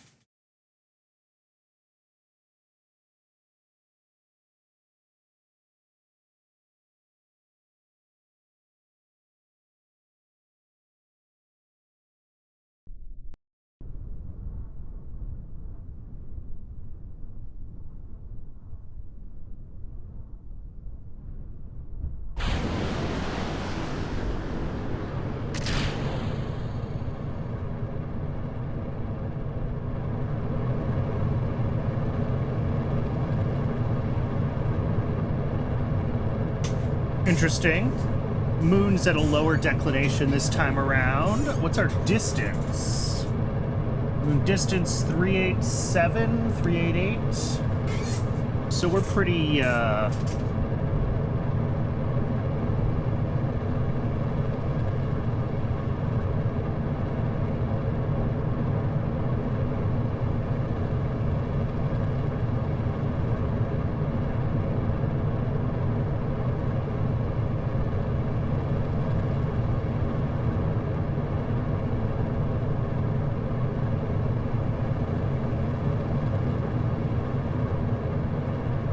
pretty close to where we want to be.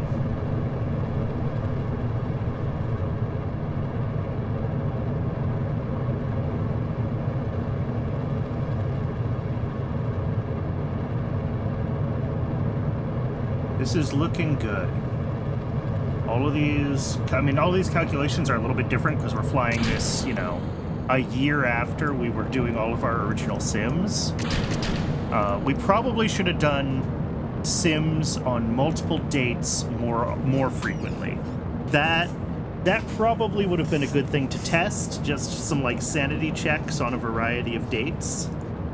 But it's too late for that now. So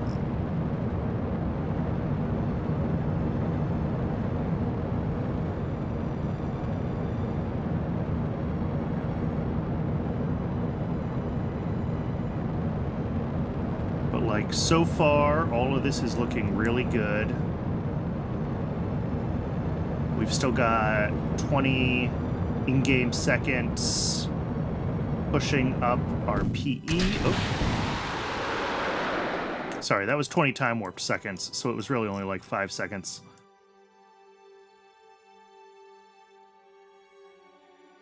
And then, if this is successful, we just need to be able to modify this to be an orbiter.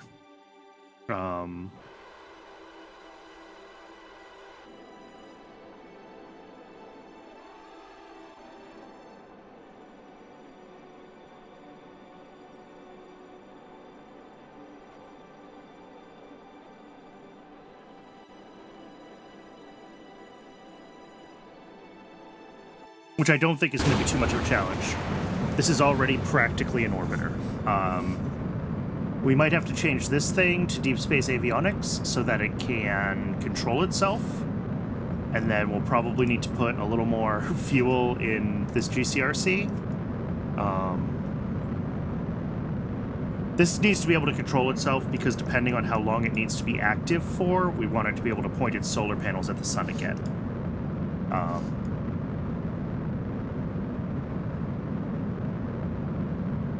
And then, yeah, we theoretically then just need to dial in our delta V required for a, you know, a moon capture.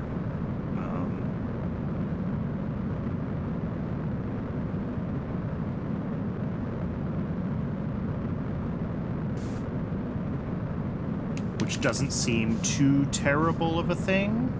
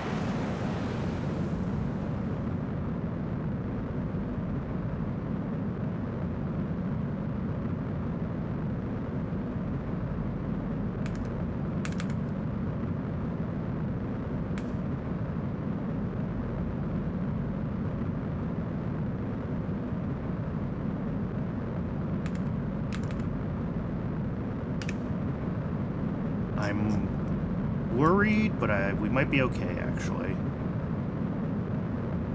I'm worried. I'm really worried. What are we doing?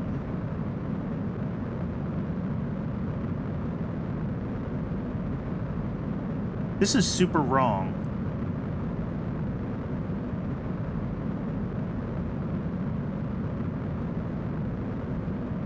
Oh no!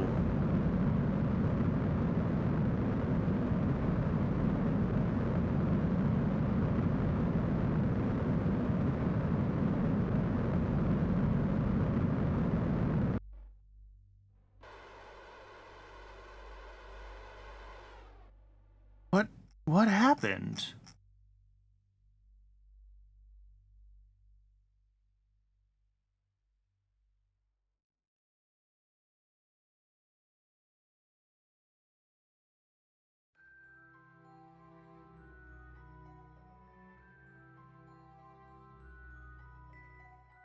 I'm deeply confused right now.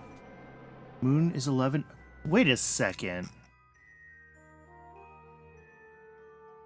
Why are we...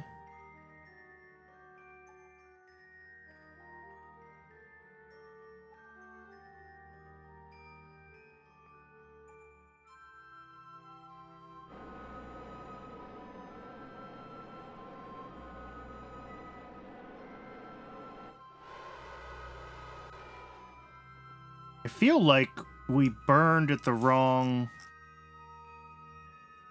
No. Our latitude is negative. Yeah, it's 11 degrees south. That's correct. We're just like 90 degrees off from where the moon is.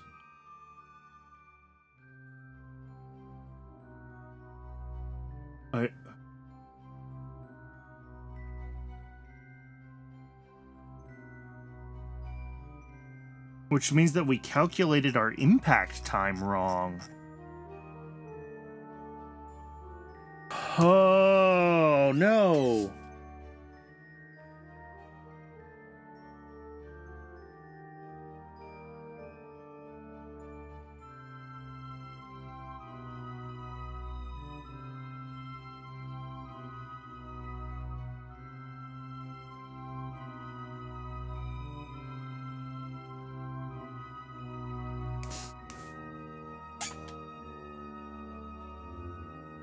Yeah. I mean, we launched at the wrong time.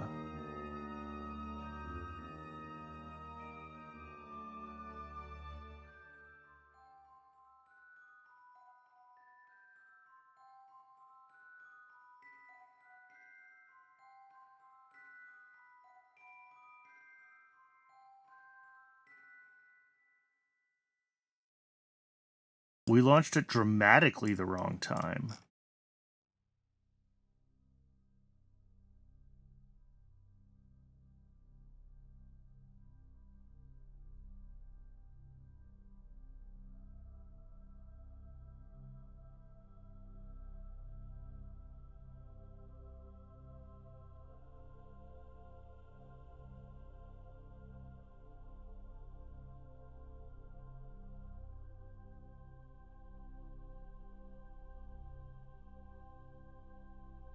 I don't even know. I'm devastated right now. This is incredibly frustrating. This is...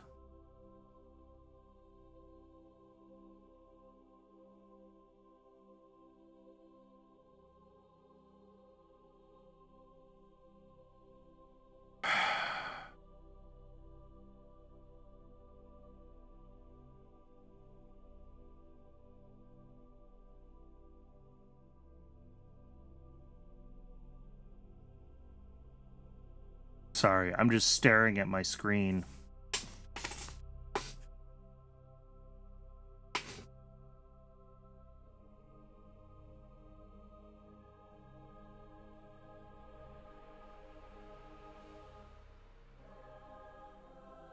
Oh my god, I know what the bug is. Oh, fuck me. I know what the bug is. Okay. Oh, this is miserable. I don't know how to fix it, but I know what it is. So we launch, we circularize, we go into our parking orbit, and we wait until we're approaching the point in our orbit where our latitude matches what the moon's declination is going to be. But there's 2 points in our orbit that are like that, right? Unless it's the very, like, southernmost or northernmost tip of our orbit is where we're hitting the moon, then we're going to pass through that burn window. We're going to keep going south, and we're going to pass through it again. Or on the north side, we're going to pass through that burn window. We're going to keep going north and back down, and we're going to pass through it again. This does not account at all for which of those windows we're going to be in. So we need a second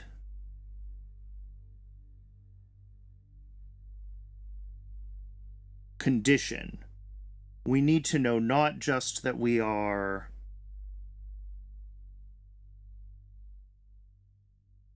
at the right latitude, but also that we're, like, at the right argument of periapsis.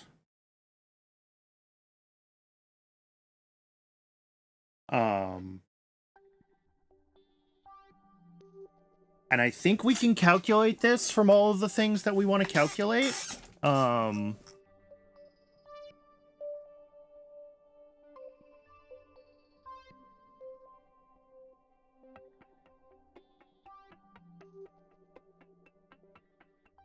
We go into moon math.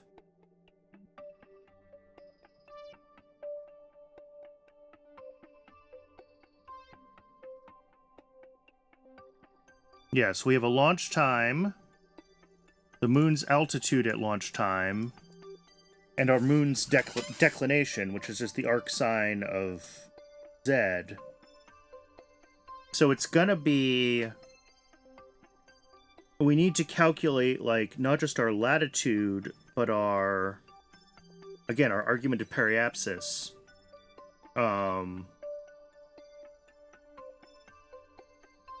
Which is gonna be...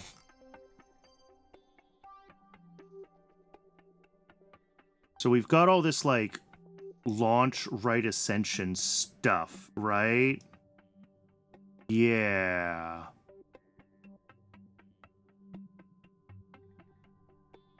So it's gonna have something to do with the right ascension and getting us to the place where our new...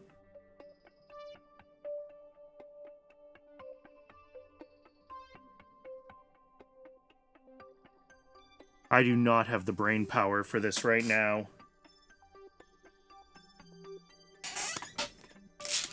I'm not gonna lie, I've had a pounding headache the whole stream, and this is just devastating, like I said. Oh.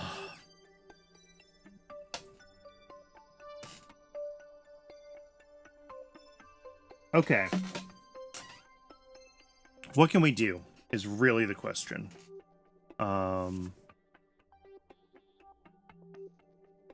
Like, we're not game over yet. Let's just take stock of where we're at.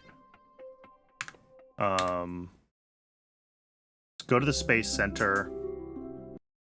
Let's start...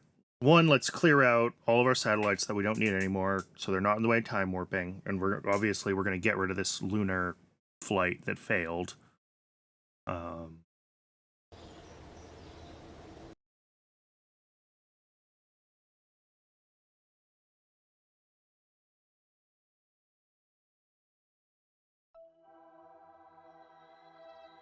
All right, well, Luna 1, not successful. Magnetometry.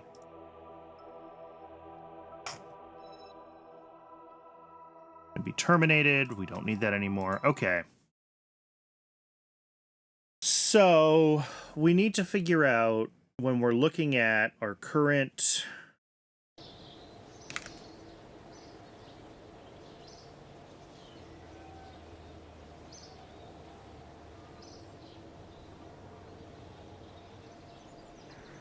in Earth relative coordinates, we're gonna have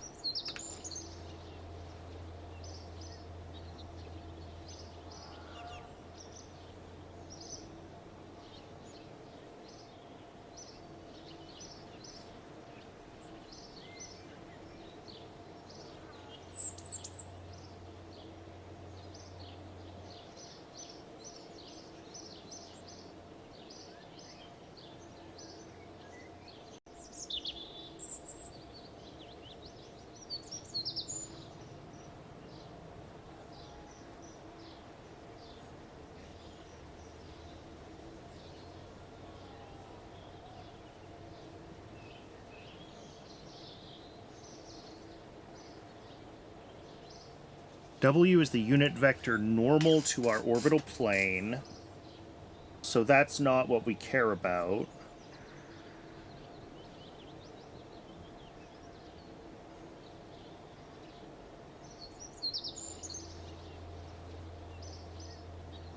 I'm trying to think about how we would figure out when we're in the right, like, rising versus falling side of our orbit and what that looks like, and how to tell.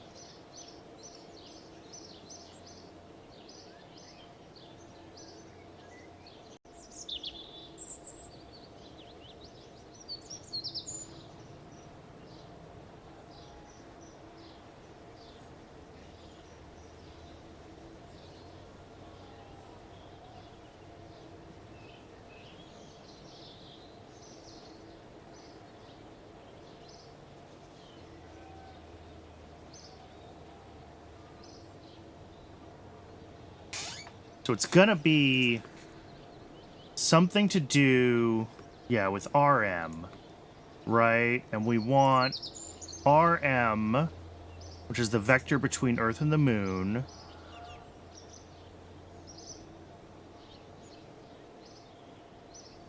to be,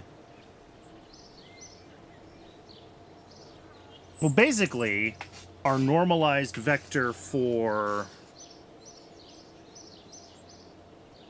our burn is negative RM, right? So let's go down here. I don't know if we're gonna need moon declination anymore. We might need some other stuff. Right, I'm talking about basically. Yeah, so we just missed the moon badly, is what happened. And the issue is, I can go back through the code and what it was doing. So after our parking orbit, what we do is we wait until our latitude. Well, I'm doing it this way, which is just to get errors, but basically the moon's going to have a certain declination at our time of arrival. And if our latitude is the negative of that, then we're on, you know, the opposite side of Earth, and we can burn.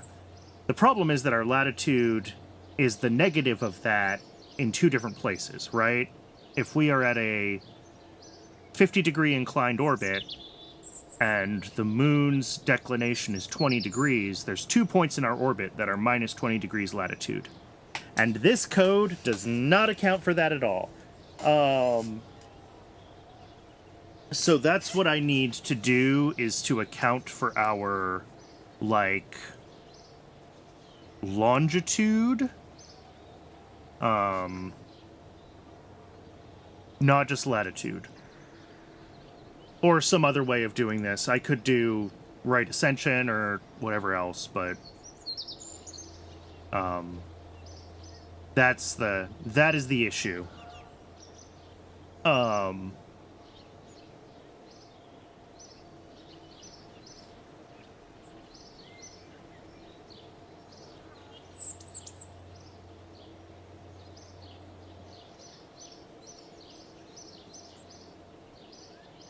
Yeah, this is just for the lunar transfer burn. And it just so happened that all of my sims, it worked out correctly. And, like, I know that once I can fix this clocking issue so that we're on the actual right burn time, everything else works. We just failed this on the actual launch because the launch timing, like, screwed up that one change. Which is very frustrating, but...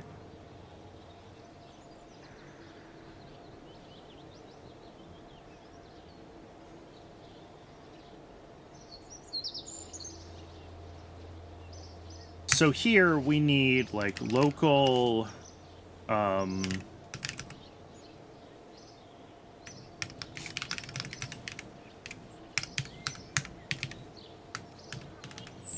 no, this is RT. Radial normal vector from Earth to transfer point. And then...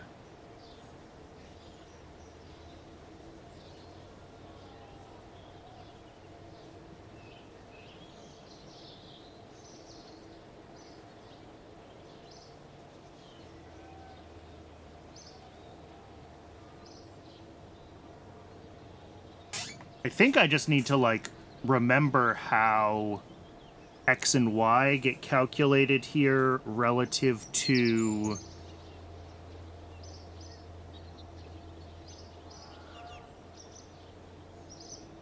like, the longitude of ascending node.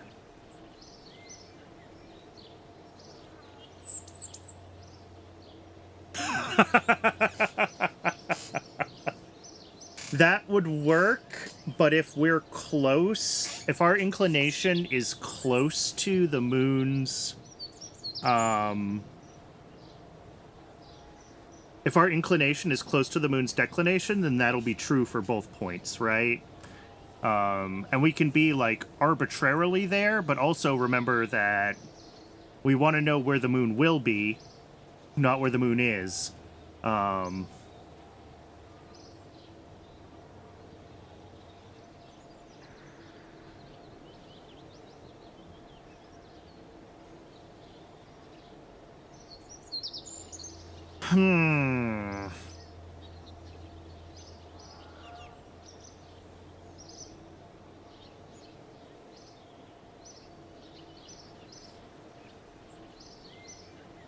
Alright, so I can take this, right? And instead of taking the moon declination, we want to say our burn declination is RT Z. And the only difference here is that this should be sign flipped, but that's okay. And then we're going to have some kind of, like, burn longitude.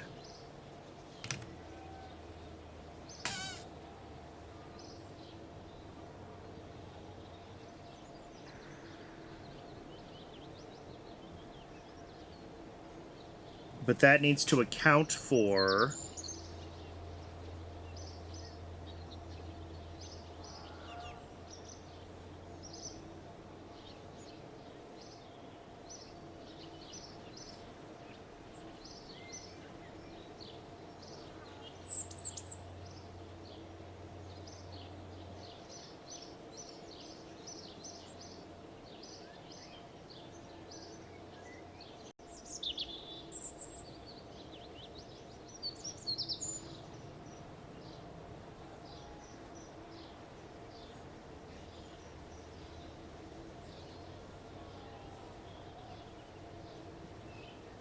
I mean, really, it's just, like, it should always be... Well, no, it shouldn't.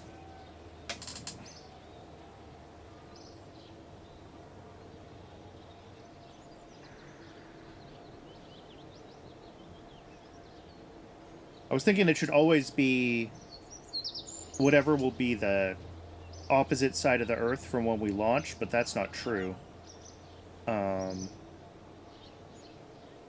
because we have two potential launch windows, right? And one of them has the Earth rotated one way, and one of them has the Earth rotated the other way. And I suspect if I test this in Sim, that, like, I will actually find out. I'm not sure if one of these would consistently always be the right hand versus the left hand launch. And either way,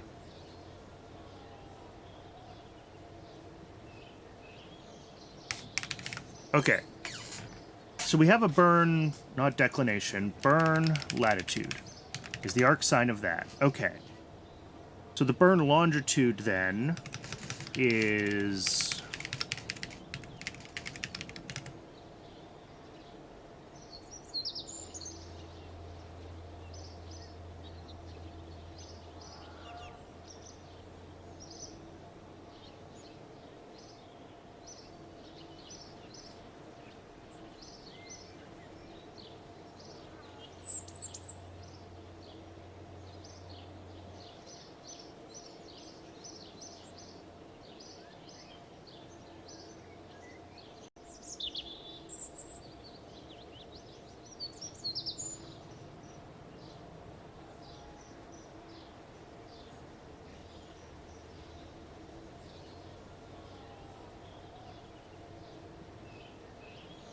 Oh.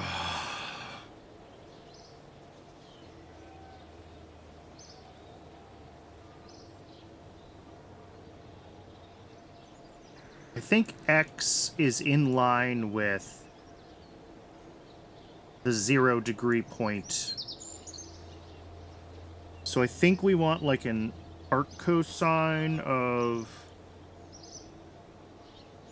Or is it Y? I don't remember how my sines and my cosines work anymore. This is where my brain's at. I'm very... Can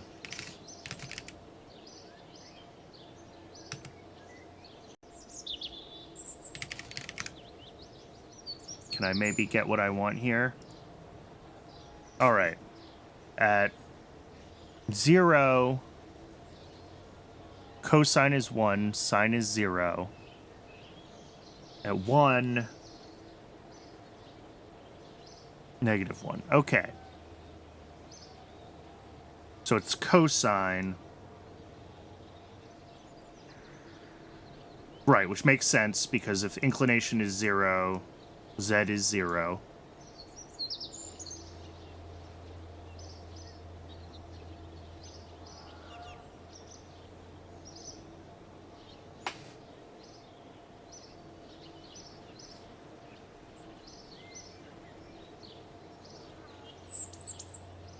So if our LAN is 0 and our anomaly is 0 and our inclination is 0,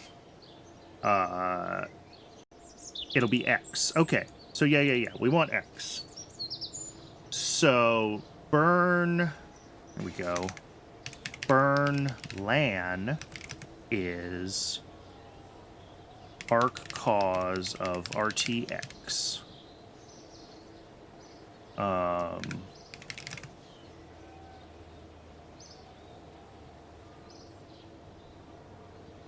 Oh, and that's fine.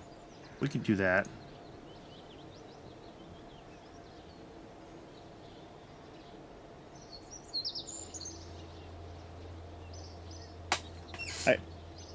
Moon, yeah, less than 90 degrees, I'm worried is too wide of a net. Like, if our two positions are close to... are both close to the AP... If our burn latitude is very close to AP or very close to PE, then we might be far less than 90 degrees apart in that window, right? So I think what we want is burn...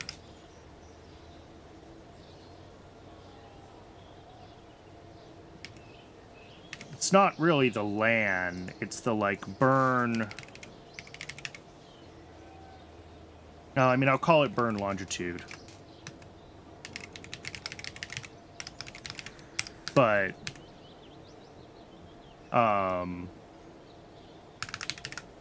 What I'm thinking is, if this is right, and we'll have to do the science on this, then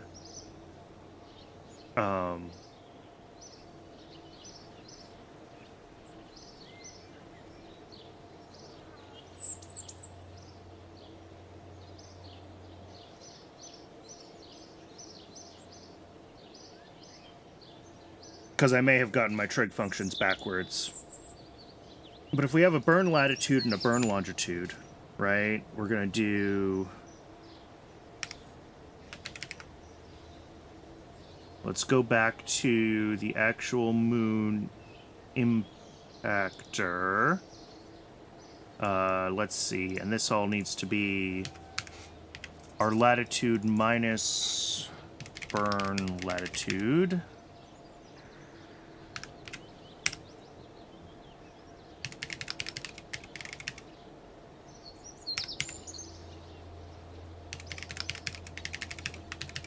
All right. And then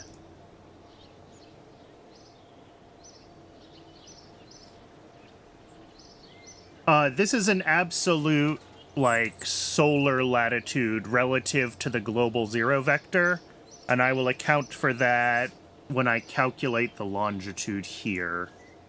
So it's going to be, like, wait until ABS of ship longitude plus Earth, what is it? Earth rotation? Rotation angle. Minus burn.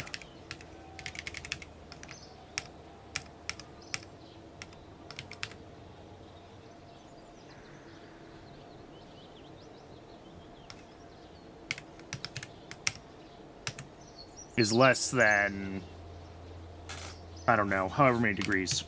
10 degrees.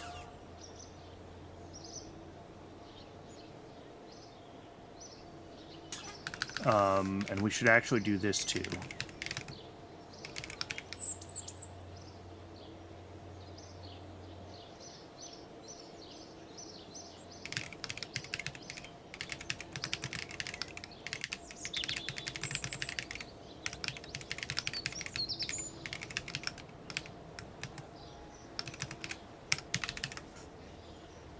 All right. Oh, I don't know if I love this.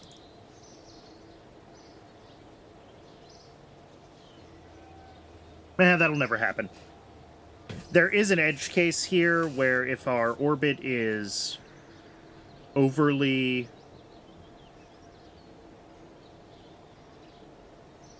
vertical, no, we'll still be okay. I'm like, if we're in basically a polar orbit, will this actually still work? And I think the answer is yes, it'll just be weird. All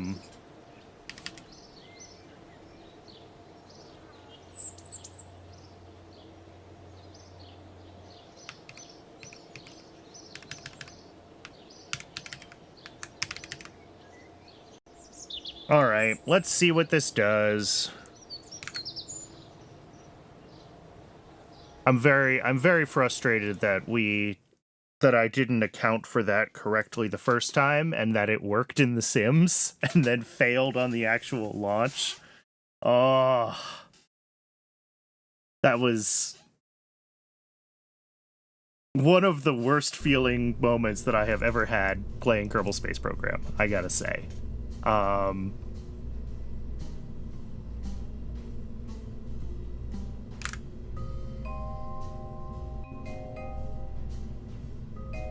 Oh, couple more things to fix here.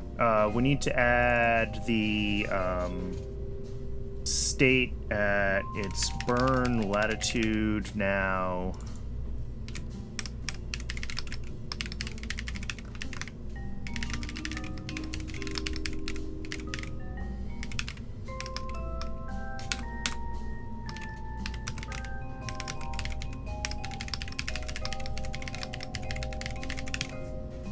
And then, let's see, print burning for moon at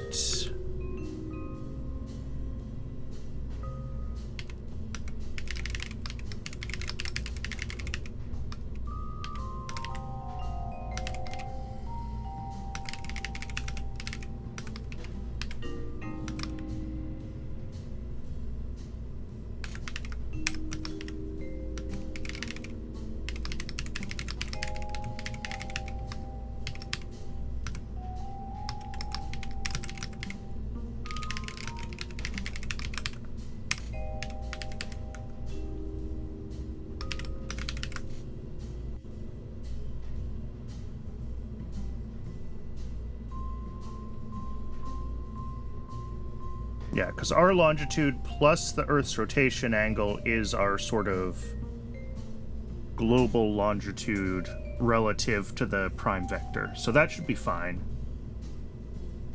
Looking for typos.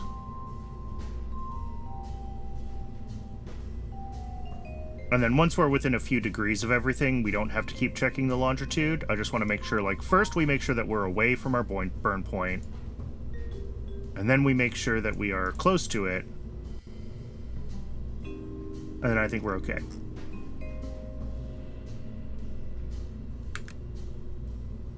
I don't know. Let's see. I probably screwed something up, but...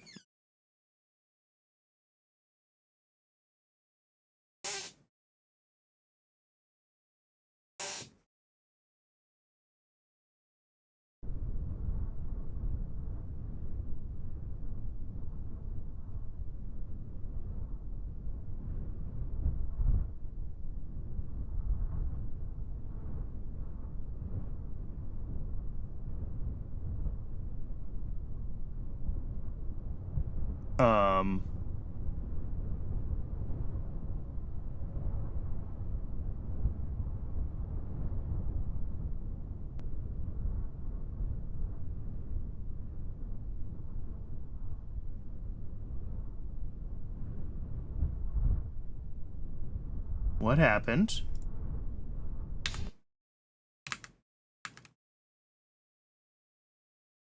None of that part should have changed. Yeah, warp to launch time. Wait until time seconds is greater than launch time. Huh. Maybe we're just...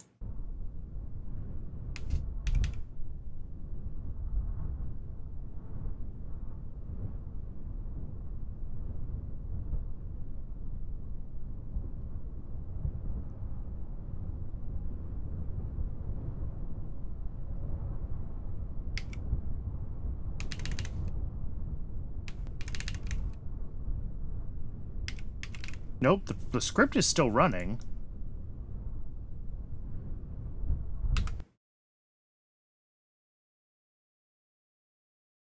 I clicked out of the window. Maybe I broke something when I clicked out of the window.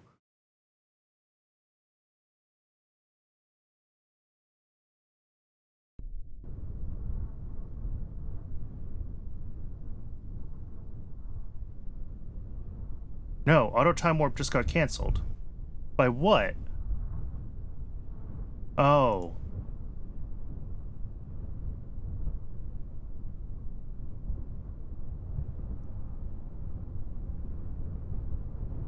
Don't care.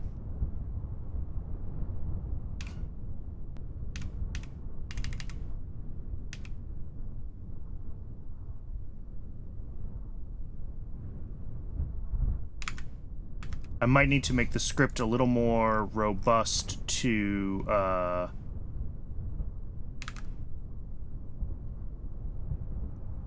Yeah, let's just do that. Let's make the script more robust to being interrupted. Because we have this warp 2 launch time.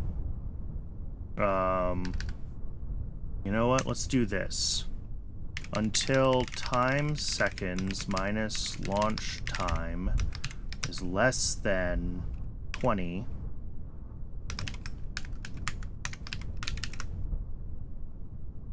That should work, right? Is there an until loop in KOS? I never remember. Oh! Tried to do something.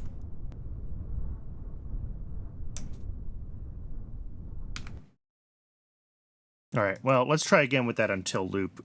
Ugh.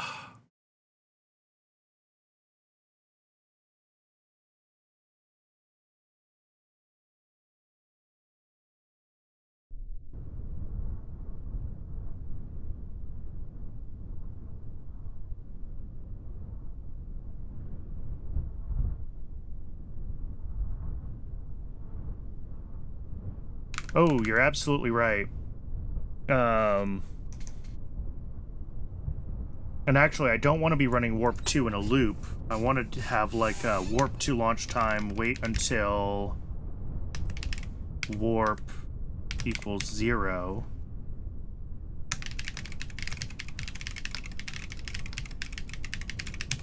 There we go. This is what I want. This way, if the warp gets interrupted, it'll wait until time warp is settled, check it, and try again.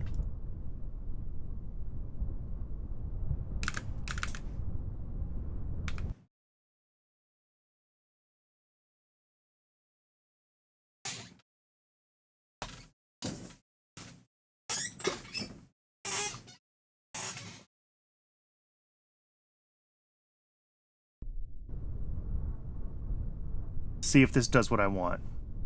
We're not time warping. So no, it's not doing what I want.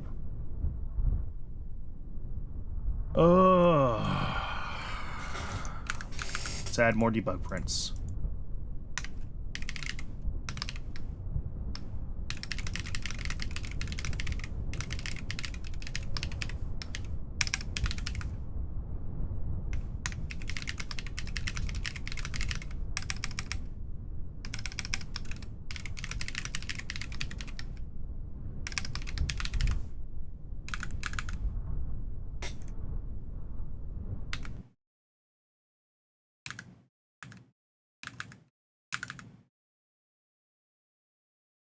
I'm curious if this is like stuck in its loop, if warp 2 isn't working right or something.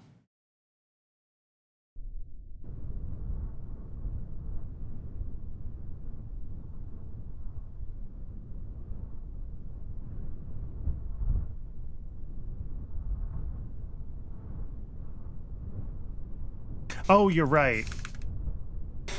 There's the problem.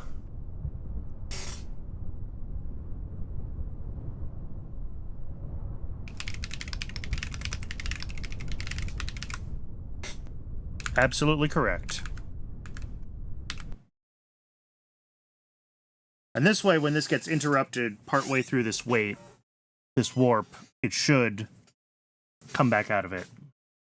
Or go back into it, rather.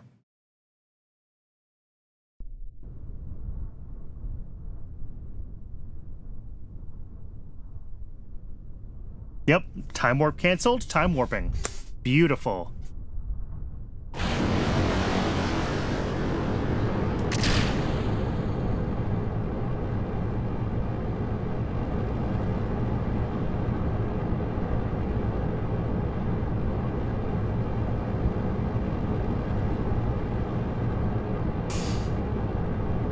I might have to have this thing debug print what it thinks its latitude and sort of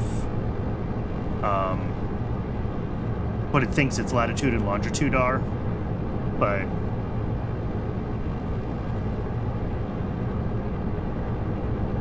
because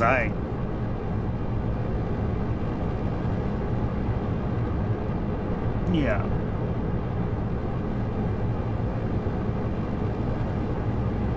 Okay, so this should be at -7 and -8 degrees latitude. That's fine. But of course, there's two places where we'll hit -8 degrees latitude.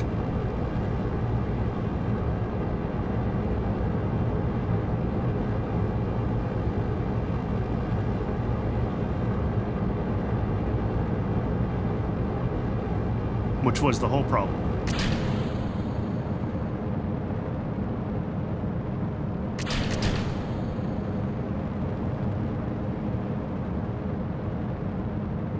Do a little dance. I could probably tweak some of the Atlas launch parameters so it doesn't feel like it has to kick up quite so aggressively, but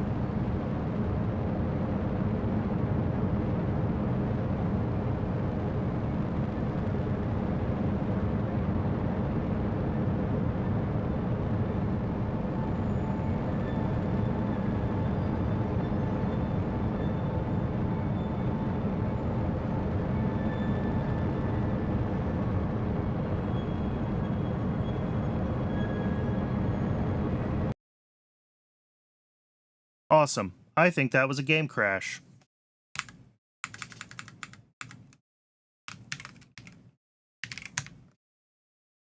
Oh, yeah. Oh.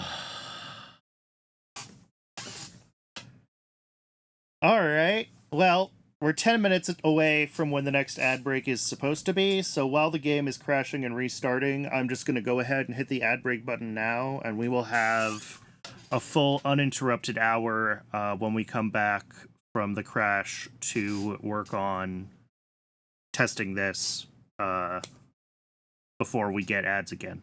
I think that's going to be the best option. Hopefully nothing is horribly corrupted with the saves, and we'll be okay. So I will see everyone in just a few minutes when we're back from Crash Town. TTFN.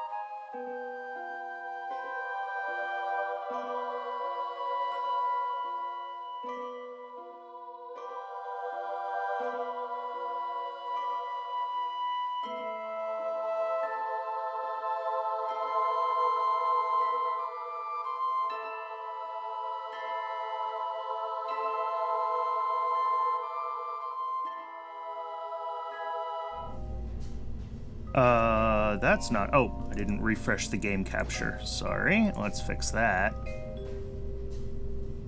Alright. We should be back. The save appears to be at about the right date, so I don't think we had any corruption issues. So I think we could just try this again. Before we do, I want to add more debug prints. Like, let's...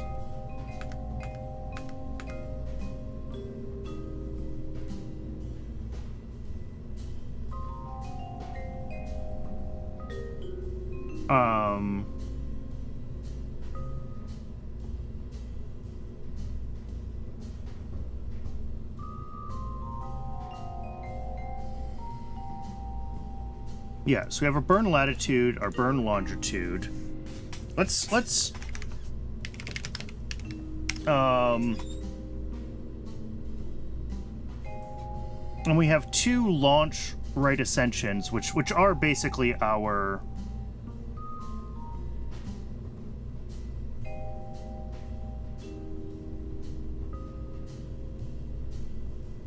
What am I trying to say?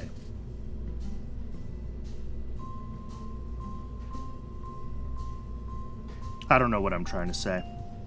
I was trying to think if I could sanity check the burn longitude and burn latitude.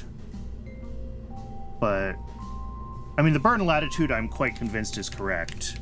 It's the burn longitude. I'm not sure if this should be like... Is this arc cosine of X? Is this arc cosine of Y? I think it's got to be arc cosine of X. But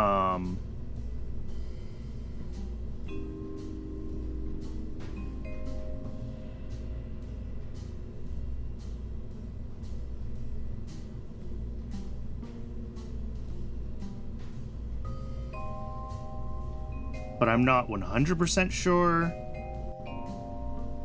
Because this is combining multiple aspects of, like, the LAN plus the anomaly. But I think it is.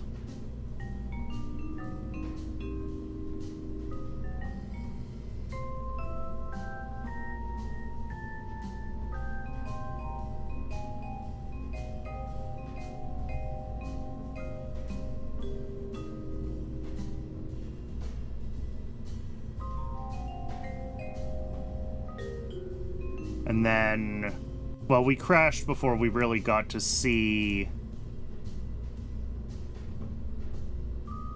Yeah, I'm not sure if I want to try to debug print.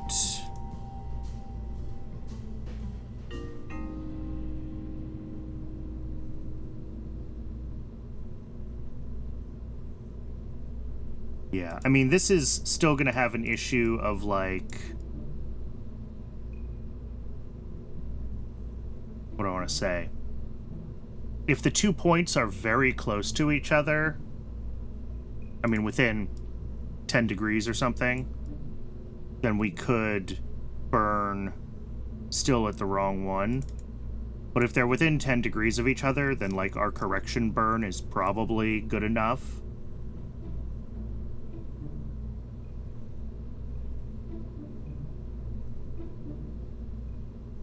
Does KOS provide those conics calculations with Principia behind us, though? Because, yes, this is what I'm doing, is I'm doing a bunch of the conics calculations.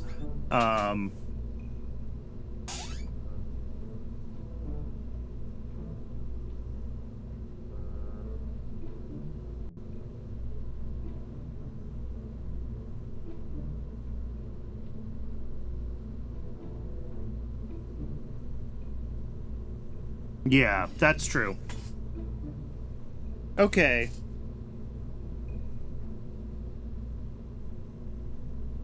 Principia just overrides it afterwards, yeah.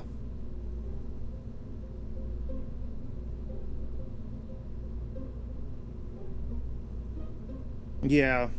I'm just trying to think if this is actually reasonably close to...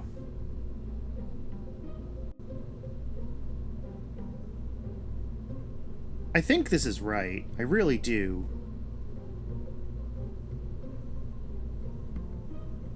Right, because we have an absolute longitude, and that's longitude plus rotation angle, so that's fine. You know, we don't necessarily expect to hit both of these exactly, and I think the latitude is probably the more important one than the longitude one, but it doesn't really matter.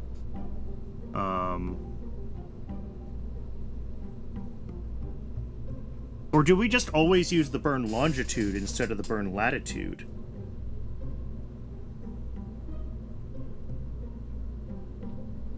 Now that we're actually calculating the burn longitude, do we even need the burn latitude anymore?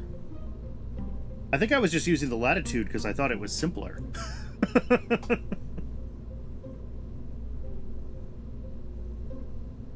But the longitude is always absolute. Yeah, let's just use the burn longitude everywhere. Let's not even use the burn latitude anymore. I like this plan.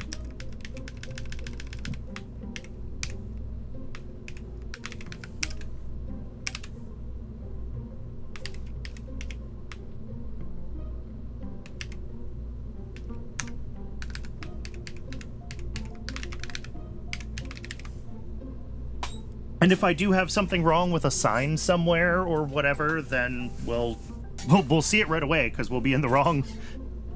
We'll be in the wrong place. And we'll fix it. But...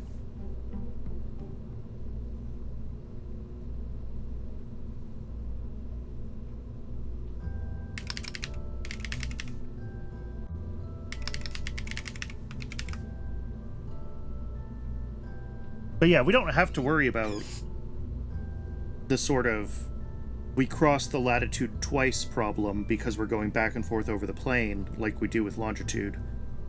Or we don't have the same problem with longitude as we have with latitude. There we go. Those are the words I meant to say. You think I really don't think I need both, because the longitude is absolute.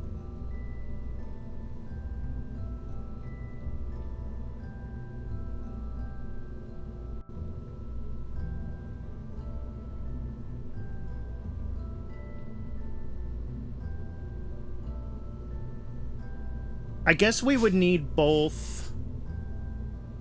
If we were in a polar orbit, we would need both. Yes. But as long as our orbit is like less than 45 degrees, and it always will be when we're going to the moon, we can get away with just the longitude.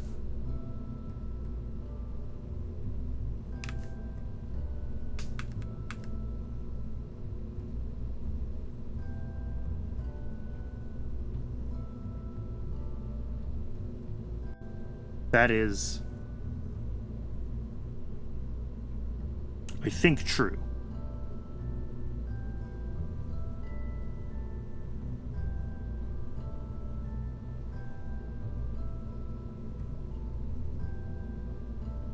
Right, yeah, we assume only one parking orbit, basically.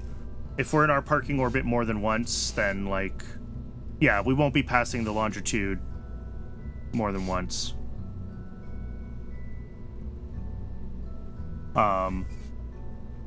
Yeah, we don't add delays for multiple parking orbits, and if we were, then we'd have to account for those orbits. Same with latitude, we'd have to account for multiple parking orbits, right?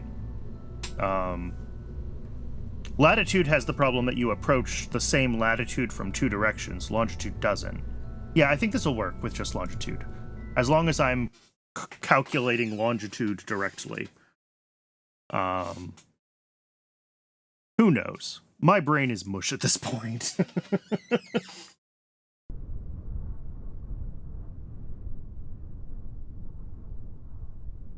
And our auto time warp did not resume? But I didn't change that part of the code. Oh, there it goes.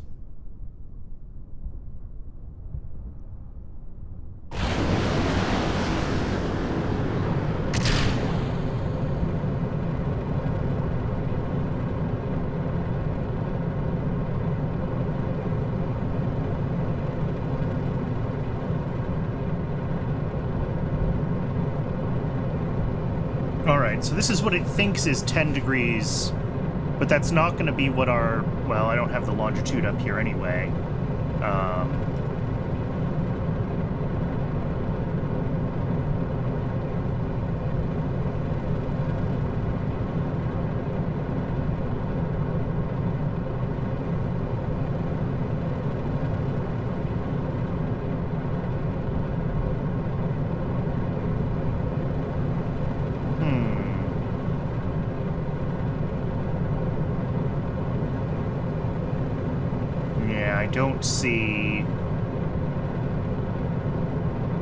I don't see the number that I want, which is like my global longitude relative to the prime vector, but that's okay. Because like surface, I can get my surface longitude, but that's not actually what I care about.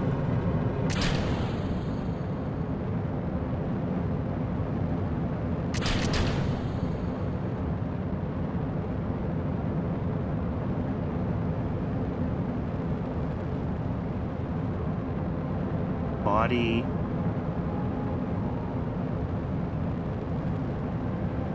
Yeah. Not what I want.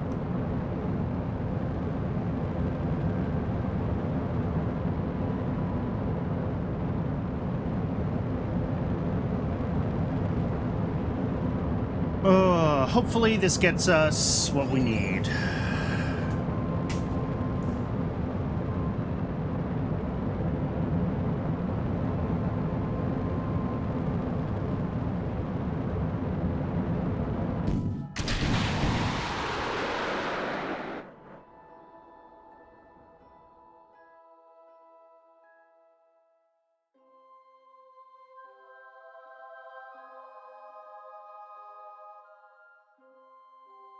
And then if this works, I want to try again in the sim, just like at a few random dates in the future.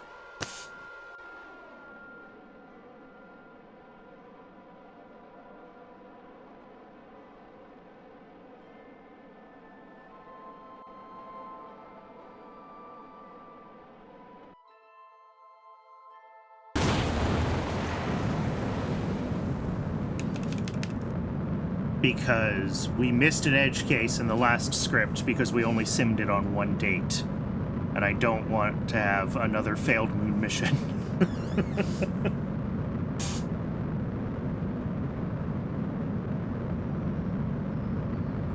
I don't think we're in danger of, like, losing our campaign this time, but, like,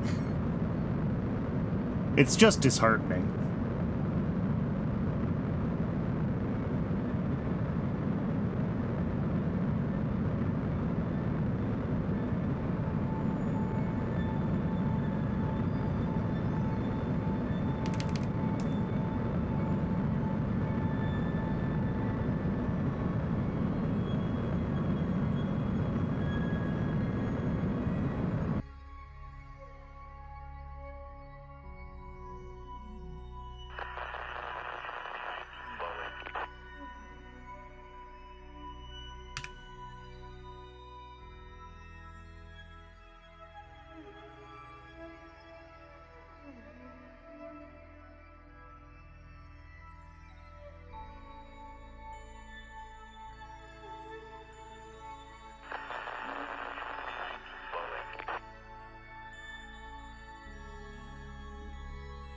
Well,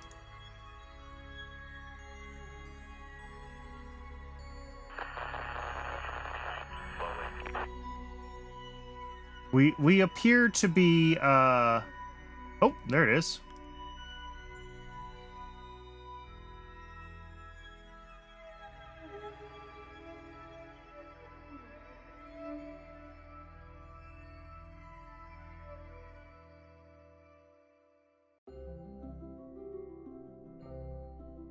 I was like, that was taking a very long time to go around the Earth. I was worried that I did something wrong there.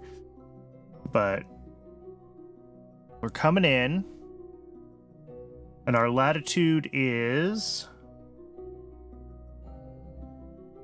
It does seem like the correctish position for the burn, although...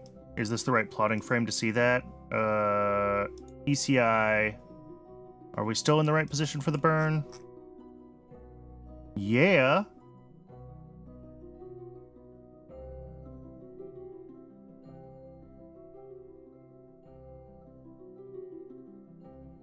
Except our latitude is apparently way off.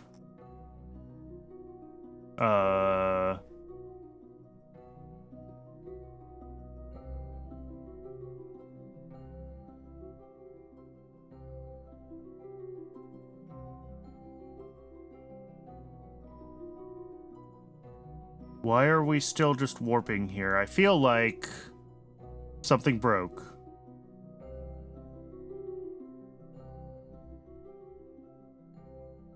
Yeah, it should have been a little bit before the AN, I think, because this says we wanted a -7 latitude, and we've passed it.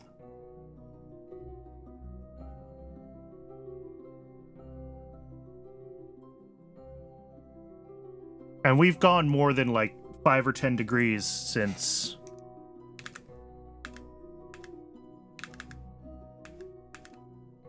What did I do?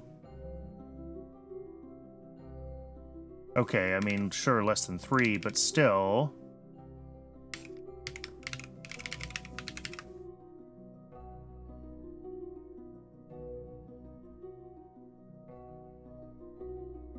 I wonder if we missed this.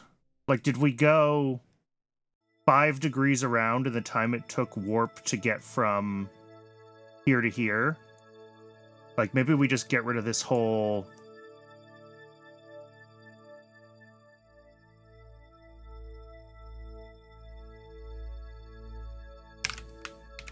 I mean...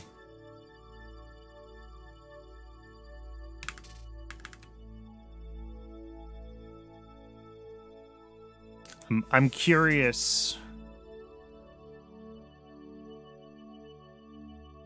if this ever... Is this going to go all the way back around to just before the ascending node if we let it?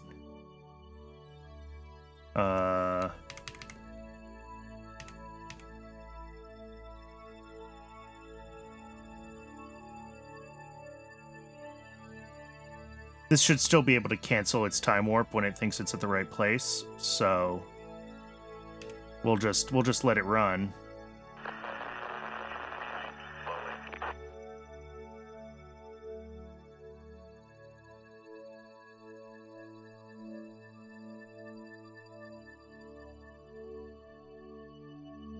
And as we start getting closer, I'll go down to 10x, and then we'll see what it does. Because, yeah, if it just, like, somehow flew past the point that it wanted...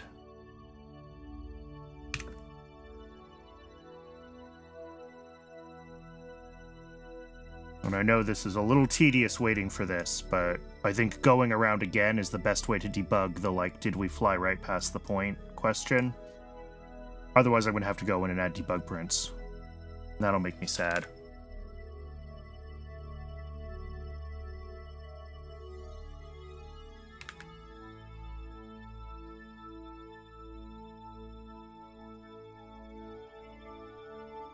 And this should have said D longitude less than 1. I just...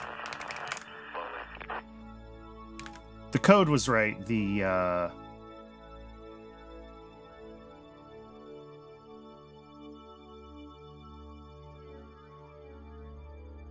Yeah, so we just passed through 7 degrees south.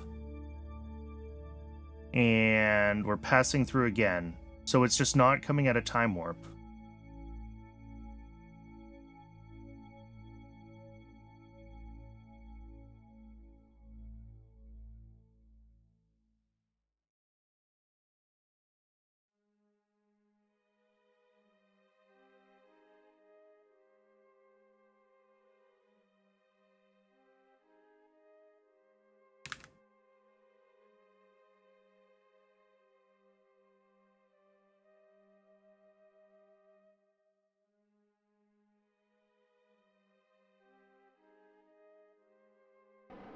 Oh. There we go. Now it thinks it found it.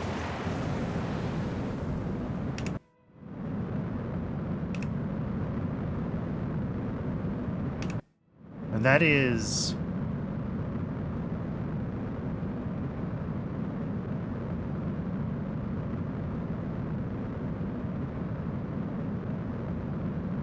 We might need a negative sign in there. Maybe not, though. Let's go back to the MEO time frame plotting frame.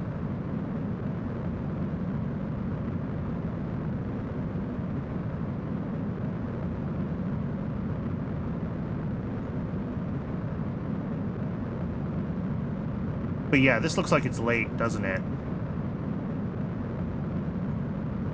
I think we might have wanted -10 instead of 10. We might need a negative in here. Because that would also account for our... Or potentially account for our latitude being very wrong.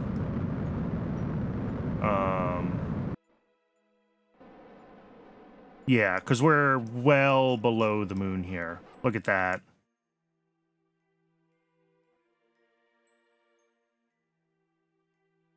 So is it that we need negative arc cosine?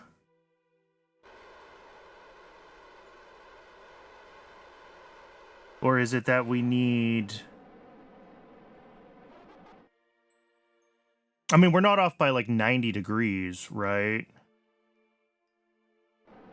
I think we're mirrored across a plane. So I think it's a negative arc cosine.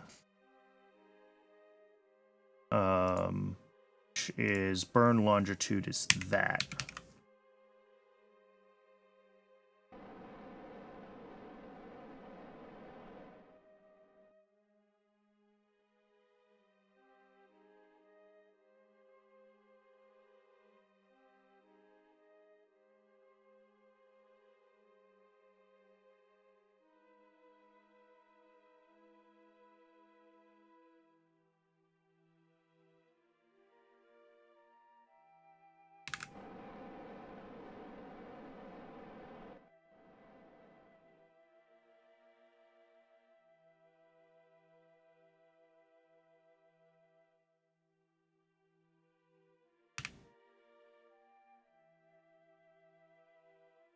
This is actually still trying to get its impact, which is fantastic. I'm impressed that it still thinks it can. I don't think it can, by the way. It's going to try to burn radial in.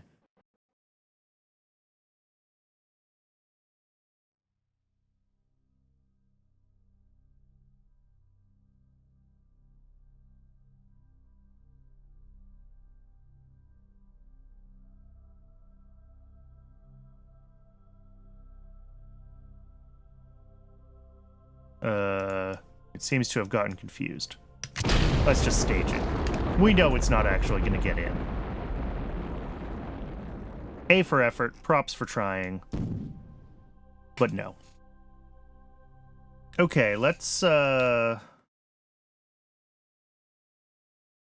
we do have to revert all the way back to launch because we're changing some of the early calculations. So we can't load this back in at,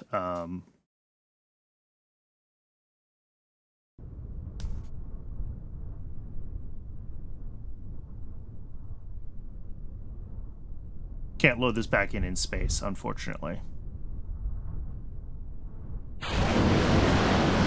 All right.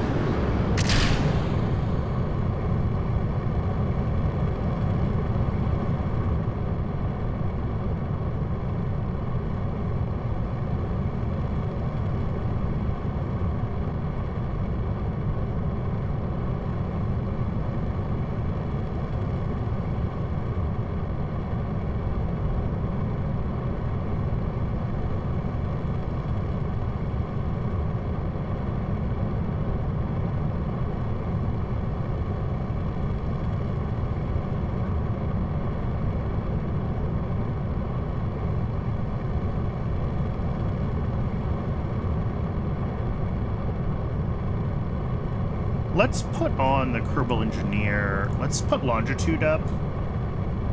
Just so that I can get an idea of what's going on with the time warp and like how far we're moving as it slides through different time warp periods.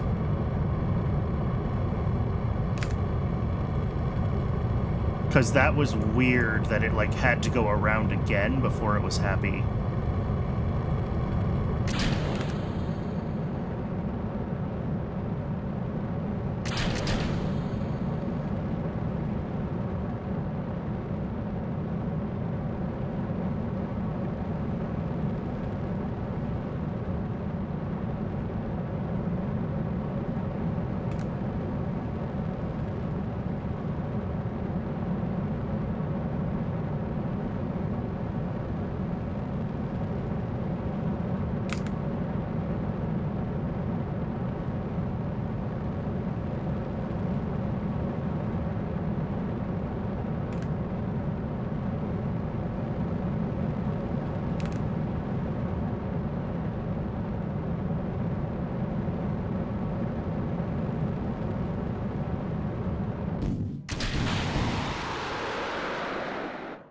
I'm treating for purposes of like making sure that we're not skipping several degrees all at once. It is fine to be thinking about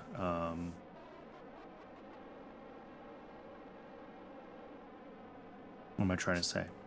Just be thinking about our longitude relative to the surface, right? Because the Earth only rotates 360 degrees in so many hours. And we're thinking on the order of, like, minutes and seconds. So I'm not too worried about that as far as what I'm seeing here. I just want to make sure that we're not, like, skipping over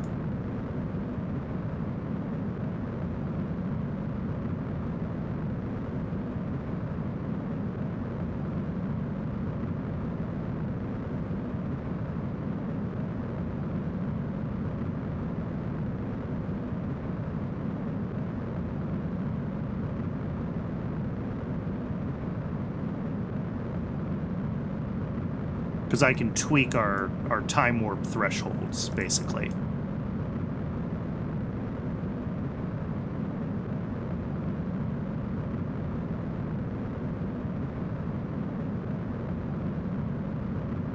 As needed. If that's the only thing that the problem was with needing to go around twice, was a screwed up time warp threshold.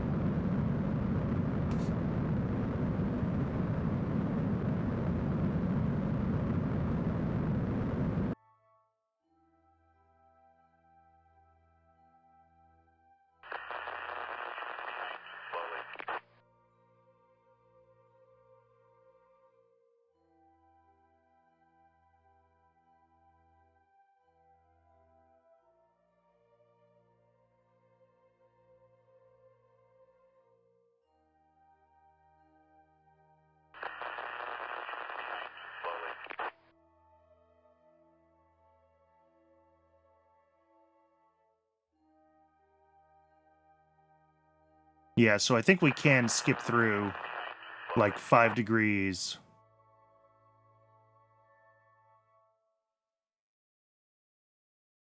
Oh, there we go.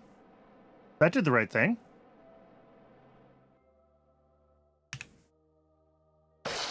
And we're just before AN. Okay. And if we go into... Not you. Let's go back to MEO plotting frame.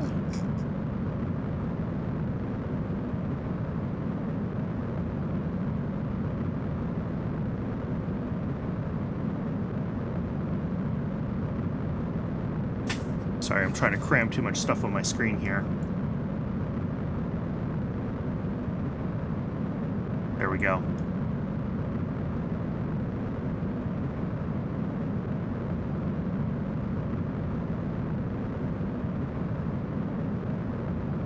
That looks good.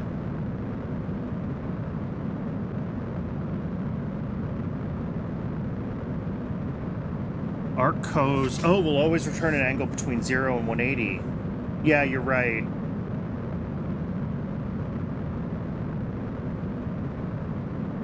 So we need the arc kOS and then something with the arc sign as well.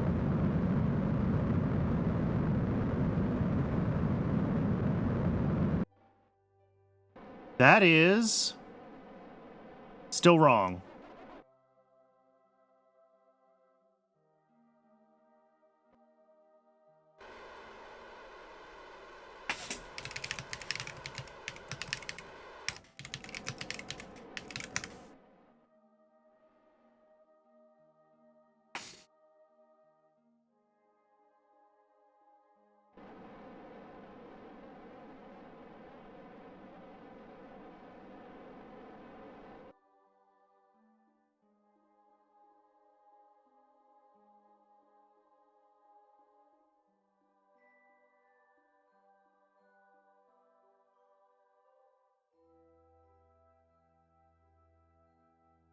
Yeah. Yeah, I need to...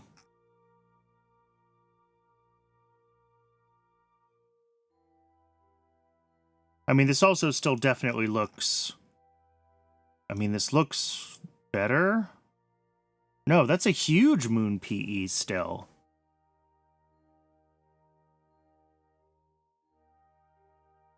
So something is definitely still messed up with some of these calculations.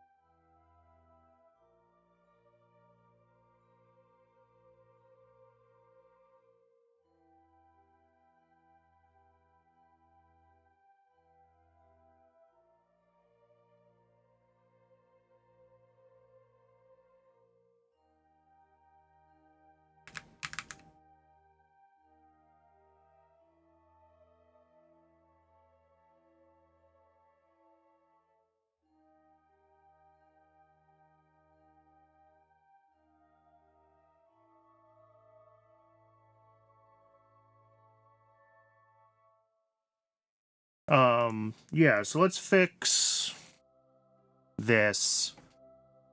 So it's going to be the arc cosine, which gives us a value between 0 and 180.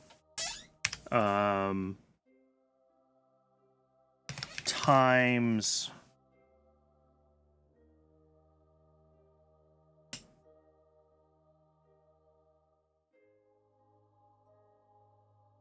What is it? There's a way to do this, and I don't remember what it is.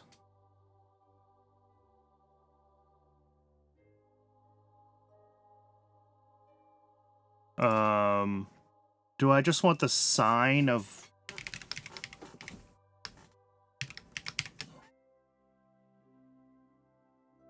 That right? I mean, I know sine might not be the right thing here.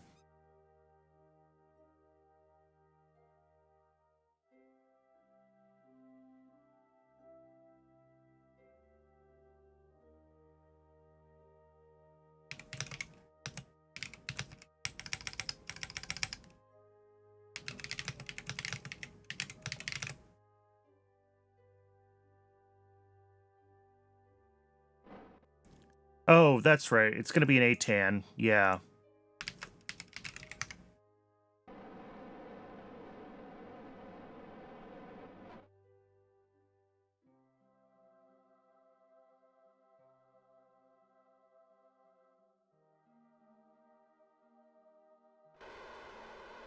I think it's just X and Y. There's another way to do this, but...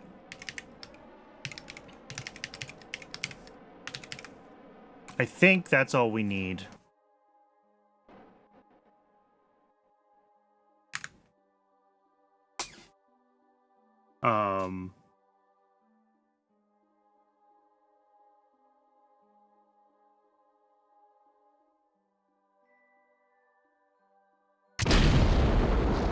You think it's YX? Alright.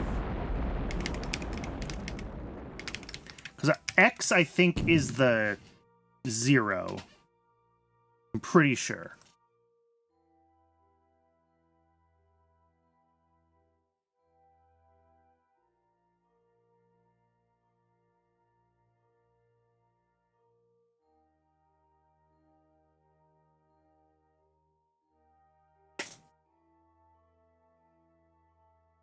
Yeah. Oh, yeah. Yeah.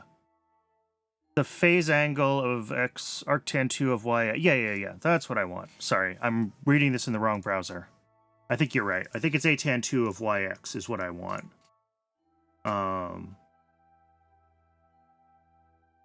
Because our complex plane, if this was a complex plane, is X, Y here. Yeah. And I also realized that probably I needed to do something with normalizing the XY plane. So this would have been coming out with a slightly wrong longitude anyway, previously. Because we had a Z component, and I wasn't working with normalized X and Y. And this should also fix that, because this should be radius agnostic with an atan 2. They're normalized, but they're normalized in 3D. So the X and Y values are not necessarily... what am I trying to say? At the ascending node and descending node, you can get away with just using X and Y and calculating the angle of that, but anywhere else, they're going to be scaled by the cosine of the inclination or something like that, right? You have to rescale them to 1. 1 within the plane that they're going to be in to use an arc cosine or an arc sine. But the Atan 2 should do the right thing there.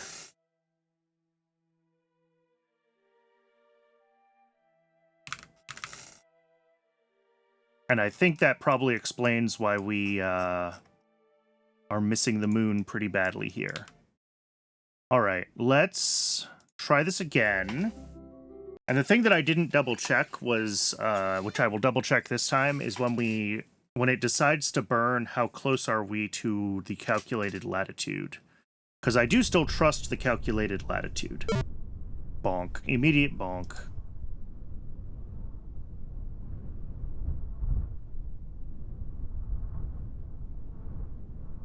Oh, Atan 2 is not the right...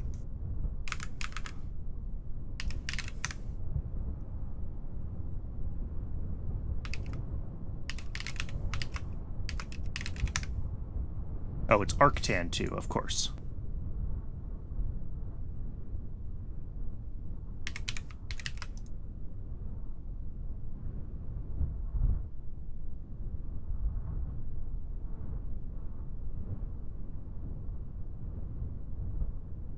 All right. Try this one more time. Yeah, I remember approximately none of any of my trigonometry from school, and I have absolutely been hacking this together by whatever people tell me in chat and whatever I can Google quickly. I should give myself a refresher course on trig, and especially on calculus with trig, and I would probably be a lot happier.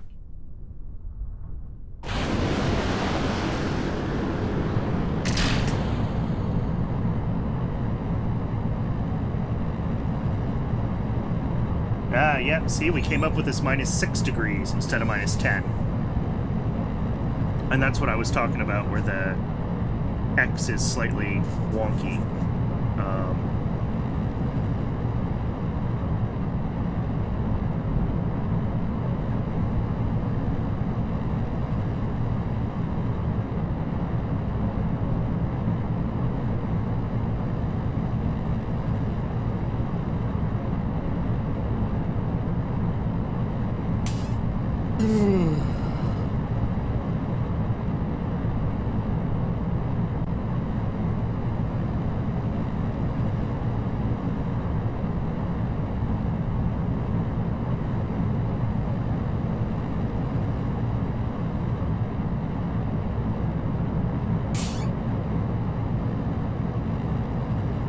I think a better way to say what I was trying to say before is that the projection of an inclined orbit onto the XY plane is going to pull in at some places the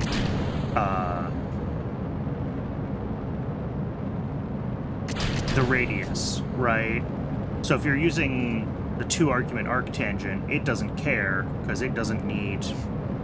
As long as X and Y are scaled by the same amount, it's happy, I think. Whereas,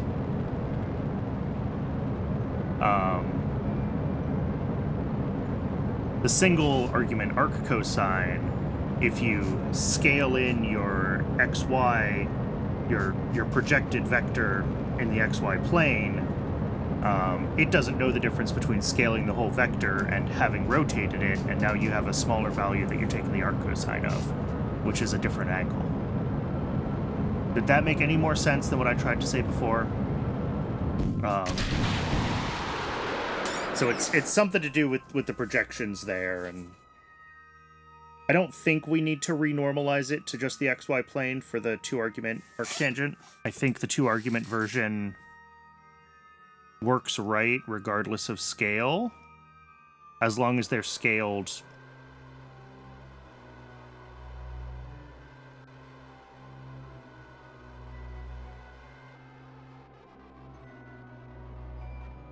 consistently. But we'll find out. If we're still off, we can renormalize to the XY plane and see if that does what it needs to do.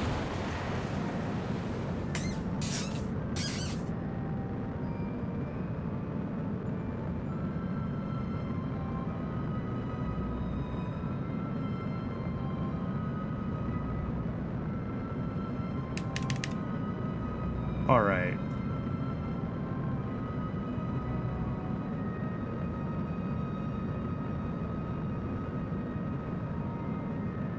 So we should see, I think -6 is going to be 173 degrees longitude and -7.7. So that's 26 degrees, 45 minutes south latitude. I know on the stream the size of these HUDs is kind of small, but that's what we're looking for. Well, I guess it won't be 180 because the Earth's rotation matters. So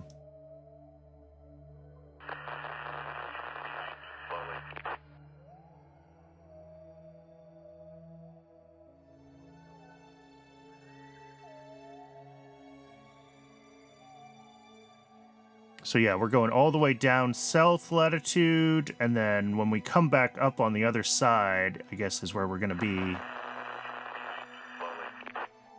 Looking for us to start approaching whatever -6 is going to be.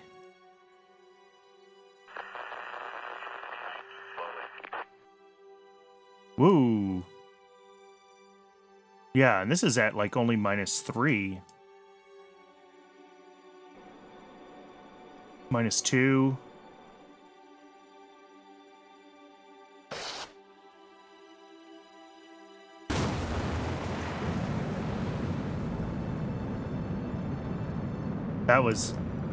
That did not get itself properly aligned before the burn. I'm not sure what went wrong there. Oh yeah, Noodle's view. Good point. This is closer to what we want, though.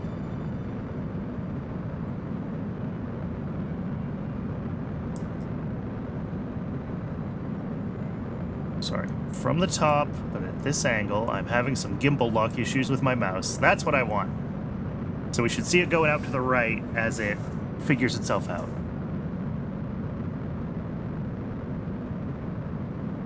We are in, yeah, Moon-Earth orbit plotting frame.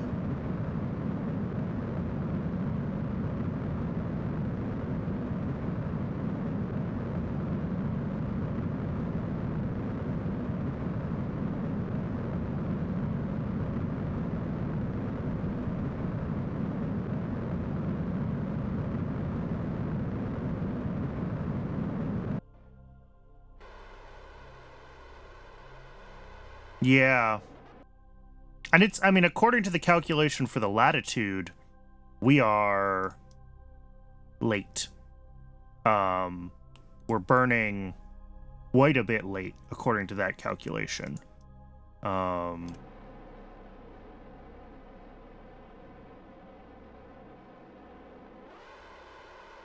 know, we're at 1 degree north here, and we should have burned it, you know, -7, and yeah, there's a little bit of leeway there, but we're coming in low, right? And we can see that, and that means that we're burning when our latitude is too high.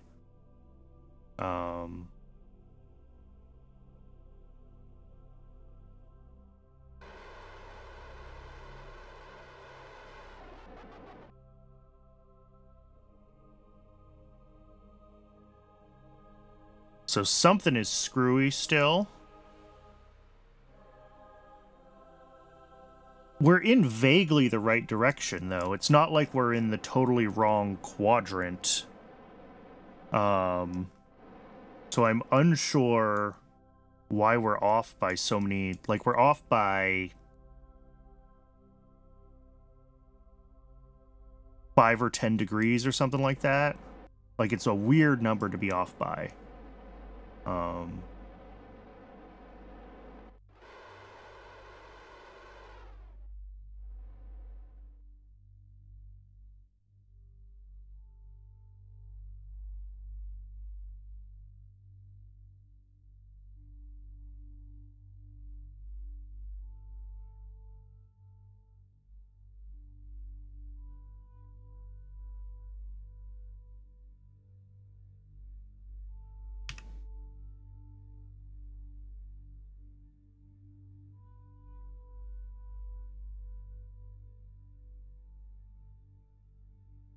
And this is... What is this stuck doing right now? What does it think it's doing? Oh, it's waiting for steering locked. Okay.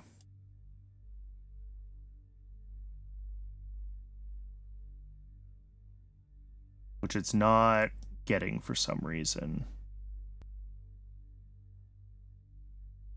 But if we stage it by hand, you know, we're not going to get...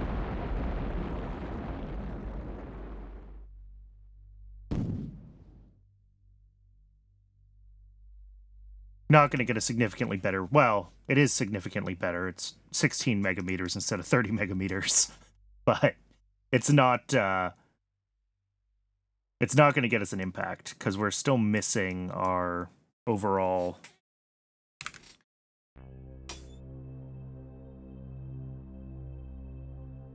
I mean, we could do...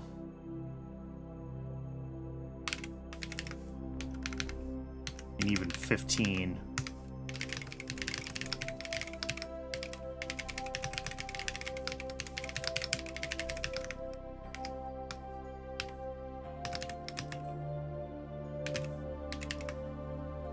If we start with the latitude and then switch to the, or sorry, start with the longitude to make sure that we're in just like the general vicinity, and then dial in with the latitude that I'm a little more confident in being, like, correct.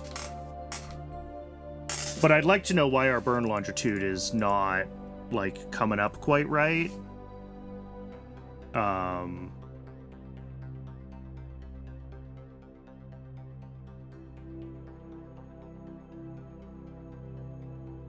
Wait a second. If burn longitude is...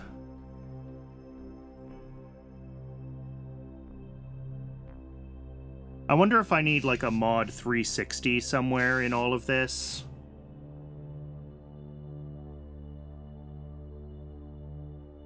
Because, like, burn longitude is going to be between negative 180 and 180. And we know it's slightly negative. And then the ship's longitude is going to be between, I guess, negative 180 and 180.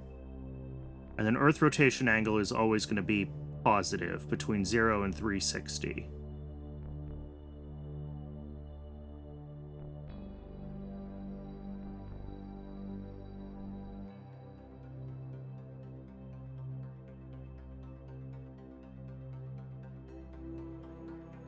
Correct. Yeah, the burn longitude is in the celestial frame, equivalent to right ascension.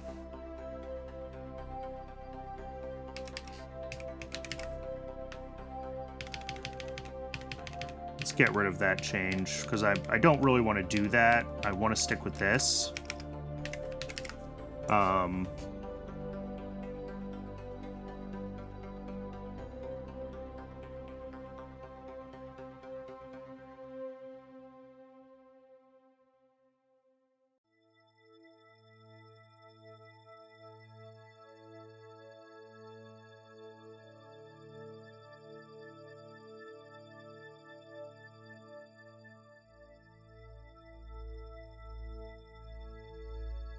Yeah, I feel like we're missing a...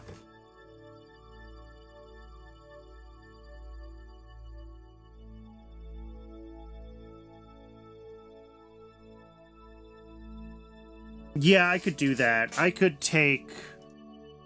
Well, I could take this whole thing, and we can do the calculation for our...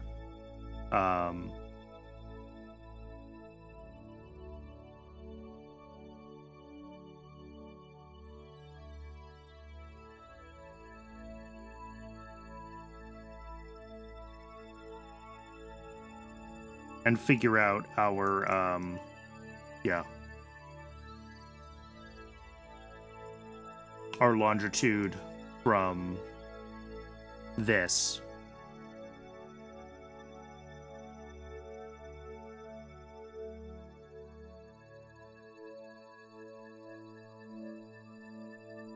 Because we don't have to use the moon, right? Like, this should really have... Moon position at times should be, like...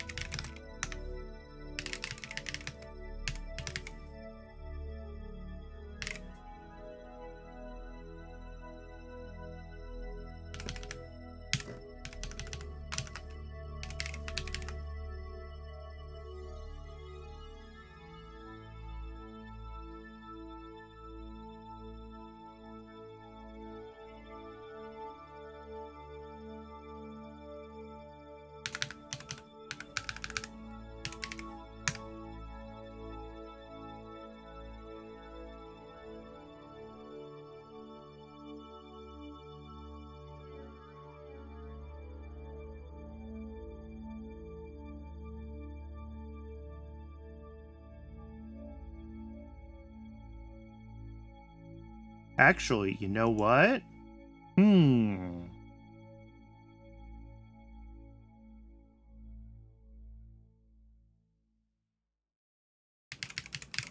Let's make this a global. I should move this to another library, but I'm not going to. If we take MoonVec normalized, RT is the opposite side, that's fine.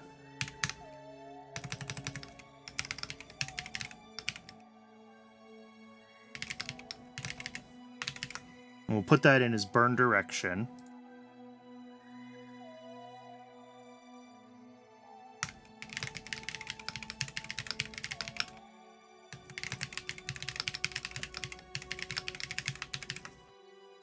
And then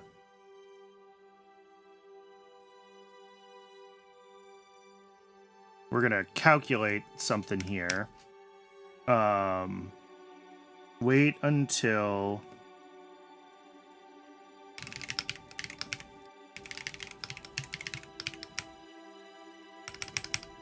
It's going to be like the Vang of the...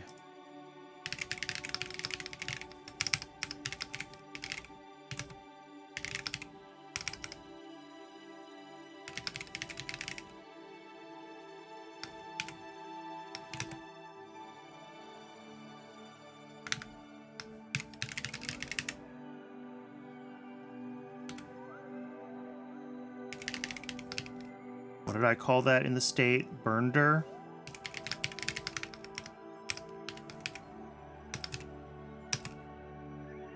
No, say greater than 10 degrees. The question is, how close do we actually get to like our wanted burn position?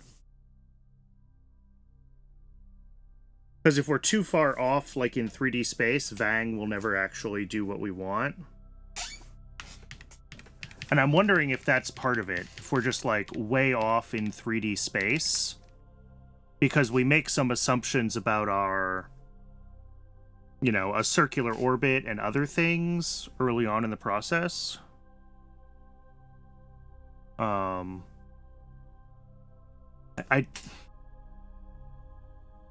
I think going through Earth rotation angle and doing the math myself is going to come out basically the same.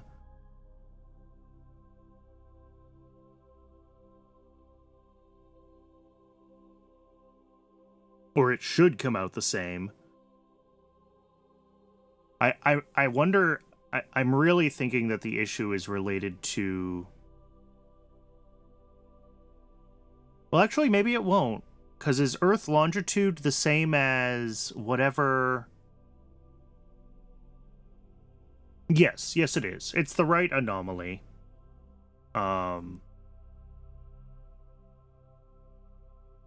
because we want in 3D space relative to the center of the Earth, and that's going to be the longitude. So that's fine. I think...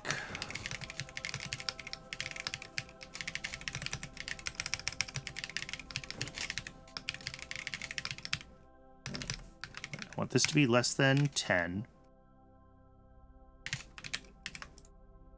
I think that if we just do the latitude after we've done the longitude, we're going to come real close to where we want to be. But I don't know why. I don't exactly know what's going wrong with, like, our 3D space computations that leads to this, like, issue.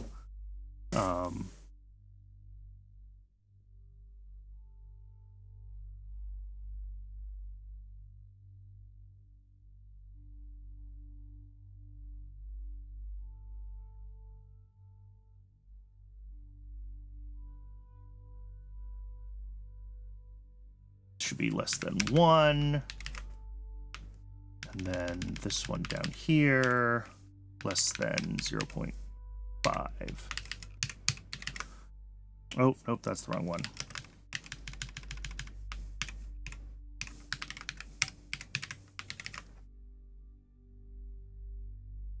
I want to try this. I just want to see if this works. If we just, like, use the longitude to make sure we're in the right general region of the orbit, and then switch to using the latitude. Like, how close do we get to our target? I guess we didn't have to revert to launch for that. We could have reverted to the parking orbit save. Oh well.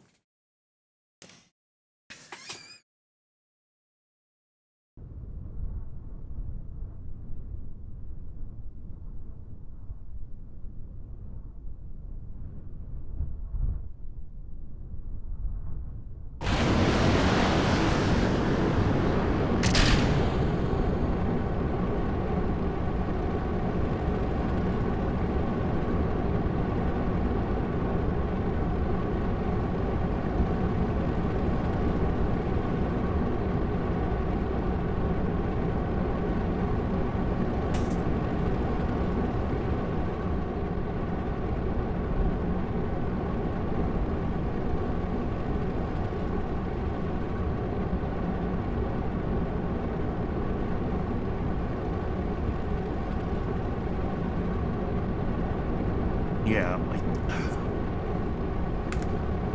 make sure that I did do all this right.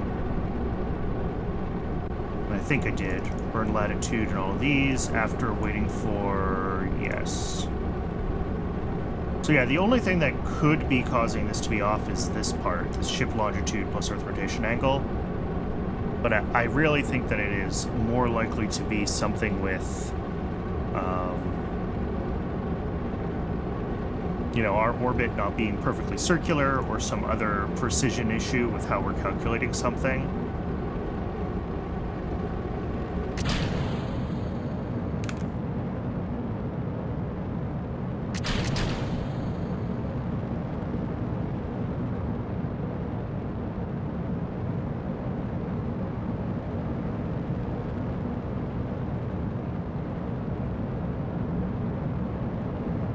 I mean, I could do the old add 360 mod 360 to all of my angles.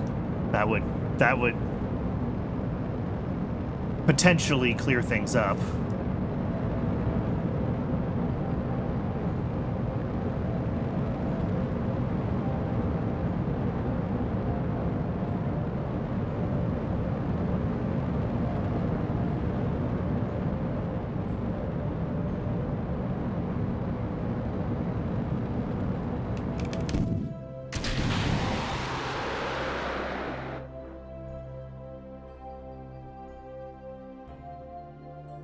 In case there is something weird going on with, like, signed angles or something like that.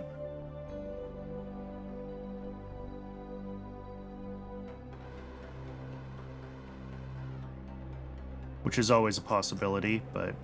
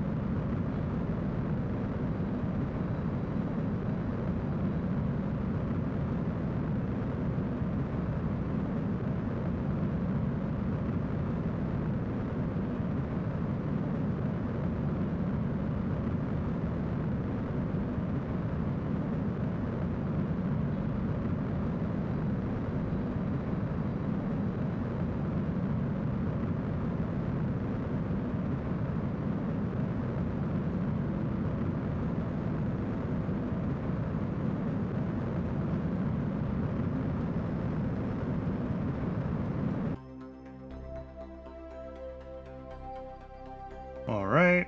Oh, those... Whatever.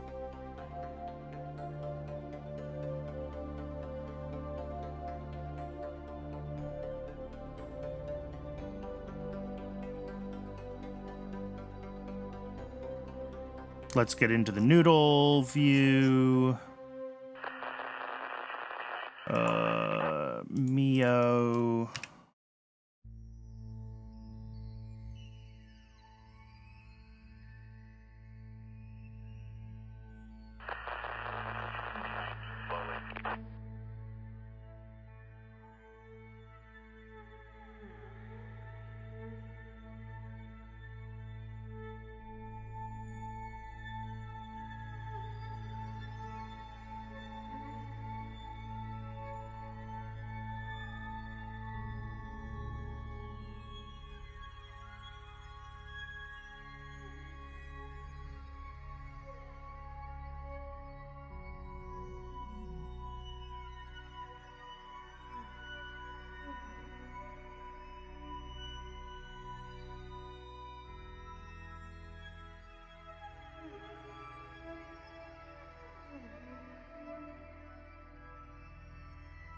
Interesting.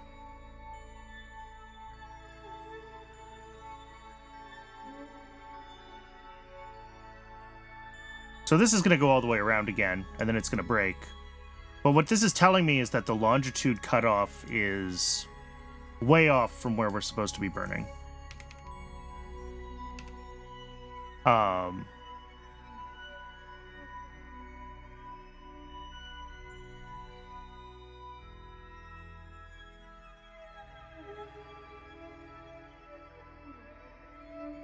However we're calculating longitude is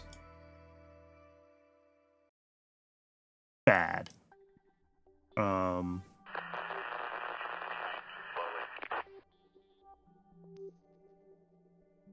when we get to 7-ish degrees south, this should turn off its time warp.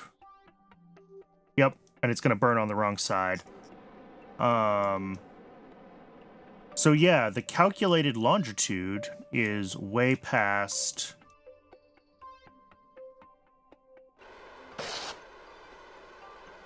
where that 7-degree burn point is.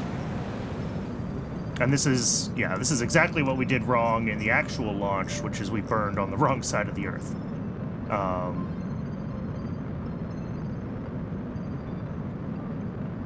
Alright, it's ad o'clock.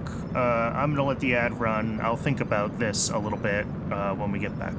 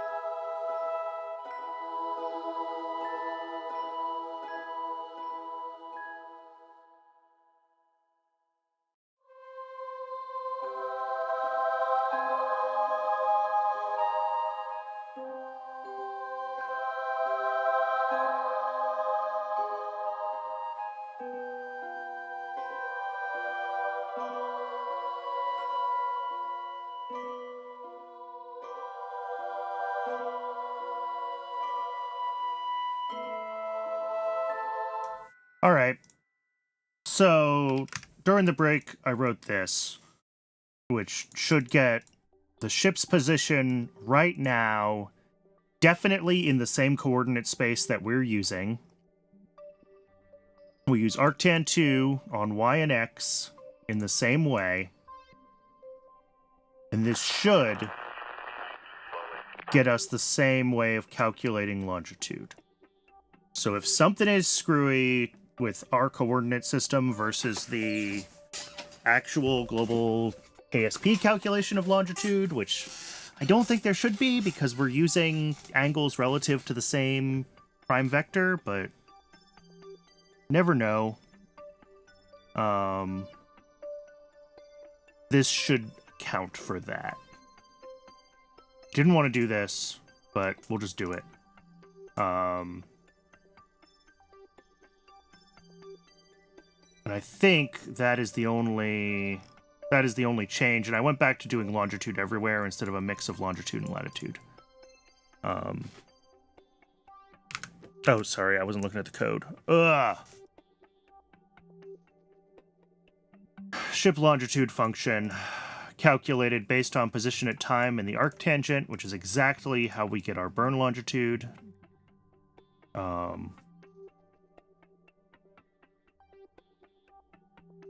And then we use that in our delta, so we know everything is in the same coordinate system. Anything weird with like positive or negative angles should be exactly the same in both, because they're both using the same arctangent function. If this doesn't work, I don't really know what will.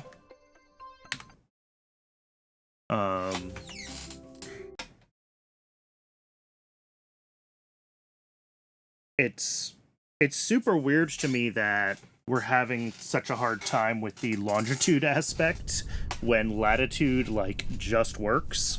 The problem is that there are two latitudes, or two positions where the latitude is correct, and if we didn't have that issue, like, again, in simulations, when we ended up in the right orbital plane, to pass the latitude, or to pass the correct burn time on the first latitude, we were getting a lunar periapsis, or a perilune, I guess, of, like, 2 to 4 megameters, which is fantabulous.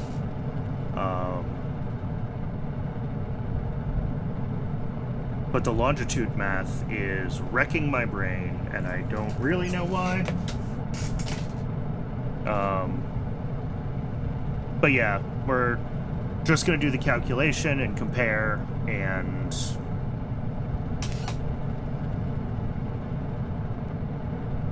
as long as that gets us close.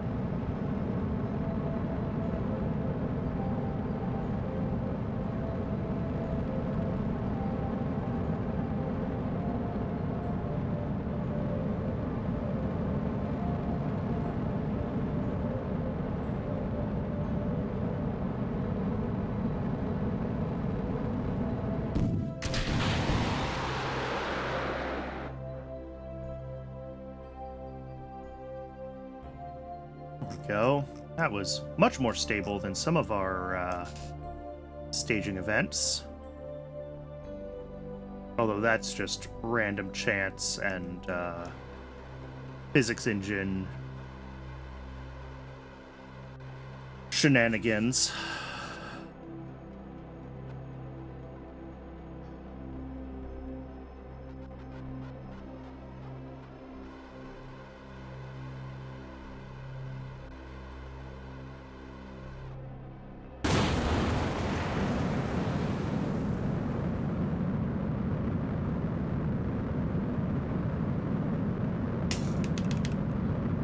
Alright, so this will get us back into a circular orbit.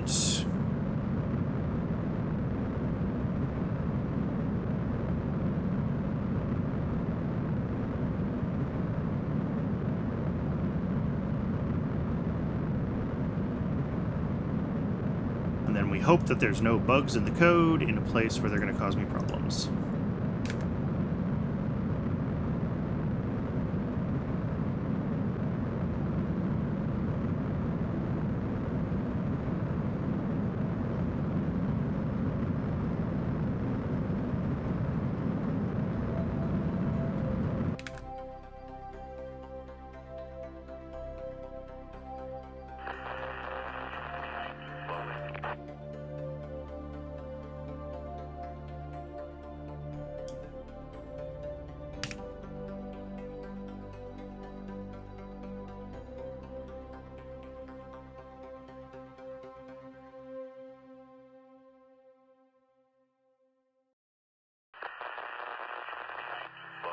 Alright, let's see where this decides to burn now.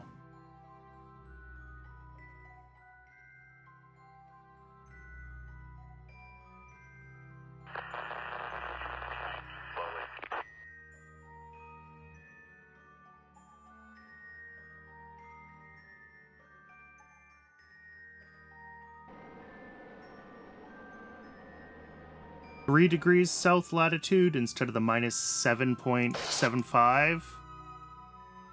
So, like, it still feels like it's burning late.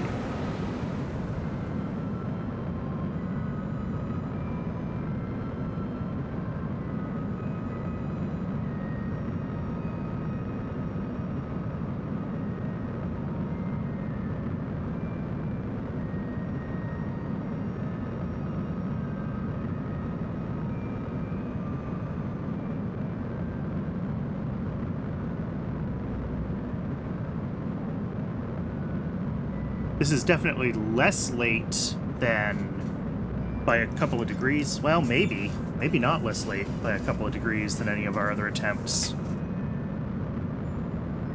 It's generally in the right place, but like a couple of degrees matter, so...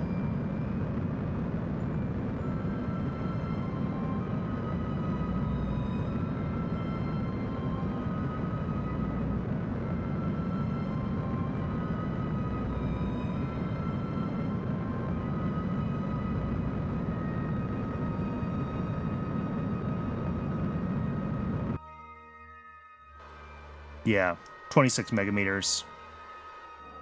And low. It's low, because we're burning with our... burning too far north.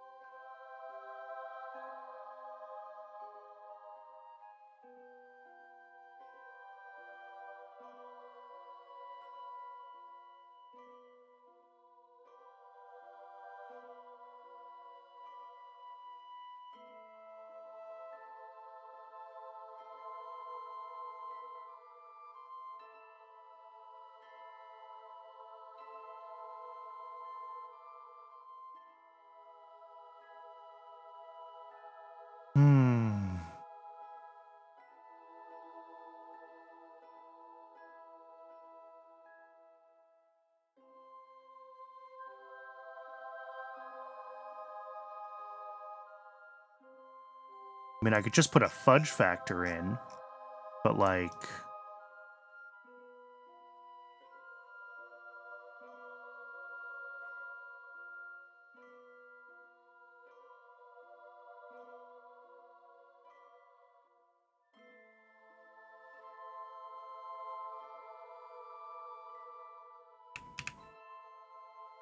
I don't think that's particularly useful, or really what I want to do long term.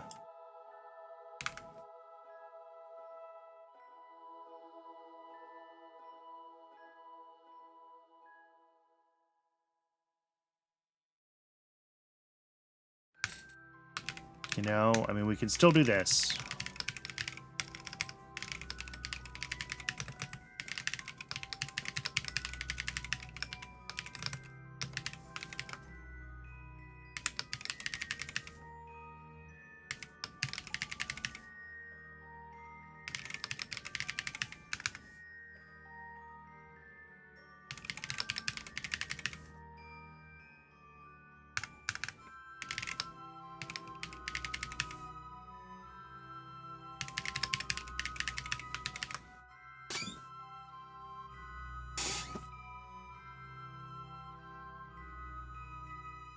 So this just says, wait until we're close to the longitude and then fine-tune by latitude. And last time I tried to do this, we missed the latitude and we had to, like, rerun it.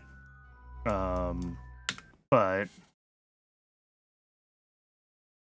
let's see. What do we want? We want parking. Hopefully this works right.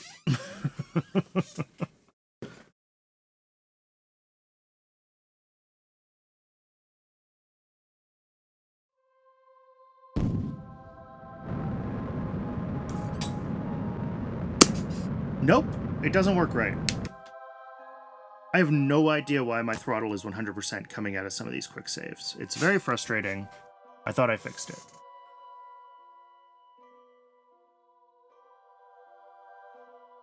Oh, no, I didn't. I added wait ones to some of the other ones before we set the phase and save, but I didn't do it before circularize.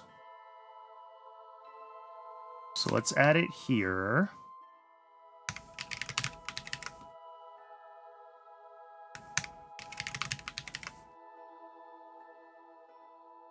We shouldn't need it here,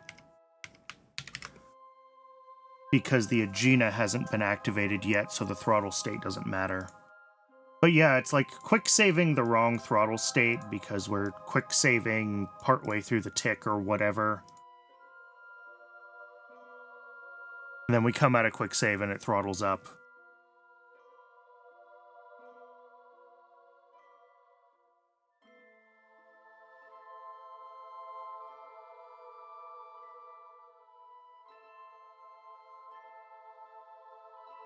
My brain is absolutely mush. I really am running out of... I'm not sure why we're off by so much from where it thinks we ought to be. Like, that's really the thing, where it's like... we're getting a latitude and a longitude. And yeah, the longitude is not Earth longitude, but whatever. And like it's... those don't coincide, right? By the time my orbit is at the right longitude, our latitude is way off.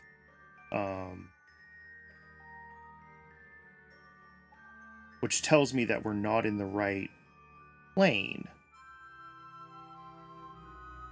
Which is, I mean, absolutely possible. It's possible that this goes all the way down to, like, our...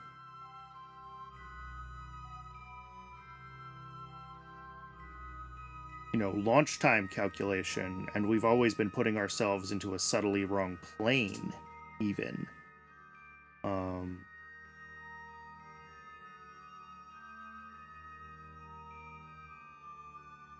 Did I try that? No, I decided that I didn't like that. And there's a reason I decided I didn't like it.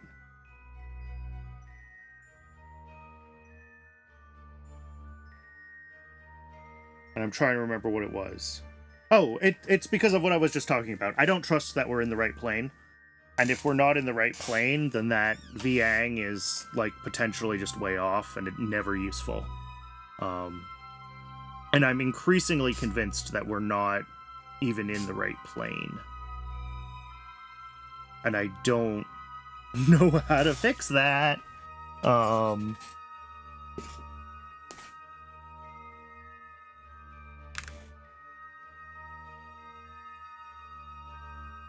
The plane that we should have been putting ourselves into, our parking orbit plane, which is supposed to be the plane such that, you know, we can burn and it will intersect the moon at the point of the moon's, well,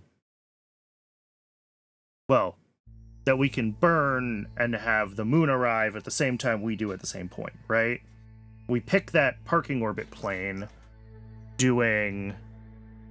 It's not about minimizing the relative inclination. We don't actually care about that. It's purely about time of arrival. So we actually do the math in calculating launch time here to figure out when the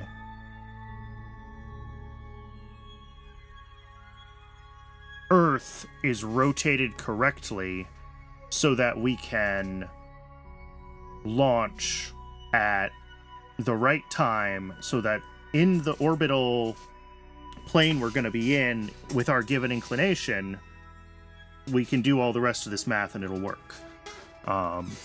If something is wrong with this, calculating like our right ascension or whatever, we're going to have like everything else afterwards is wrong, right? If this is not working right. And this is all straight out of that NASA paper.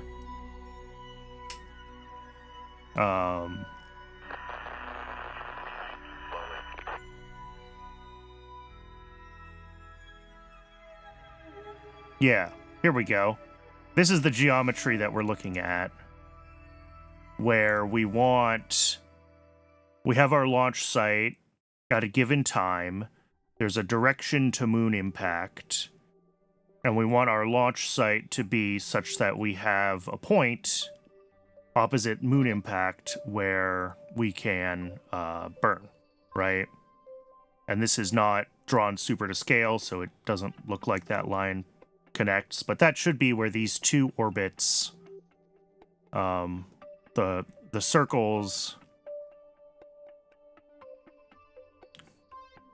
you're targeting the lowest inclination parking orbit, then your transfer has to be at the relative AN-DN. Yes. Relative to...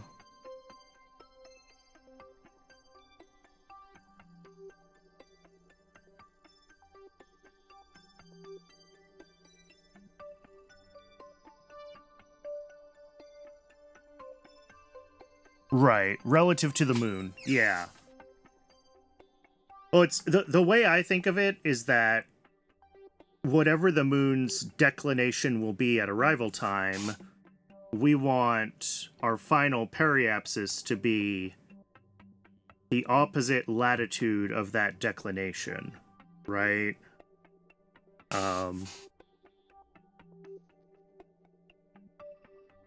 And that's what my latitude math was just drawing that straight line and saying we want to burn on the opposite side.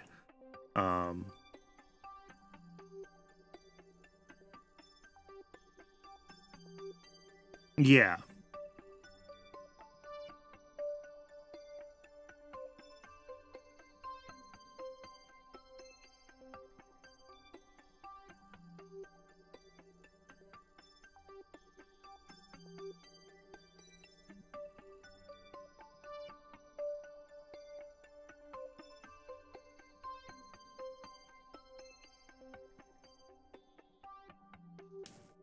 And then...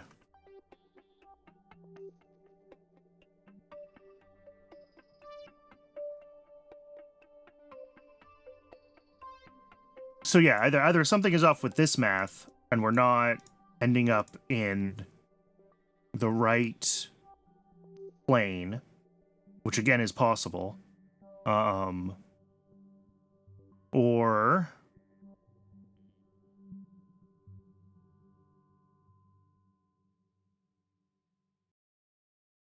How do we do this here? We get out of there, pre-launch, we do all the thing. Yeah, and we only time warp until, like... I mean, we do launch apparently a little bit late, because this should probably be, like, warp to launch time minus 20 seconds or something like that.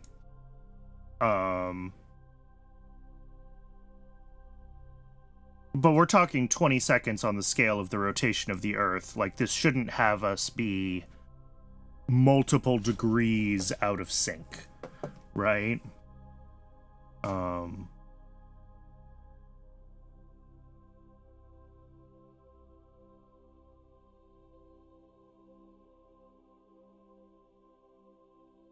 It's possible I'm not accounting for something with...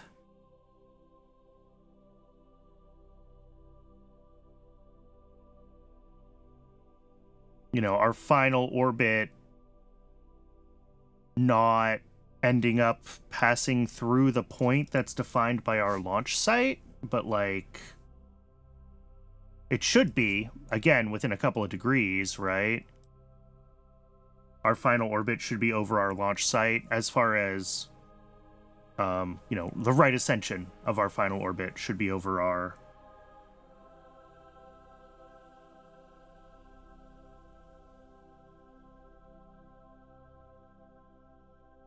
Right, and this is what I'm doing here. The right ascension, Earth rotation angle plus ship longitude. So if that's...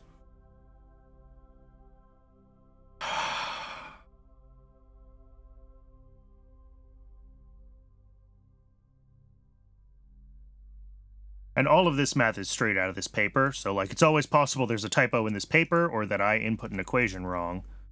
And we're ending up off by some amount of something. Did I lose my PDF? There we go. Sorry, let me make this bigger. I know it's not as easy to read.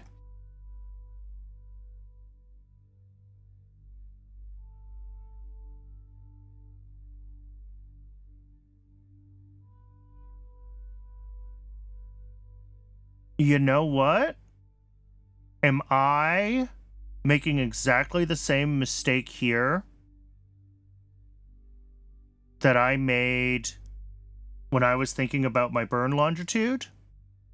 Where I'm just taking a singular arc cosine instead of taking a arc tangent of the cosine and the sine? Yes, I am. This is exactly the same bug.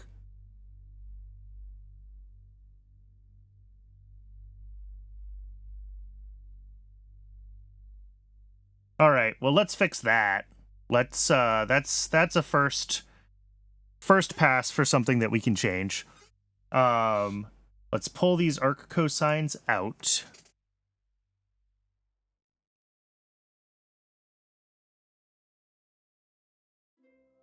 That's fine as long as we account for... We don't care where the launch site is at... Ooh, or do we need to take that into account? What I care is that the launch site is on the plane that will have my burn point on it. And I think that's what's accounted for here. Is getting the right... Yeah, because we create the normal of our plane, and then we calculate the right ascension based on that plane. So we don't care that the Earth is going to rotate underneath us. We just want to make sure that we're in the right plane at the right time.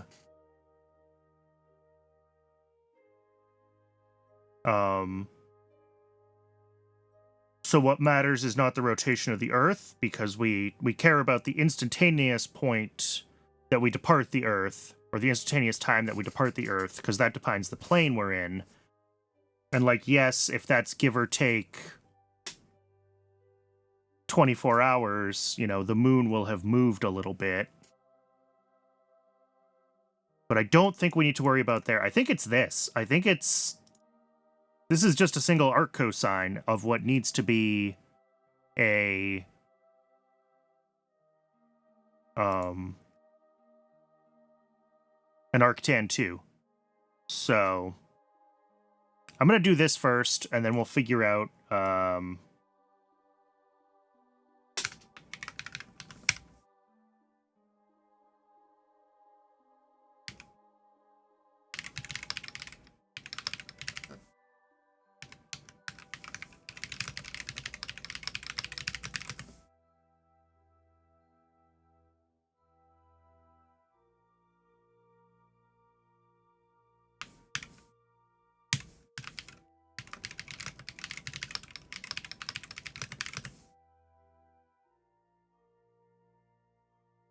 because, like, chances that this is actually the bug are non-zero, right?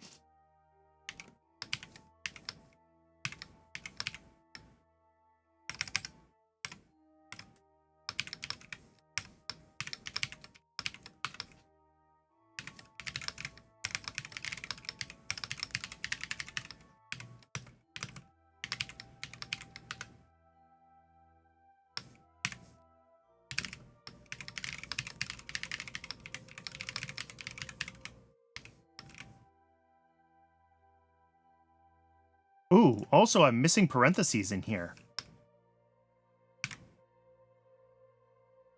So yeah, these calculations were all kinds of screwy.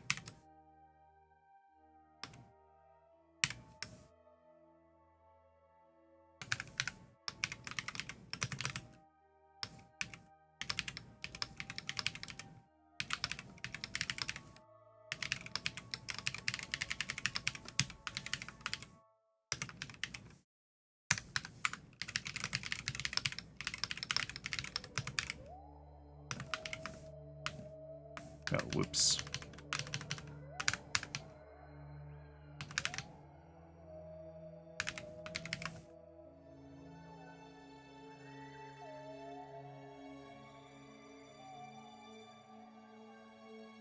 WY/WZ times sine of latitude minus WX times cosine latitude cosine.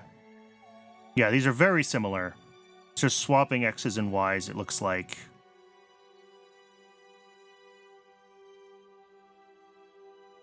Assuming we trust that this paper does not have any typos.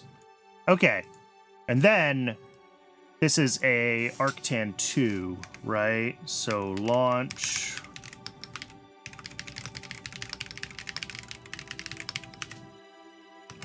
Dosine. Oh, yep. Is arctan 2 of... Y is the sine, X is the cosine, right? So it'll be launch RA2 sine, launch RA2 cos.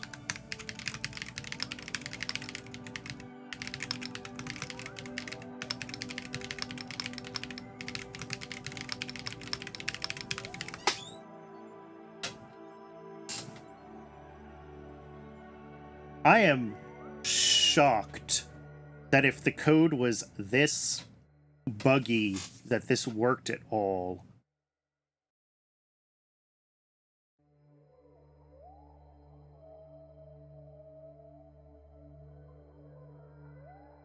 Is that right for arctan 2?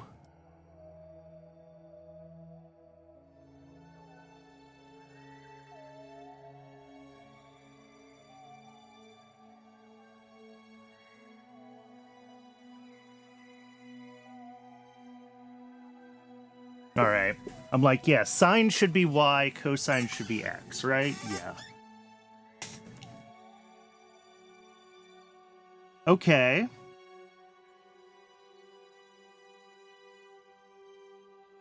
If this just fixes everything, if this thing just, like, slams into the moon first try, I'm gonna be both elated and disappointed. Why can't I revert flight? Oh, because I loaded a quick save, and that always screws up the revert.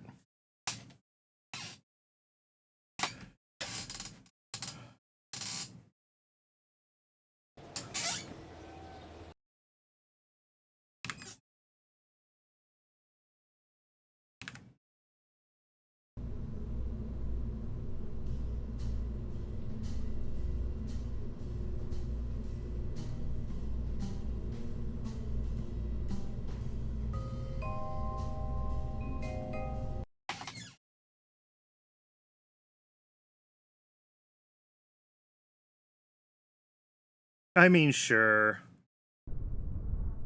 This all pre-calculates before launch anyway, so, like...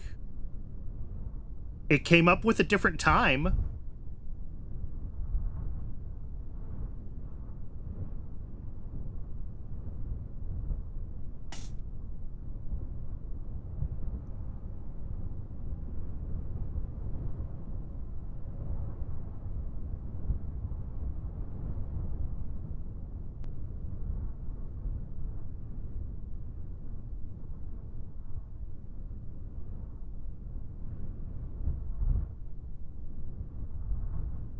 Denominator is... Yeah, sorry, I already read that. It's only computed once. I could optimize it away because it would make the code easier to read. But it's all pre-computation, and I just don't care. Oh, and this waits for 20 seconds now.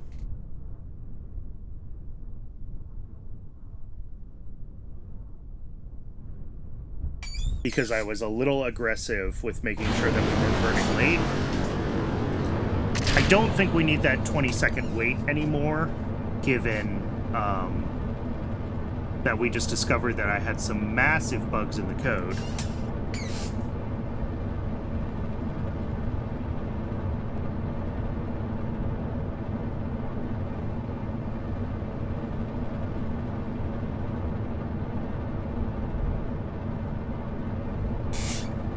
Yeah, and we expect that our moon injection, like latitude and longitude, should be basically the same. We just chose a different time to launch, because that's the calculation that was messed up.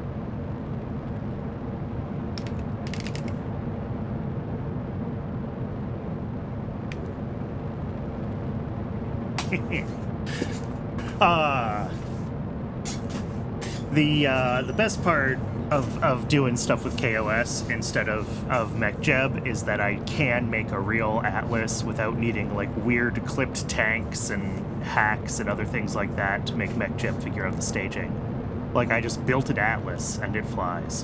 And I love that so much.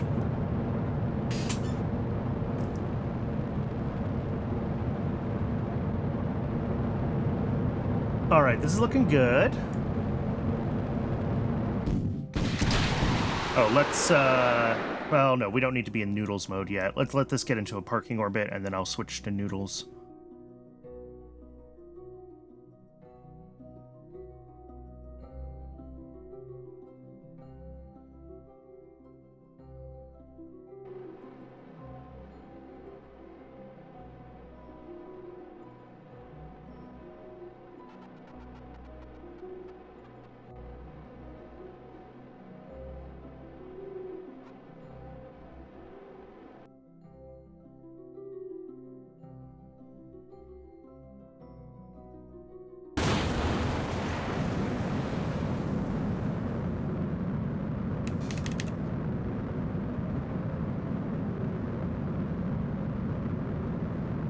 Oh, this is always a slow burn.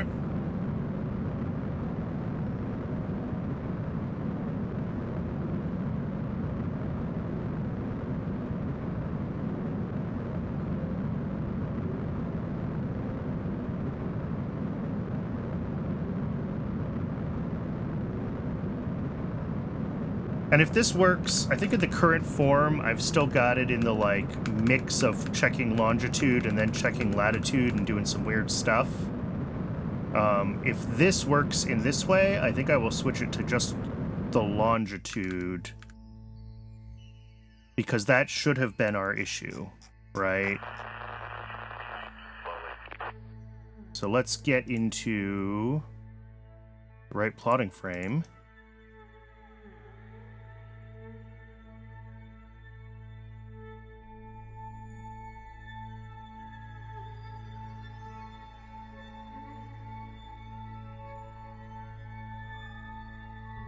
Look at that.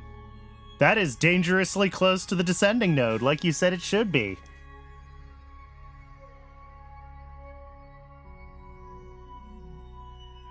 God.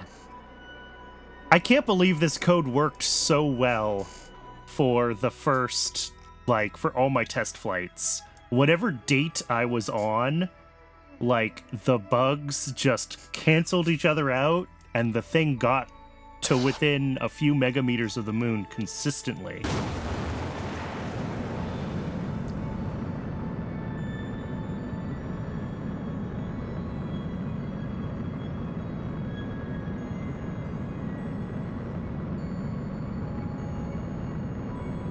But yeah, that is exactly what we want.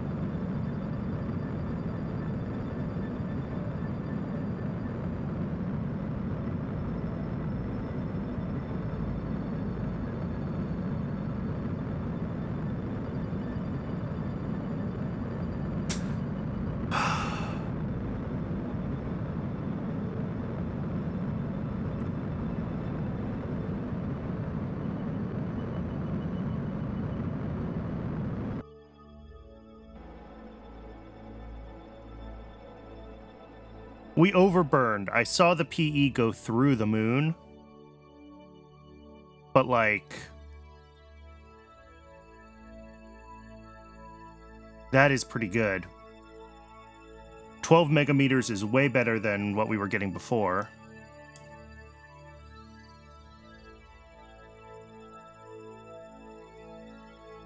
I mean, this might be close enough that we can, just dial in our our mid-course solid, right? You know, if we need a little more, yeah, we have fuel left. So if we need a little more delta V on the solid, that actually pushes it into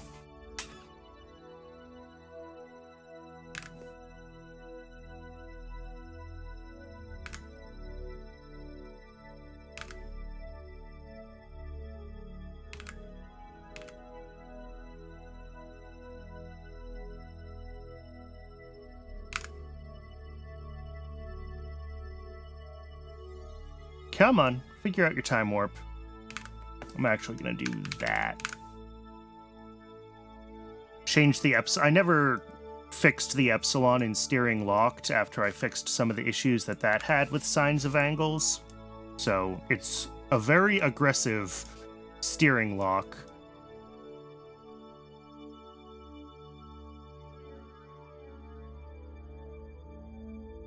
Yeah, because this hasn't shut down the avionics yet, so it doesn't think that it's, There we go.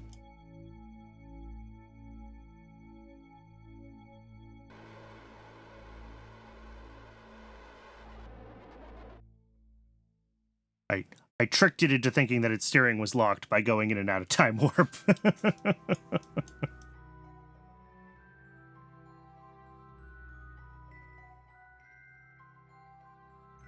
So now this is going to point itself to what it thinks is, well, some approximation of radial in that I probably need to do a better job of calculating, because it's not radial in. Oh, yes, it is. There we go. That's where it should be.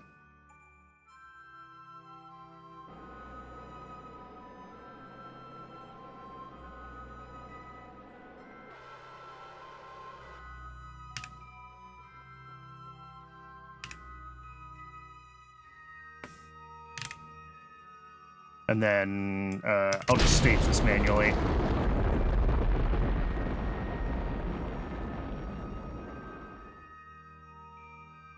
Yeah, that doesn't quite get our PE down low enough because we were... Our DV management is a little iffy.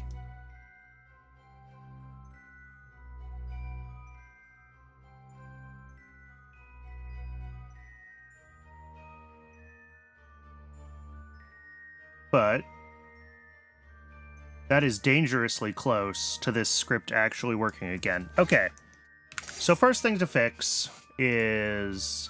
I did tweak the epsilon here like I was just talking about, so hopefully that'll work a little bit better. Let's do everything with burn longitude instead of burn latitude, because it actually seems to be working now.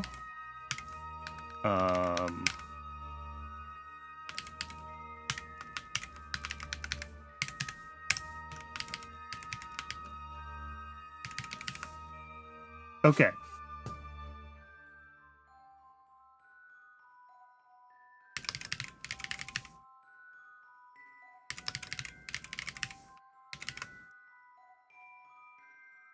Really, it's the right ascension, not the longitude. But, oh well, I'm using the wrong term everywhere, so... I wonder if I could get away with ship longitude now being actually...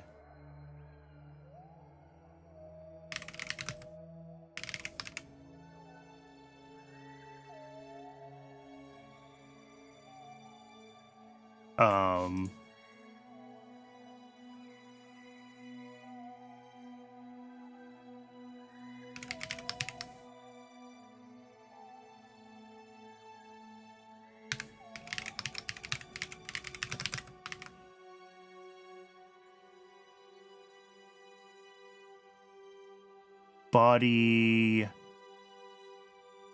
rotation angle. There we go. Save some calculations when we're actually in orbit.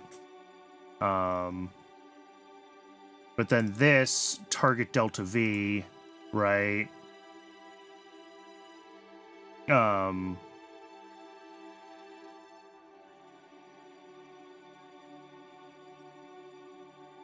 This is not the world's best approximation, but like, we assume that we're circular at our given altitude, add in the delta V for home and transfer, and then subtract our actual orbital velocity. And that's what we call our target delta V, instead of just using the home and transfer delta V. This obviously doesn't account for the fact that we might have some vertical velocity and it's not all horizontal, and that's screwy. It's not a perfectly circular orbit. And then on top of that, the Agena itself is going to have... you know, I could probably...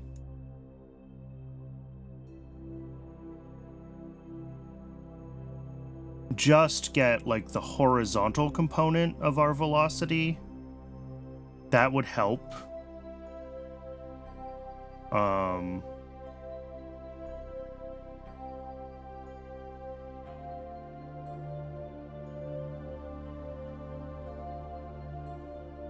How would I do that?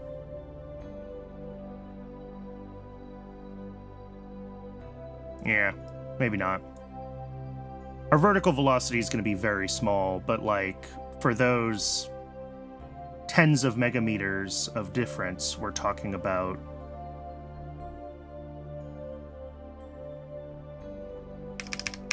yeah, this is fine.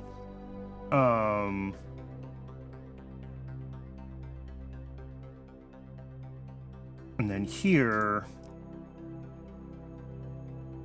this is the part where we kind of need to know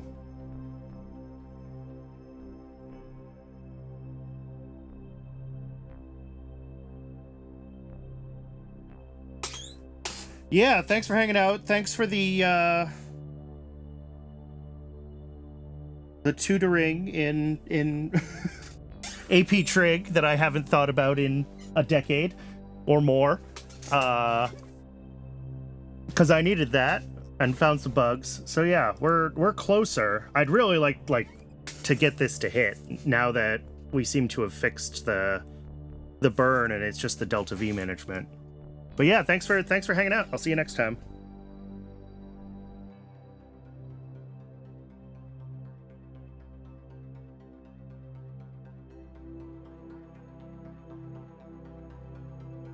All right, so I mean, I think this is still a reasonable approximation of what our delta V needs to be.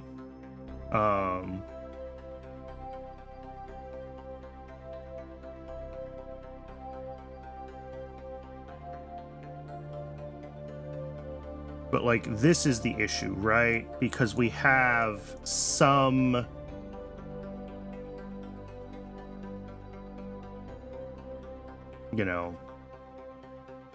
there's a little bit of, I think, spin down time on the engines, not just spin up time.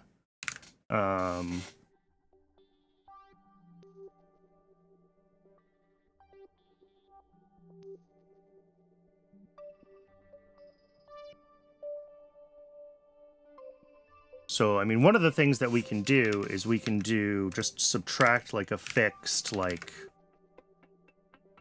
20, right?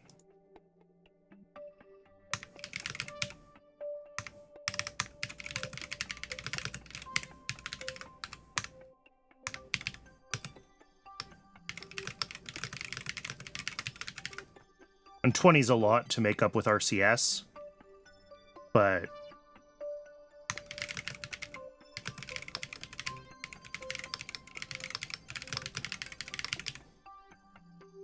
and actually, I think we'll do it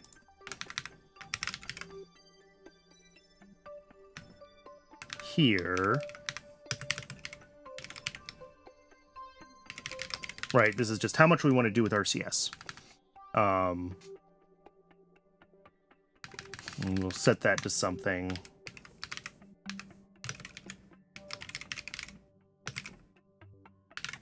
Say 15 meters a second that we want to do with RCS.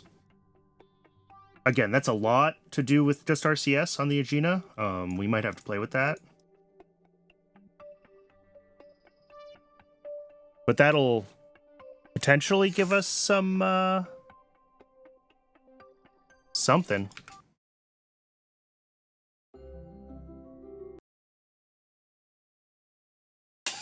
I'm also curious, like, how much we're overshooting by. I should add that as a debug print. Let's do that.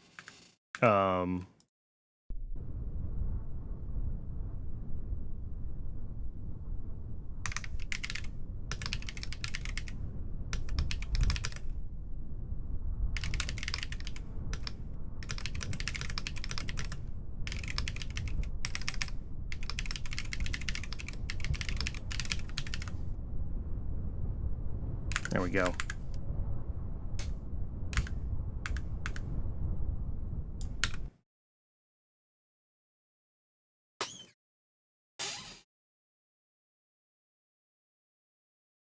I would so very much like for this to work.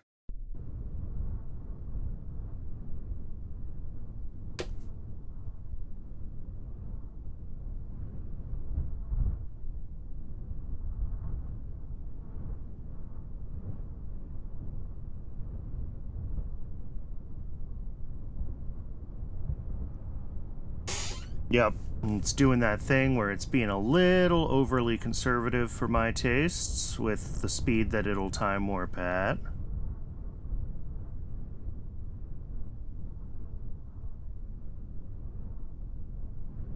This is why I do a lot of manual time warp management instead of warp 2, by the way.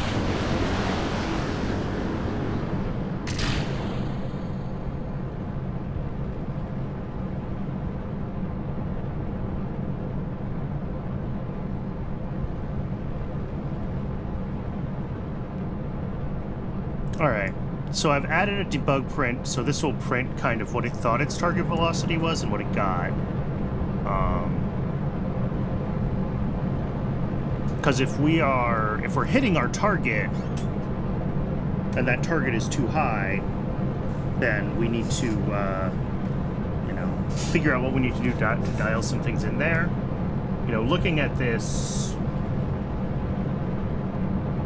position error is like 400 kilometers, right, on the moon. So potentially we do just want to do that initial iteration like more than once. I wait until the error is less than half of the moon's radius, right? So like we should still be hitting the moon. Being off by tens of megameters, or we were like 12 megameters before, is more than I think we're going to get just by dialing this in. But maybe. We're looking at a transfer time error of 5 minutes. So I don't know what that goes into as far as speed, but maybe we want to dial this into a lower error.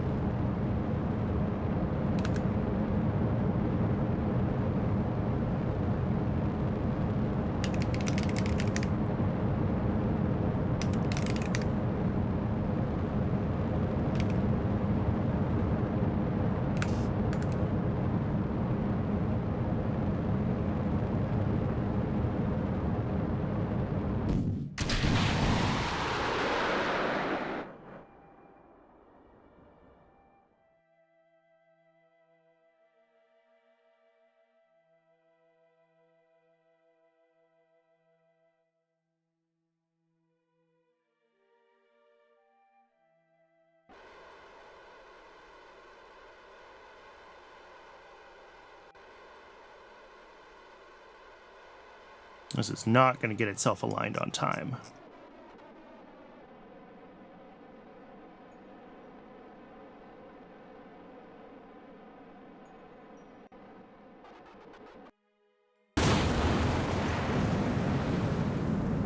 Which, like, fine, it can fix it there, but...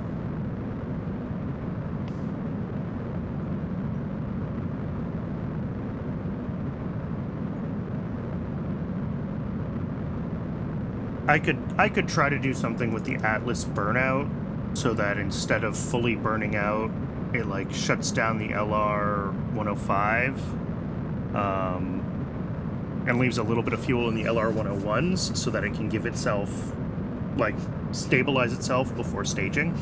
That's an option, but that's not necessary for the moon mission, so we're not doing it right now.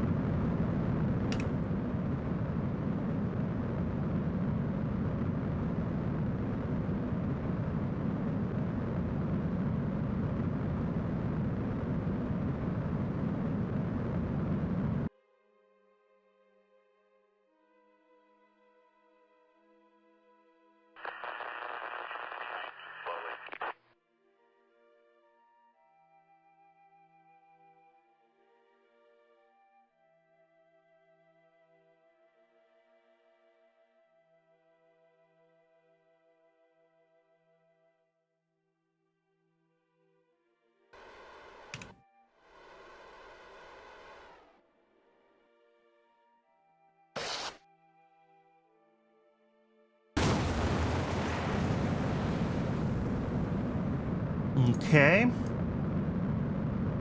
So this is going to burn, and it's going to tell me, like, what it wanted our velocity to be, hopefully, as soon as it's done with this burn.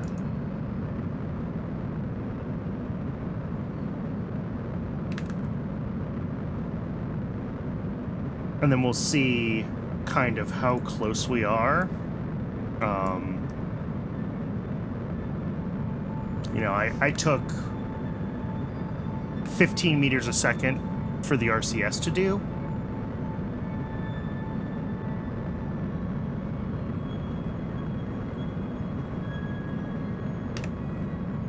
Which may or may not be exactly what we want.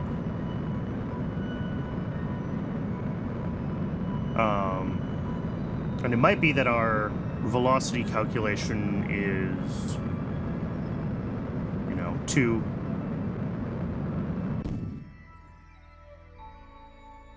Yeah, there we go. Gina, no ignitions remaining. So it's trying to do the last 15 meters a second with RCS, which it might not be able to do.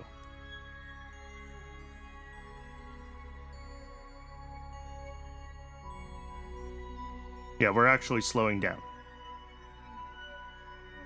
So this will never complete anything. Oh, no, it's trying. It's trying. It's still burning.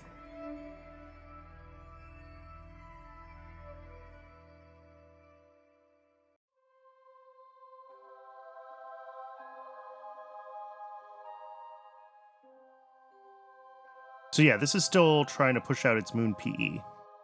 And it still doesn't think that it's gotten to the right speed.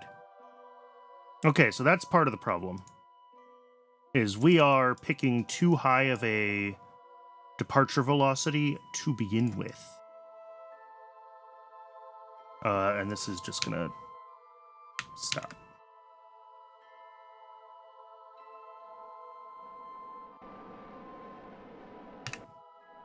I don't know how much RCS we have left. Some.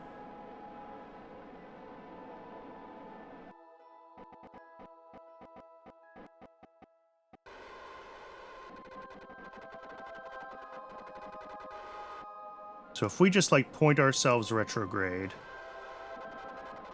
and then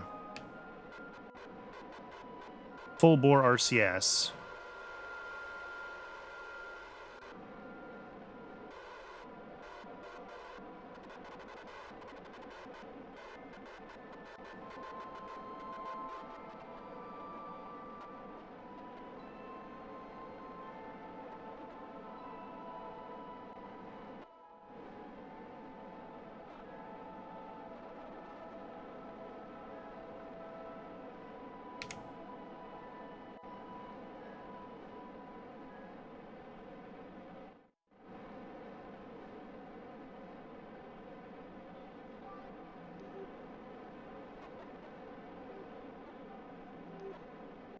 Like, there we go. That's it. So, if I use... One second. Let me get my... I want ship, orbit... is it next batch? Is that what I want?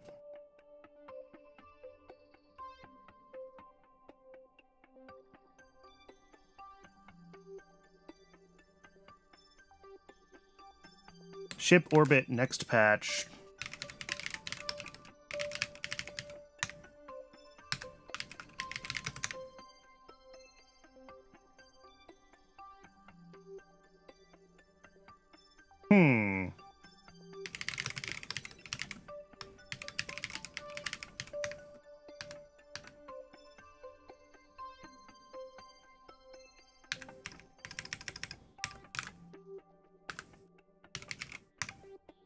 Is the moon.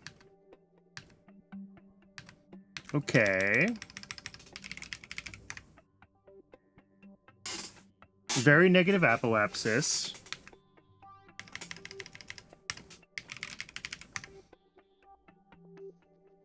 And a periapsis that is, well, fluctuating.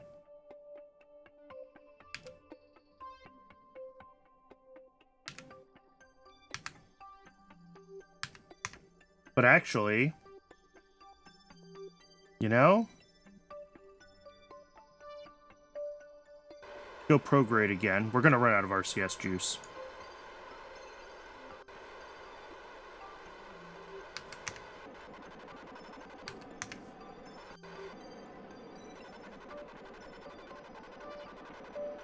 But I'm curious if we can get this to, you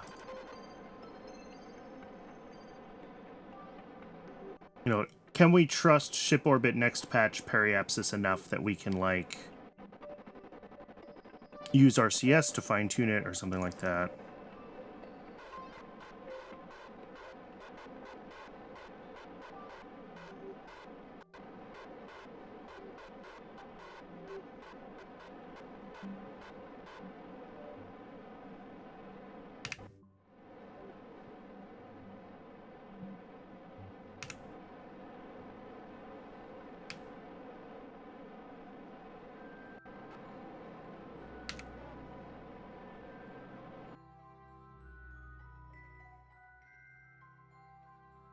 Because, yeah, there's definitely more to it than just... And no, it's still very, very positive.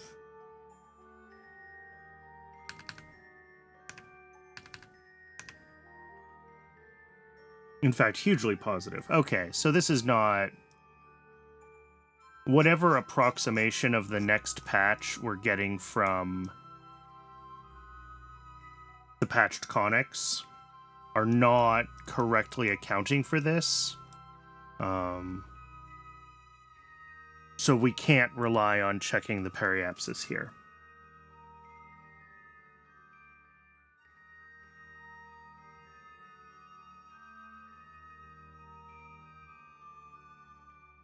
I am thoroughly stumped.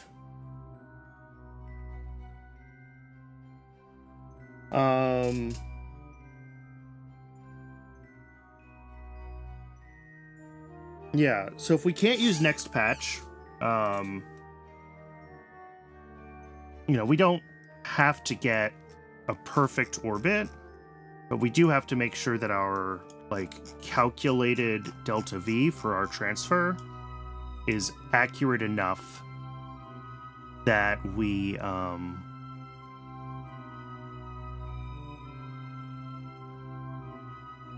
that we hit the moon, or hit within, you know, a reasonable correction burn of the moon is really what we want.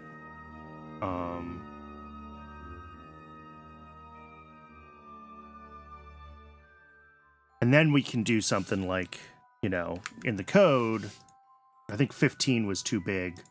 You know, set the RCS delta to like 5, right? But we were already over our intercept even before the RCS delta was taken into account, and it was still trying to burn.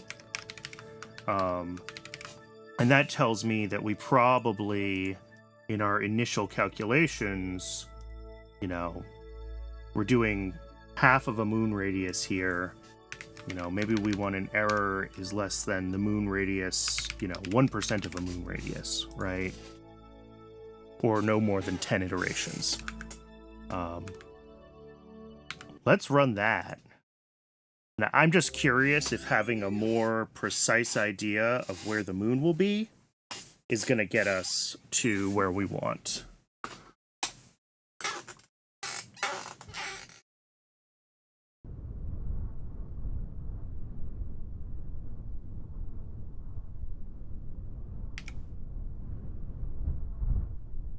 And I forget what...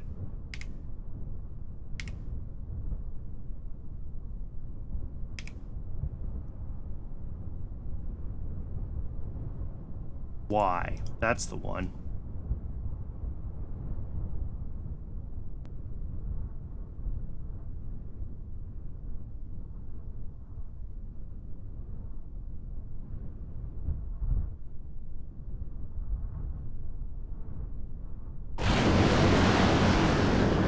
All right.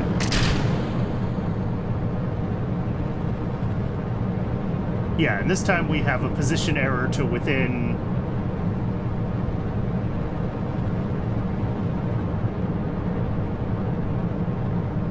1.3 kilometers and a time error of just over 1 second in our travel time, as opposed to last time we were being okay with this like 5.5 minute time error and 350 kilometer error. So we're more confident in where the moon is going to be.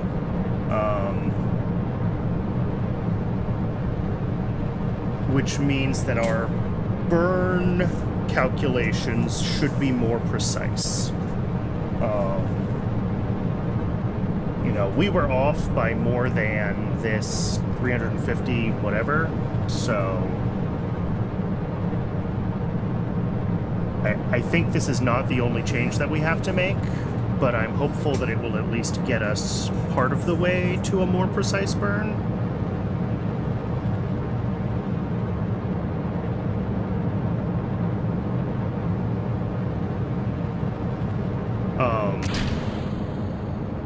The other thing that I could be doing is from our predicted moon altitude, instead of just doing our Hohmann transfer delta V,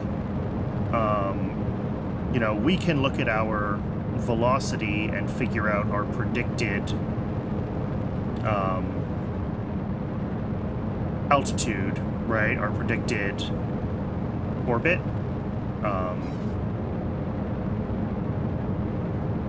So, like, from our current velocity and our, you know, our current altitude and our current velocity, just like treating our current altitude as PE and our current velocity, calculate our, you know, AP, right?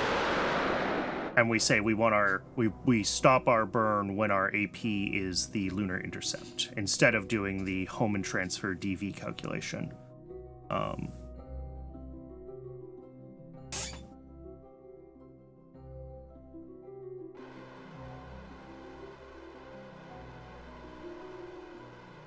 And I guess we might be able to rely on the KSP orbit patches for that.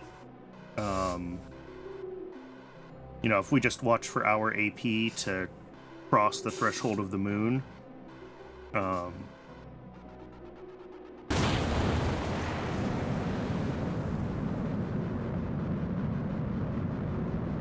I'm curious if just getting to a closer approximation of the moon's altitude, how much that's going to help us with our overall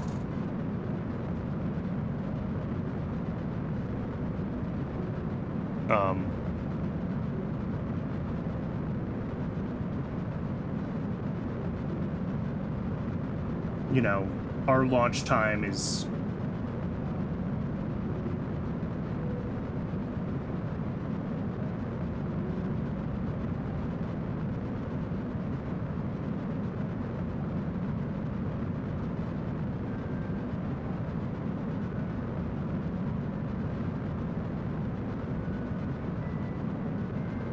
it's also possible that I'm doing something wrong with my math and like radiuses versus APs and PEs, right? Because the radius does not include the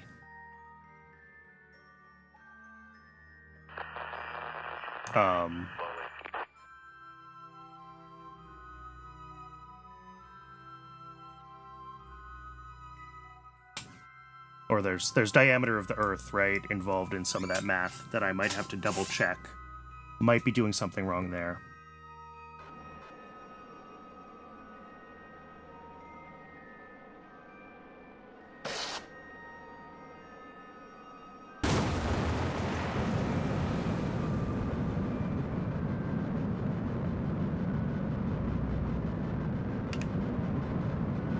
That was an awful burn. Should have given more time for that to align itself.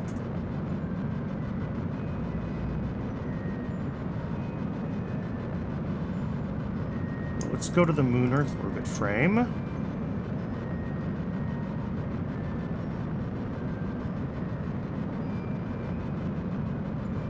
Let's center on the moon, just because I want to be watching as our moon PE approaches what it does as we get closer to burning out this stage.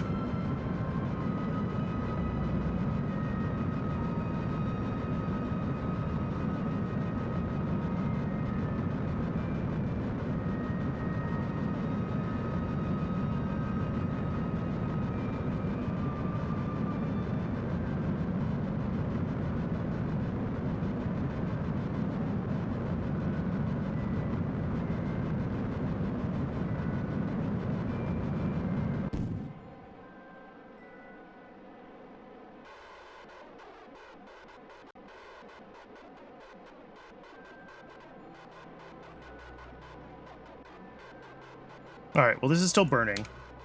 Don't love that. Let's just get rid of the... I'm just going to get rid of the RCS burn thing. I'm convinced myself it was a bad idea. We're going to go back to what the Agena function was before, and we're just going to work on making our target velocity better. And honestly, if we point retrograde here...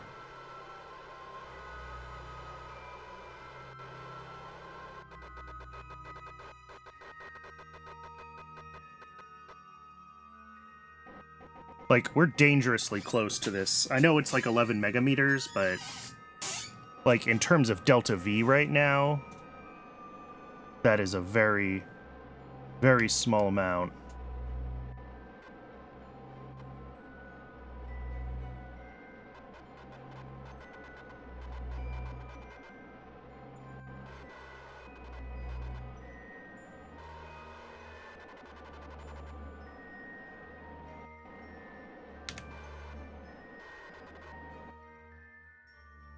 There we go. That's an impact.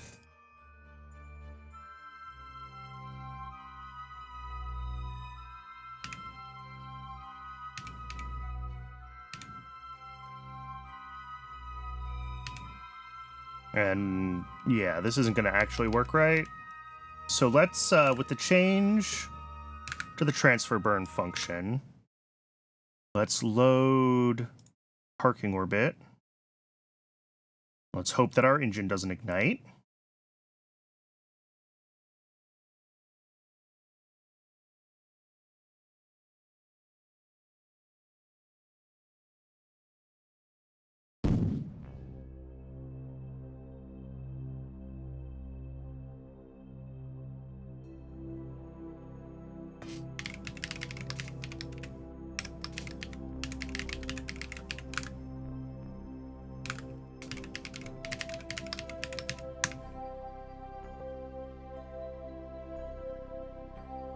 All right.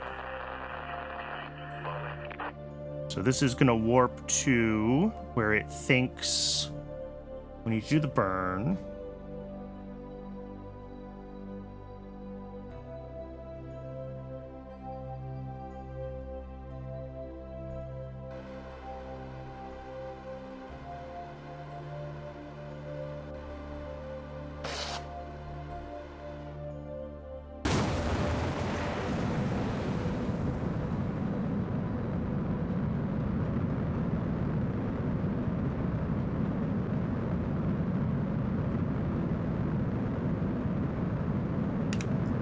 And if we go back into our moon plotting frame,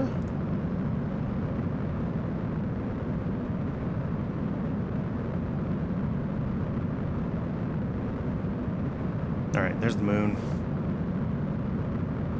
I'm curious how close we can get this.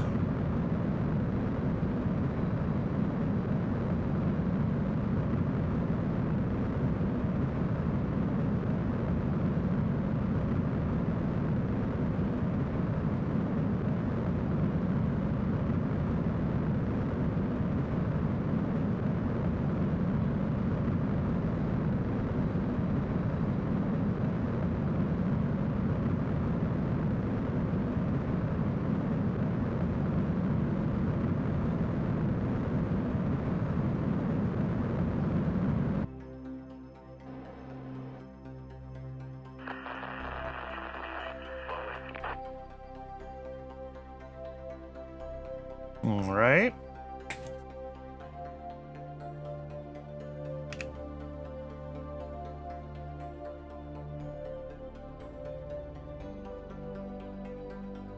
Bunch of science transmitted.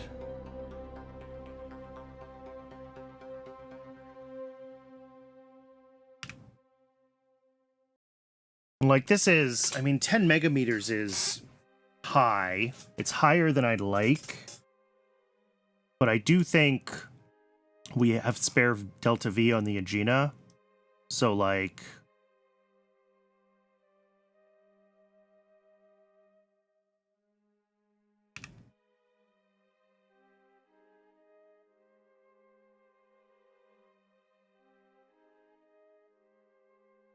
Why is this not on?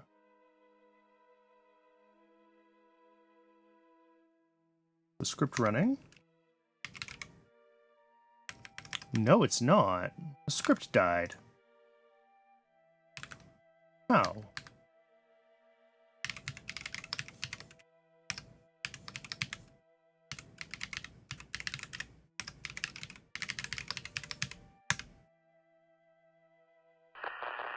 Oh, and it's not in the state that it thinks it's in, and it's in the wrong place now.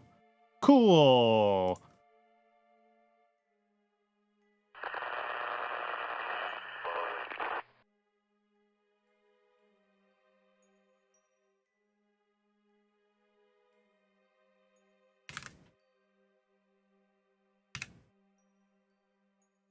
Yeah, now we're past the moon.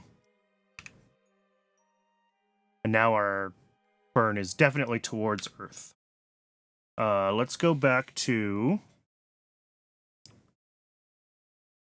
parking orbit.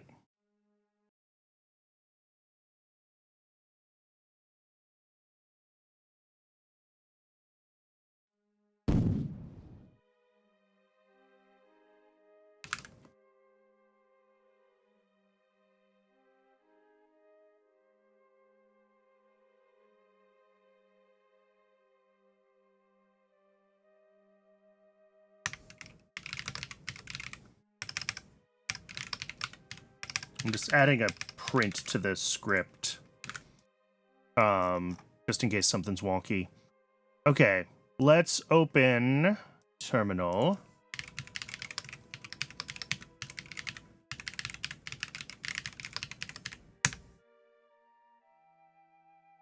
All right. So this will warp us back around to our injection burn. Because I think something got screwed up, like, there.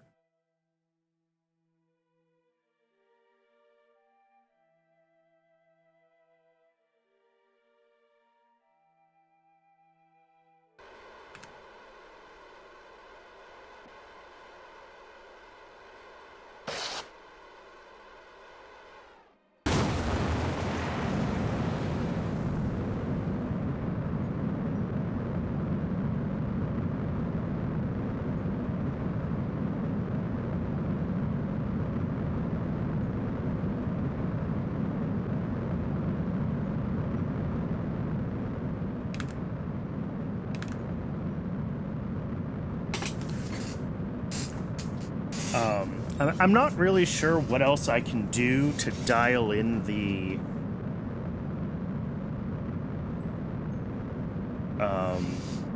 lunar transfer burn more closely. Like I said, I could do the math on, like, my AP here. And maybe that's what I should do, right? We know where we think the moon altitude's going to be, and we know what we think our AP should be. But, like, really, that's going to be very close to what we got with the Holman transfer calculation, or it should be. You know, it's always possible there's a bug in that math, too.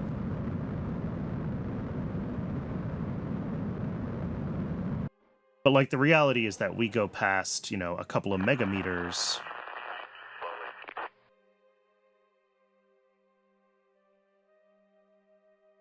pretty quickly.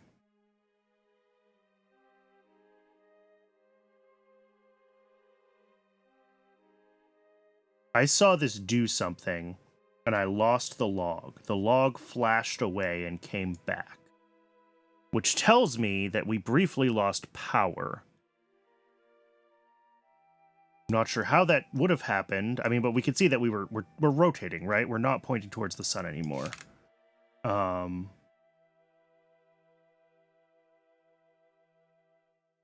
So maybe we do need the steering lock to be a little bit more aggressive, at least. Because, yeah, our rotation rate, whatever that is...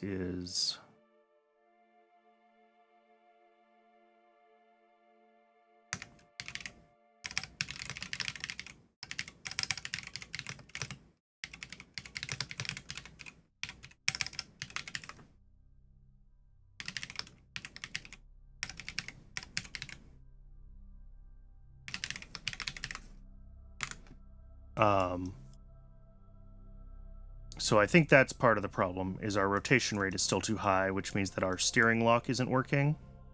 But if we just target ourselves radial in, turn SAS on, activate the avionics.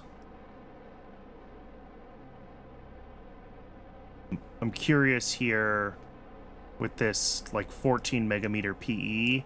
I don't think this 167 is enough to actually hit the moon.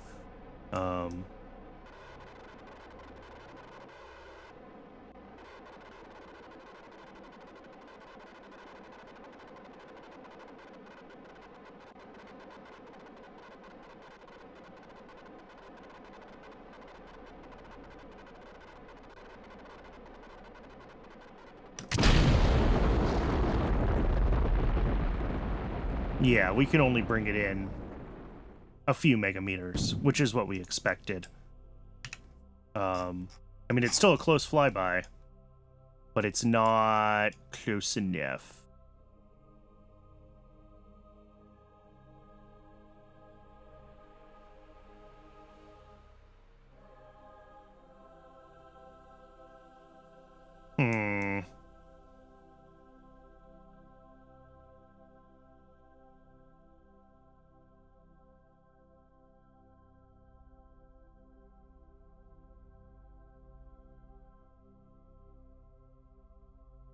Yeah, and I mean, we could have burned a little bit sooner. Our altitude is down about 10 megameters from the peak, just while I was messing around with things. But still, we're just not quite.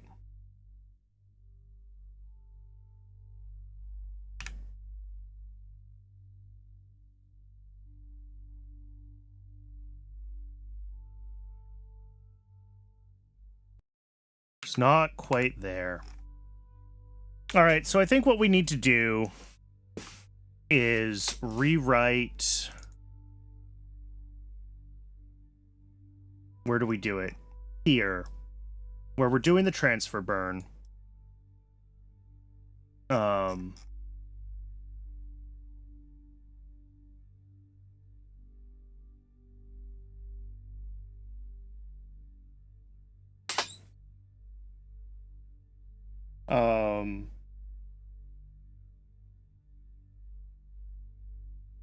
We need to...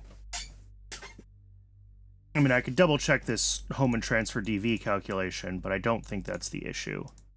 I think instead, what we want to do is we want to look at our current... Again, we want to look at our current velocity and assume that we're at the periapsis, and that our current velocity is our periapsis velocity, which is close enough when we're doing this burn to the moon. Well, hopefully close enough. And then calculate what our AP is from velocity at periapsis, right?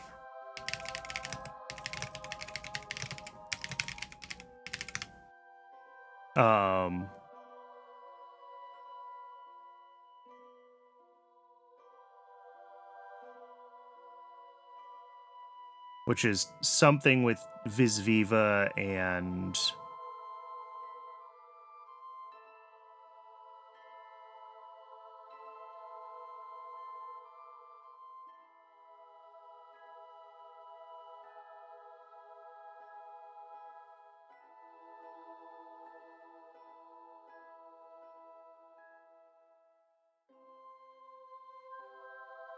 Yeah. So we can do that, I think.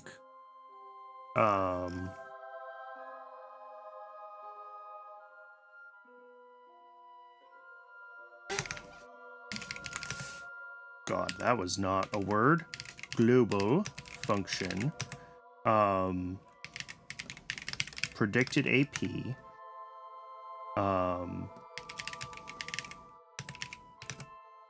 And again, this is going to assume that our current velocity is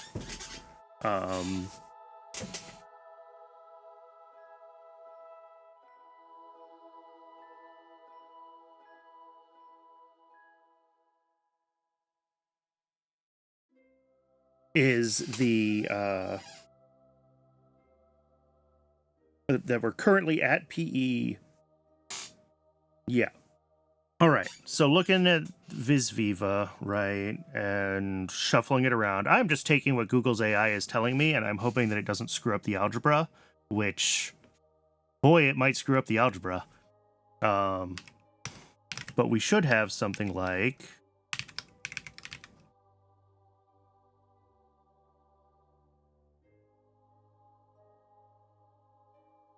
I'm already not convinced. Okay. Let me grab VisViva and we'll do the algebra ourselves.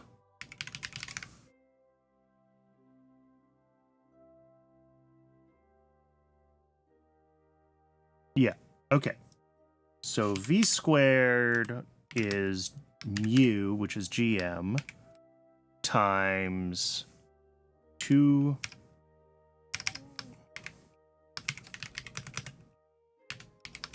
All right. And we have R and V. So we want to solve for A.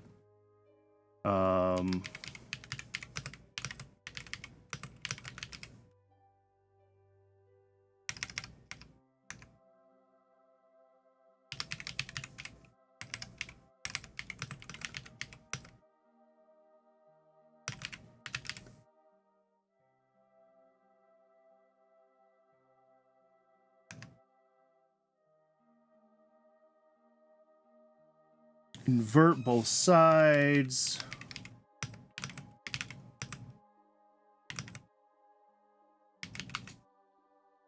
And then radius over 2 minus mu divided by velocity squared equals A.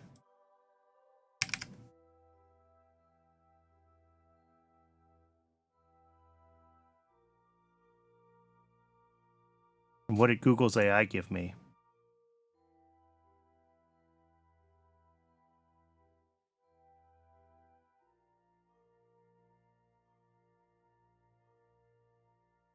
Not that. That's for sure. Okay. So yeah, v squared over mu is 2 over r minus 1 over a. Yeah. And then we subtract 2 over 2r. We could, I mean, we can actually do the -1. So we'd have 2 over r minus v over mu equals 1 over a. And then we just flip it. Yeah. So we have a is r over 2 minus mu divided by v squared. Yeah, okay.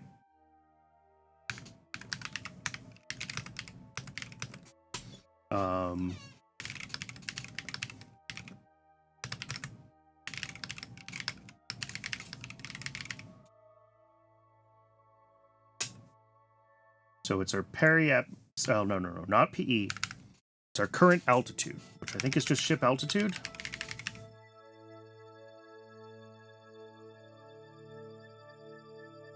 Let's go back to orbitable.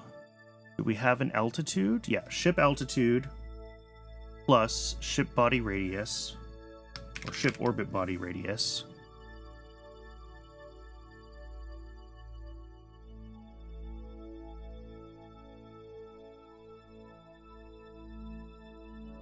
Yep.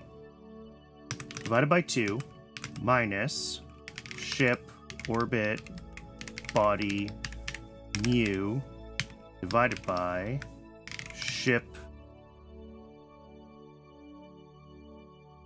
orbit, no, ship velocity orbit mag.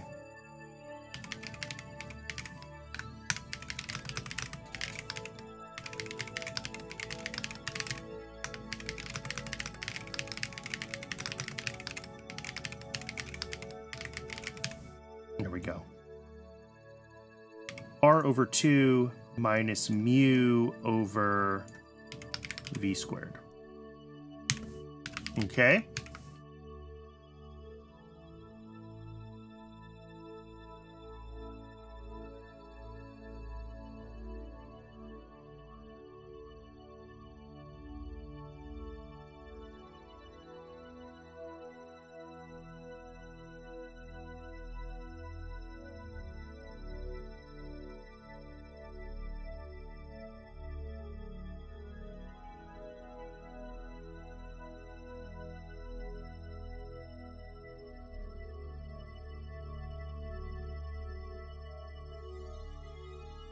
And then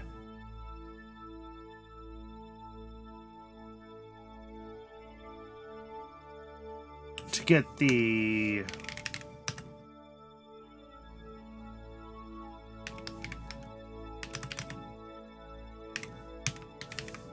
and then right, because A is periapsis plus apoapsis over 2, right? So this is the semi-major axis, is the periapsis radius plus the apoapsis radius divided by 2, right? 2a equals RP plus RA. 2a minus RP equals RA, yeah. So, and we want RA, and that's 2a minus R, and that is all minus orbit body radius. Okay. Cool. Now, if we go to the Agena code, our transfer vern is no longer going to take delta V, it's going to take a target AP.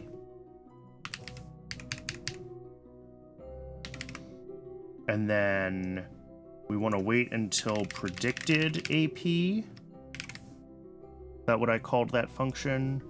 Predicted AP is greater than target AP.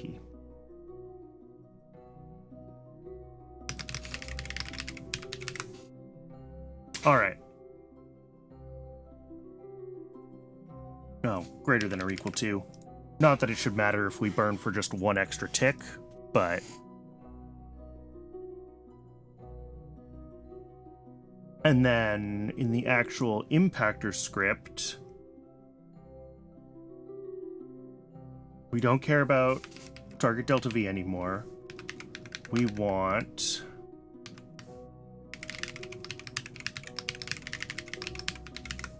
passing the moon altitude.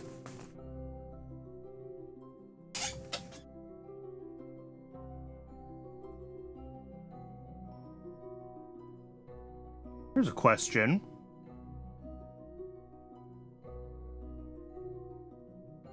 Okay, we do subtract the Earth radius from the moon's altitude. So we're not, like, adding an Earth radius onto anything like that. Oh no, that would be hundreds of megameters off, not tens of megameters off.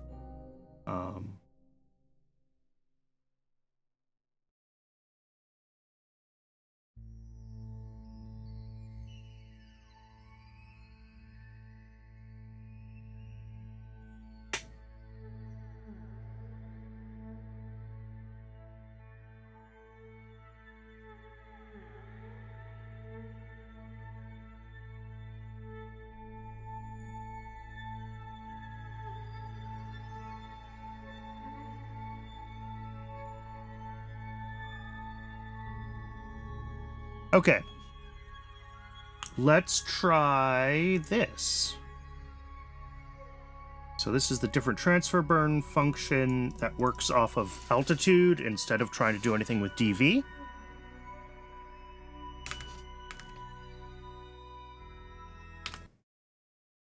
Oh, we can't revert.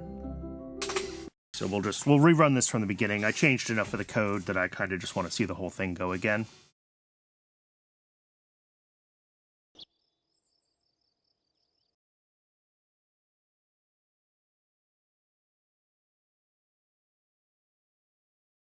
If we can get this dialed in, and again, it only has to be within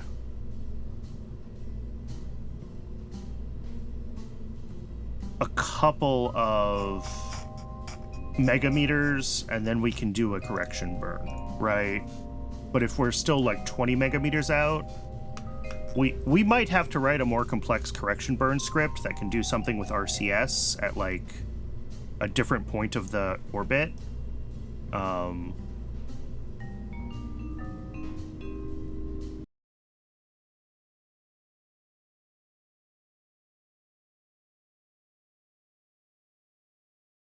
But if we can get this, oop, bonk.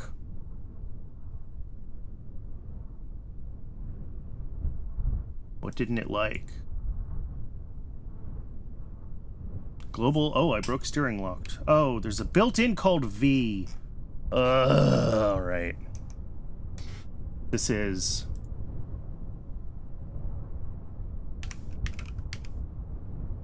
my...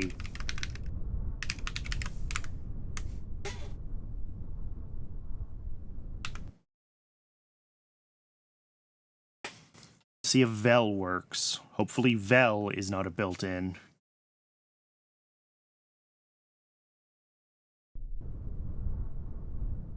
Nope. Well, Vel might not be what broke, but... Oh, R is also, of course. R in this case is actually RP. So we'll call it RP.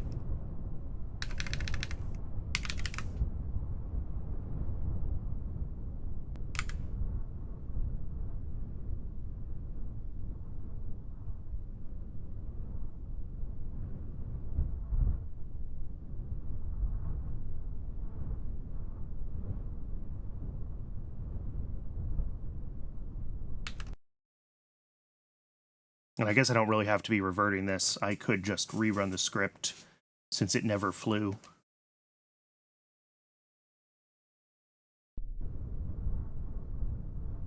There we go.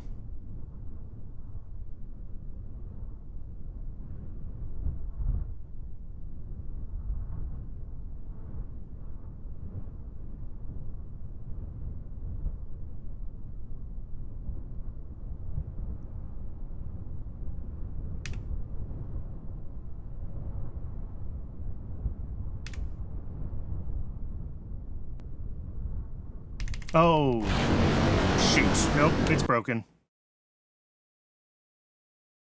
Can't do that. I forgot I can't do that. My manual time warp code is totally happy that if I touch the time warp to tweak what it's doing, it'll still, like, come out of time warp and settle itself down cleanly. This will not. If I screw this up, it cancels the time warp and then it gets sad.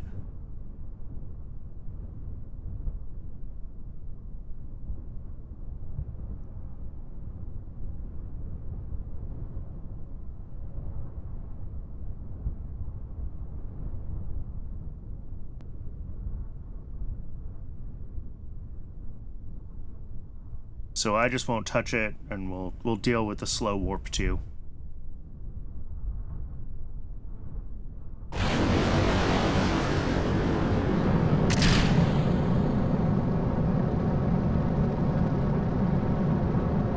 Alright, so the main thing we changed is we have our new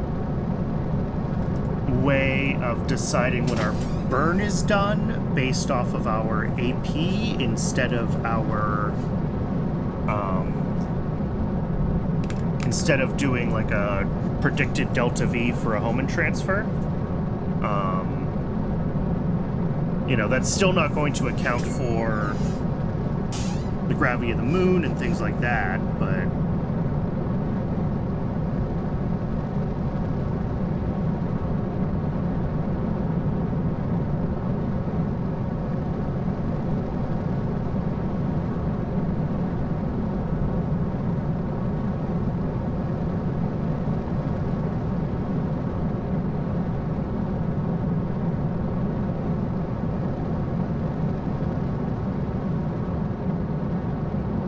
I think part of what's happening is as our orbit is changing, like the instantaneous Hohmann transfer DV is just not quite the right thing, right?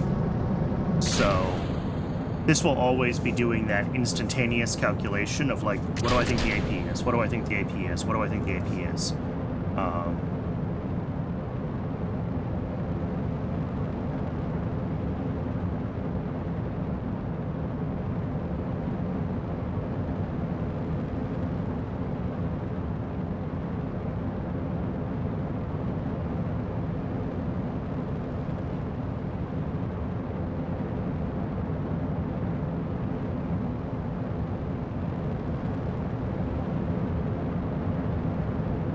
And we don't rely on ship orbit apoapsis for that, although we could. think we probably actually could rely on ship orbit apoapsis, now that I think about it, because that's just going to be using the patched conics.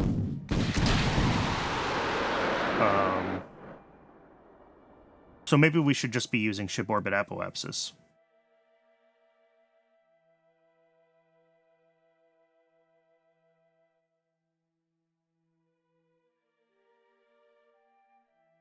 So yeah, our like final updated moon distance is 3.9, blah, blah, blah, blah, blah, blah, blah. That has an Earth radius in it, I think.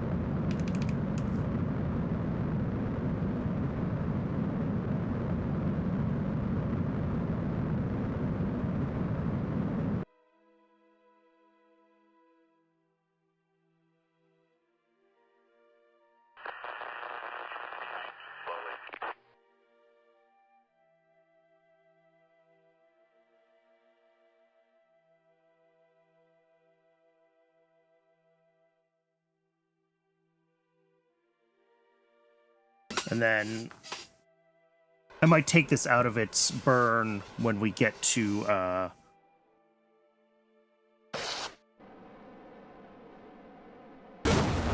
Oop, and we bumped. Undefined variable name. Oh, predicated AP? Yeah, that's not going to work.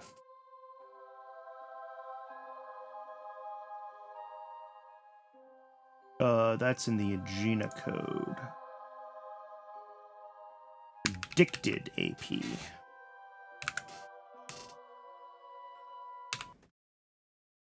All right, let's load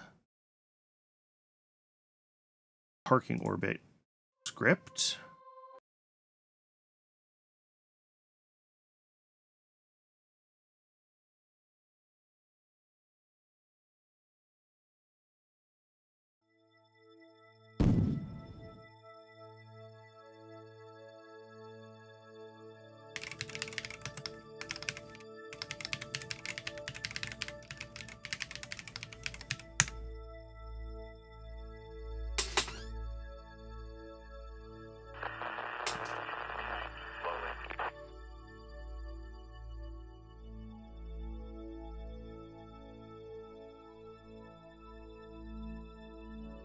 All right, looking good.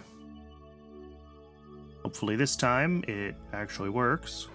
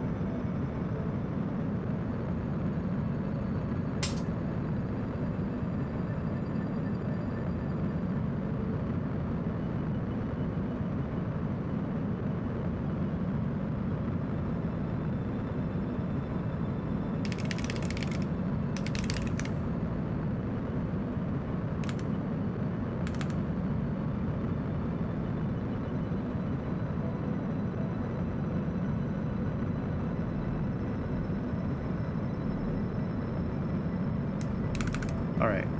So we want our apoapsis height to be somewhere around that, like, 390...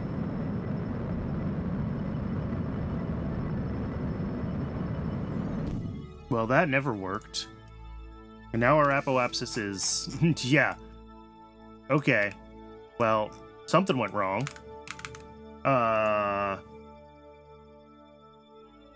What did I do wrong with my math?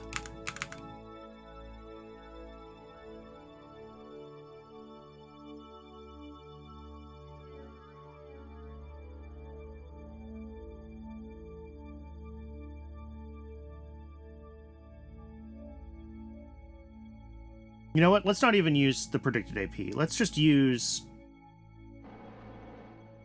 Wait until ship orbit apoapsis is greater than target AP.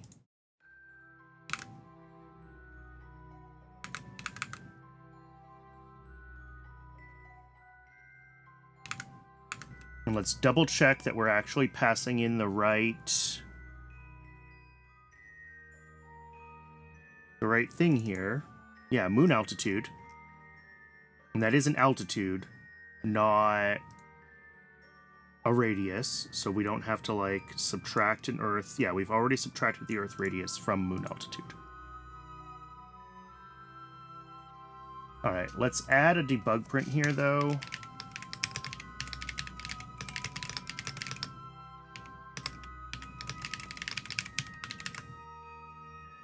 And let's go back to load save. Which one do I want? Parking orbit.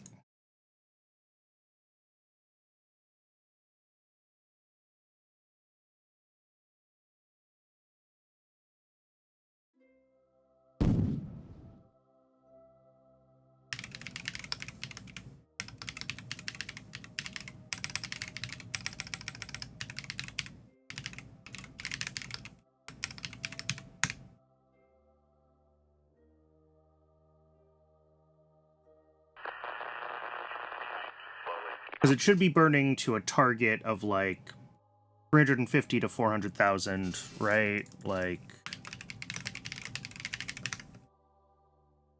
yeah.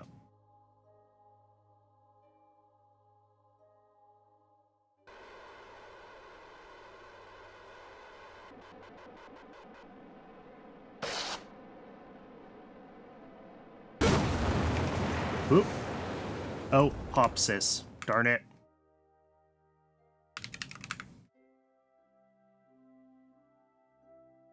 Yeah, burning to an AP of whatever this is, 390 megameters. Cool. So let's try loading that parking orbit save again. Oh, we're so close. I can taste it. If this altitude method gets us, you know, close enough on our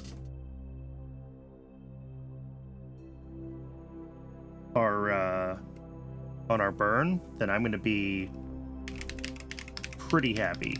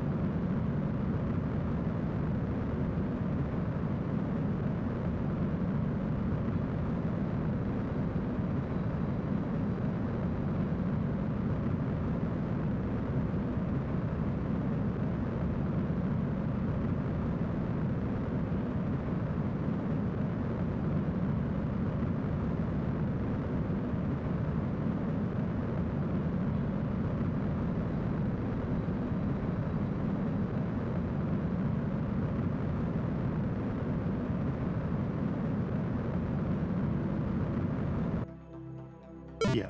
Well, okay. And we bonked, but that's okay. How did we do on the actual burn?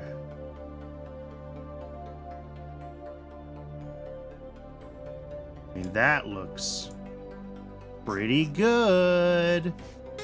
4 megameters. Oh, I don't hate that.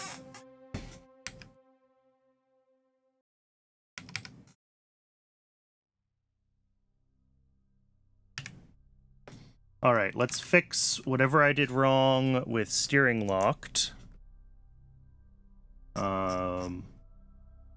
Great. Epsilon. God.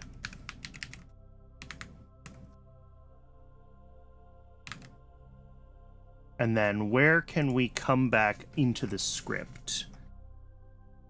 I think we could do pre-transfer, because this is where we bonked.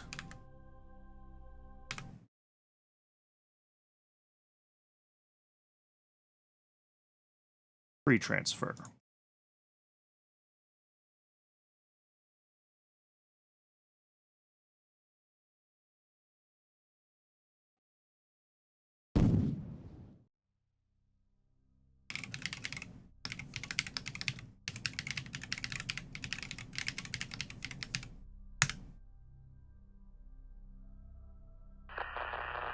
All right, well, it just didn't do what I wanted it to there, but that's okay.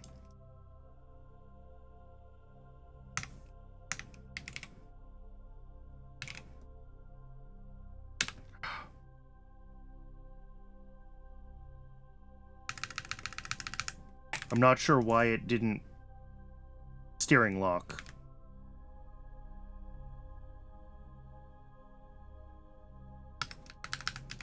Yeah, we lost our everything again.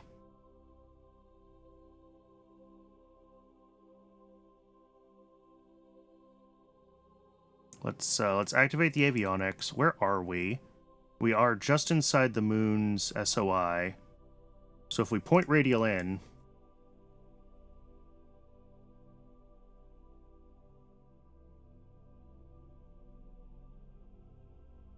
you know, that 3.5 megameter periapsis.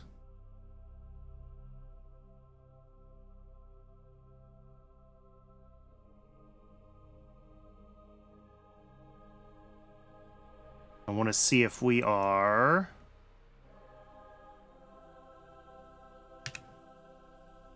anywhere close to getting our... What is this? Oh, this is the wrong plotting frame. I was like, what is going on? All right, so if we burn radial in here...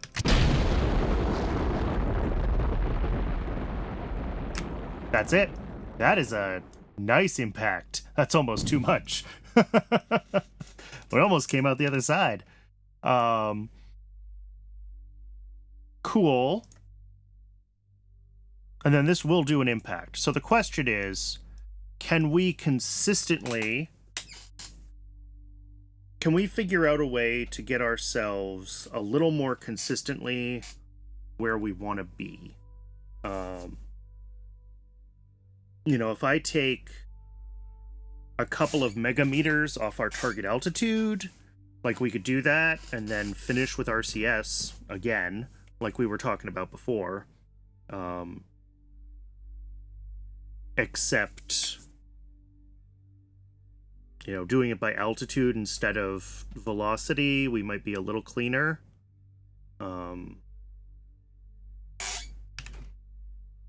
All right, I want to revert this to launch, and I want to see the whole thing run from the beginning. That is the... Oh, and of course I can't revert to launch here.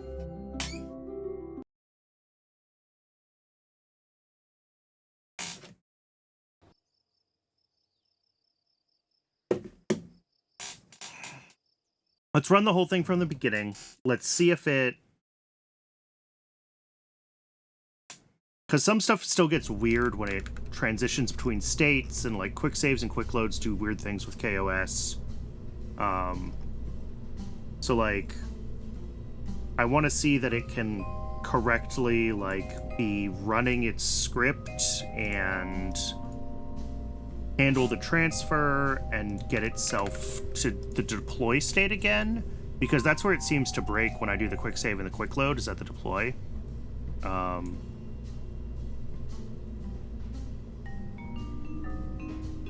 right, so this thing pretty much just needs to run straight through.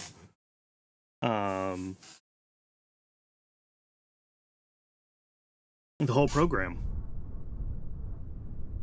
And then we need to try again on different days, because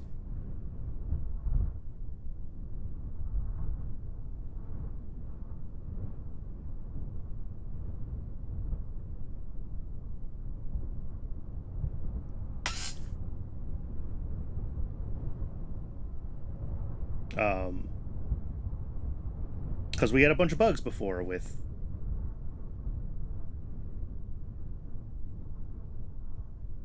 that's weird, whatever it's doing there. Like, something's interrupting the time warp, some other alarm or process or something, and I'm not sure exactly what it is, but whatever.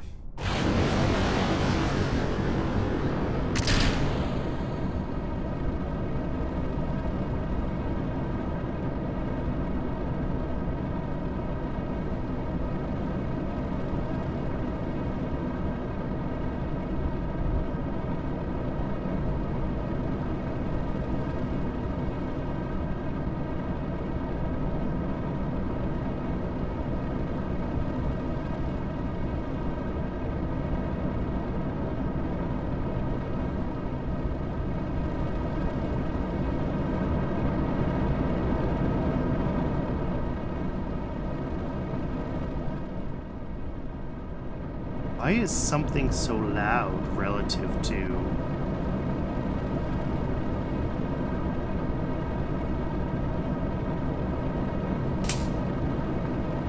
All right. We're gonna try to wrap up after this launch.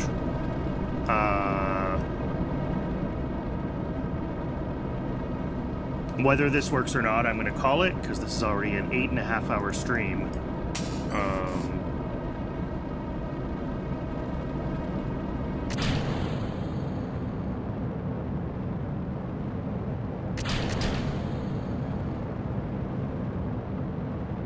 There we go. Well, whatever the bug was with the audio, making it higher frequency, has been resolved.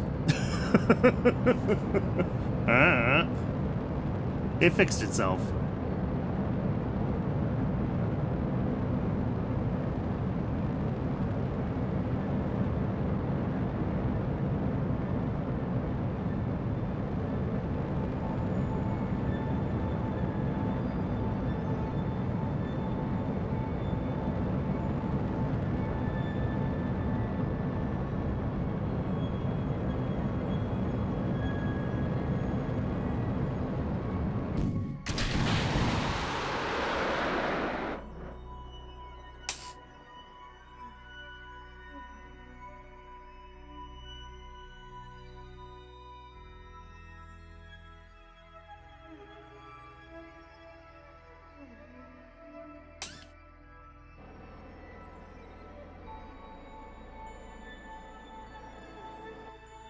I probably need to give this, at every point in the orbit, more opportunities to try to, or more time to stabilize itself before we start burns.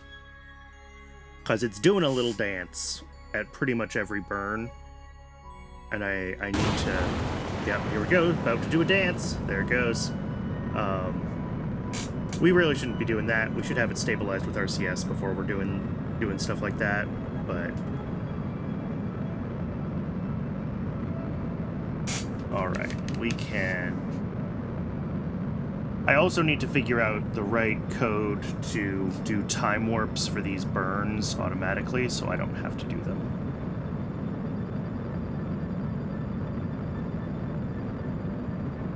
Because I do think we're going to have more and more of these, you know, as our upper stages get more efficient, their TWR goes down, and these burns are going to get longer and longer and longer.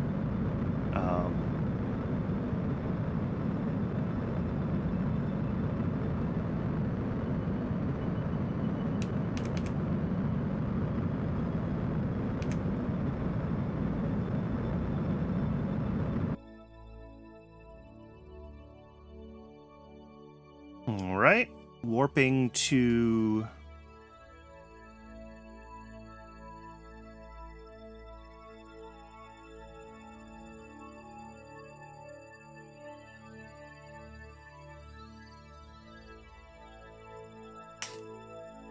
our burn longitude,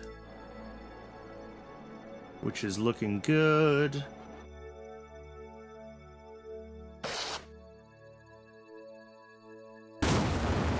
Again, it does a little bit of a dance. We need to give it more time to, like, align itself.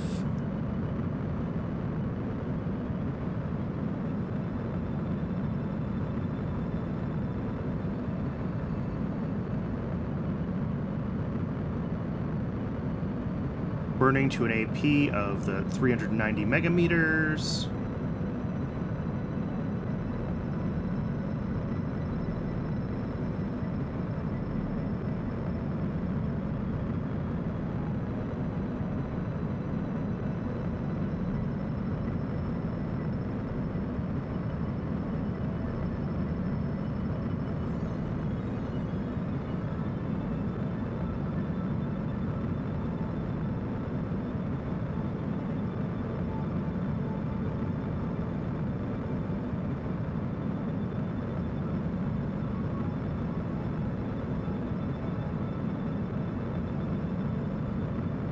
Yeah, and this is where, like,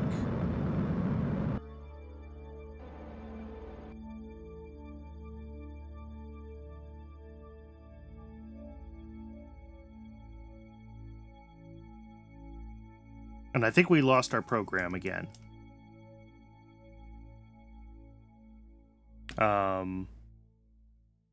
Which is really frustrating.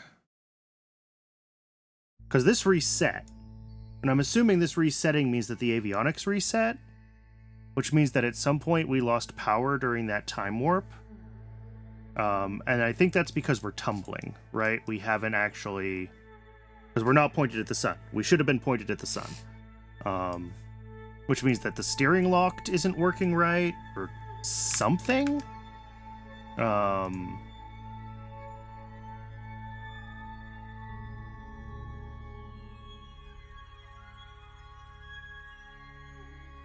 But I'm not really sure what's going on there. All right. Well, we'll continue by hand. We'll burn radial in.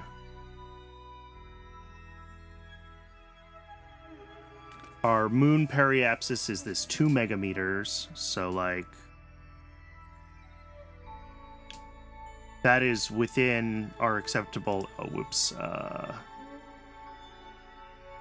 Activate avionics. There we go.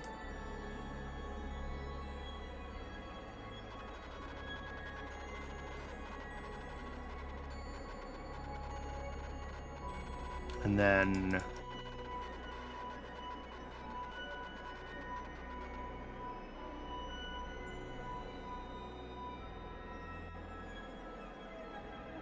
oh, it's trying to roll and having a bad time, but okay, we don't care about waiting for that to stabilize.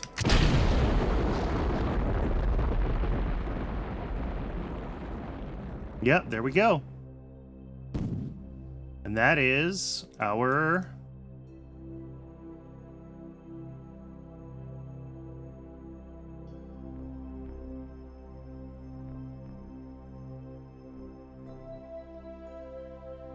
What do they both have? Oh no, one of them is 1 day, 16 hours, and one of them is 1 hour, 16 minutes. That's funny. Oh no, here we go, perpetual. Oh, I guess as these solar panels wander in and out of coverage. But we should be able to complete both of these.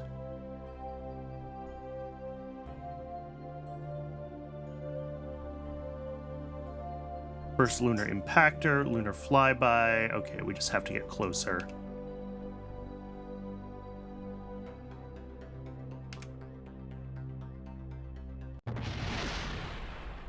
Lunar flyby.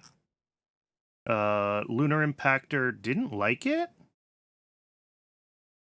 I don't think that's true. Like, I'm quite certain we were going fast enough. So that was probably time warp shenanigans. It didn't slow us down because we weren't getting to the right altitude, so I need to be more careful about my time warps when we're time warping into the lunar impact. Oh, has that been on code this whole time? Ugh. I don't even know when I flipped that over and what I was looking at.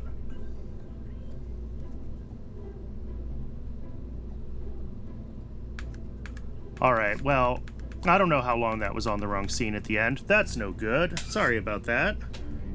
But I'm gonna call it here. I don't want to. I really wanted to get this done tonight, but it is 9:30 p.m. I'm exhausted. Let's call it here. So next week, we're going to have to keep debugging this. We're going to have to keep trying to dial in our injection burn. Maybe we can write a smarter mid-course correction routine. But, I mean, honestly, it seems like the altitude-based system is doing a much more consistent job of getting us to where we want to be than the velocity-based one. So that is, that's progress, at least. Yay. Alright, yeah, so tomorrow we're back on Pyanodons, as always. Friday, I'm still not sure what I'm going to do Friday, honestly. And then the next time we pick this up, we're just going to have to keep pushing on the different parts of the script. So yeah, thanks very much, everyone. I really appreciate everyone who's tuned in and everyone who watches on YouTube. If you're on YouTube and want to do anything to feed the algorithm, that's always really appreciated. Likes and comments really do improve the visibility of small channels like mine. And if you are watching on YouTube and want to see this happen live, want to see me get really frustrated with rockets, there's a link to my Twitch down in the description. So thanks again, everybody. Let's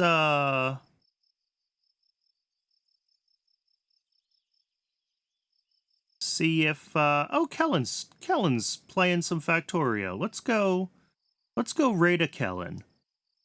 Let's do that.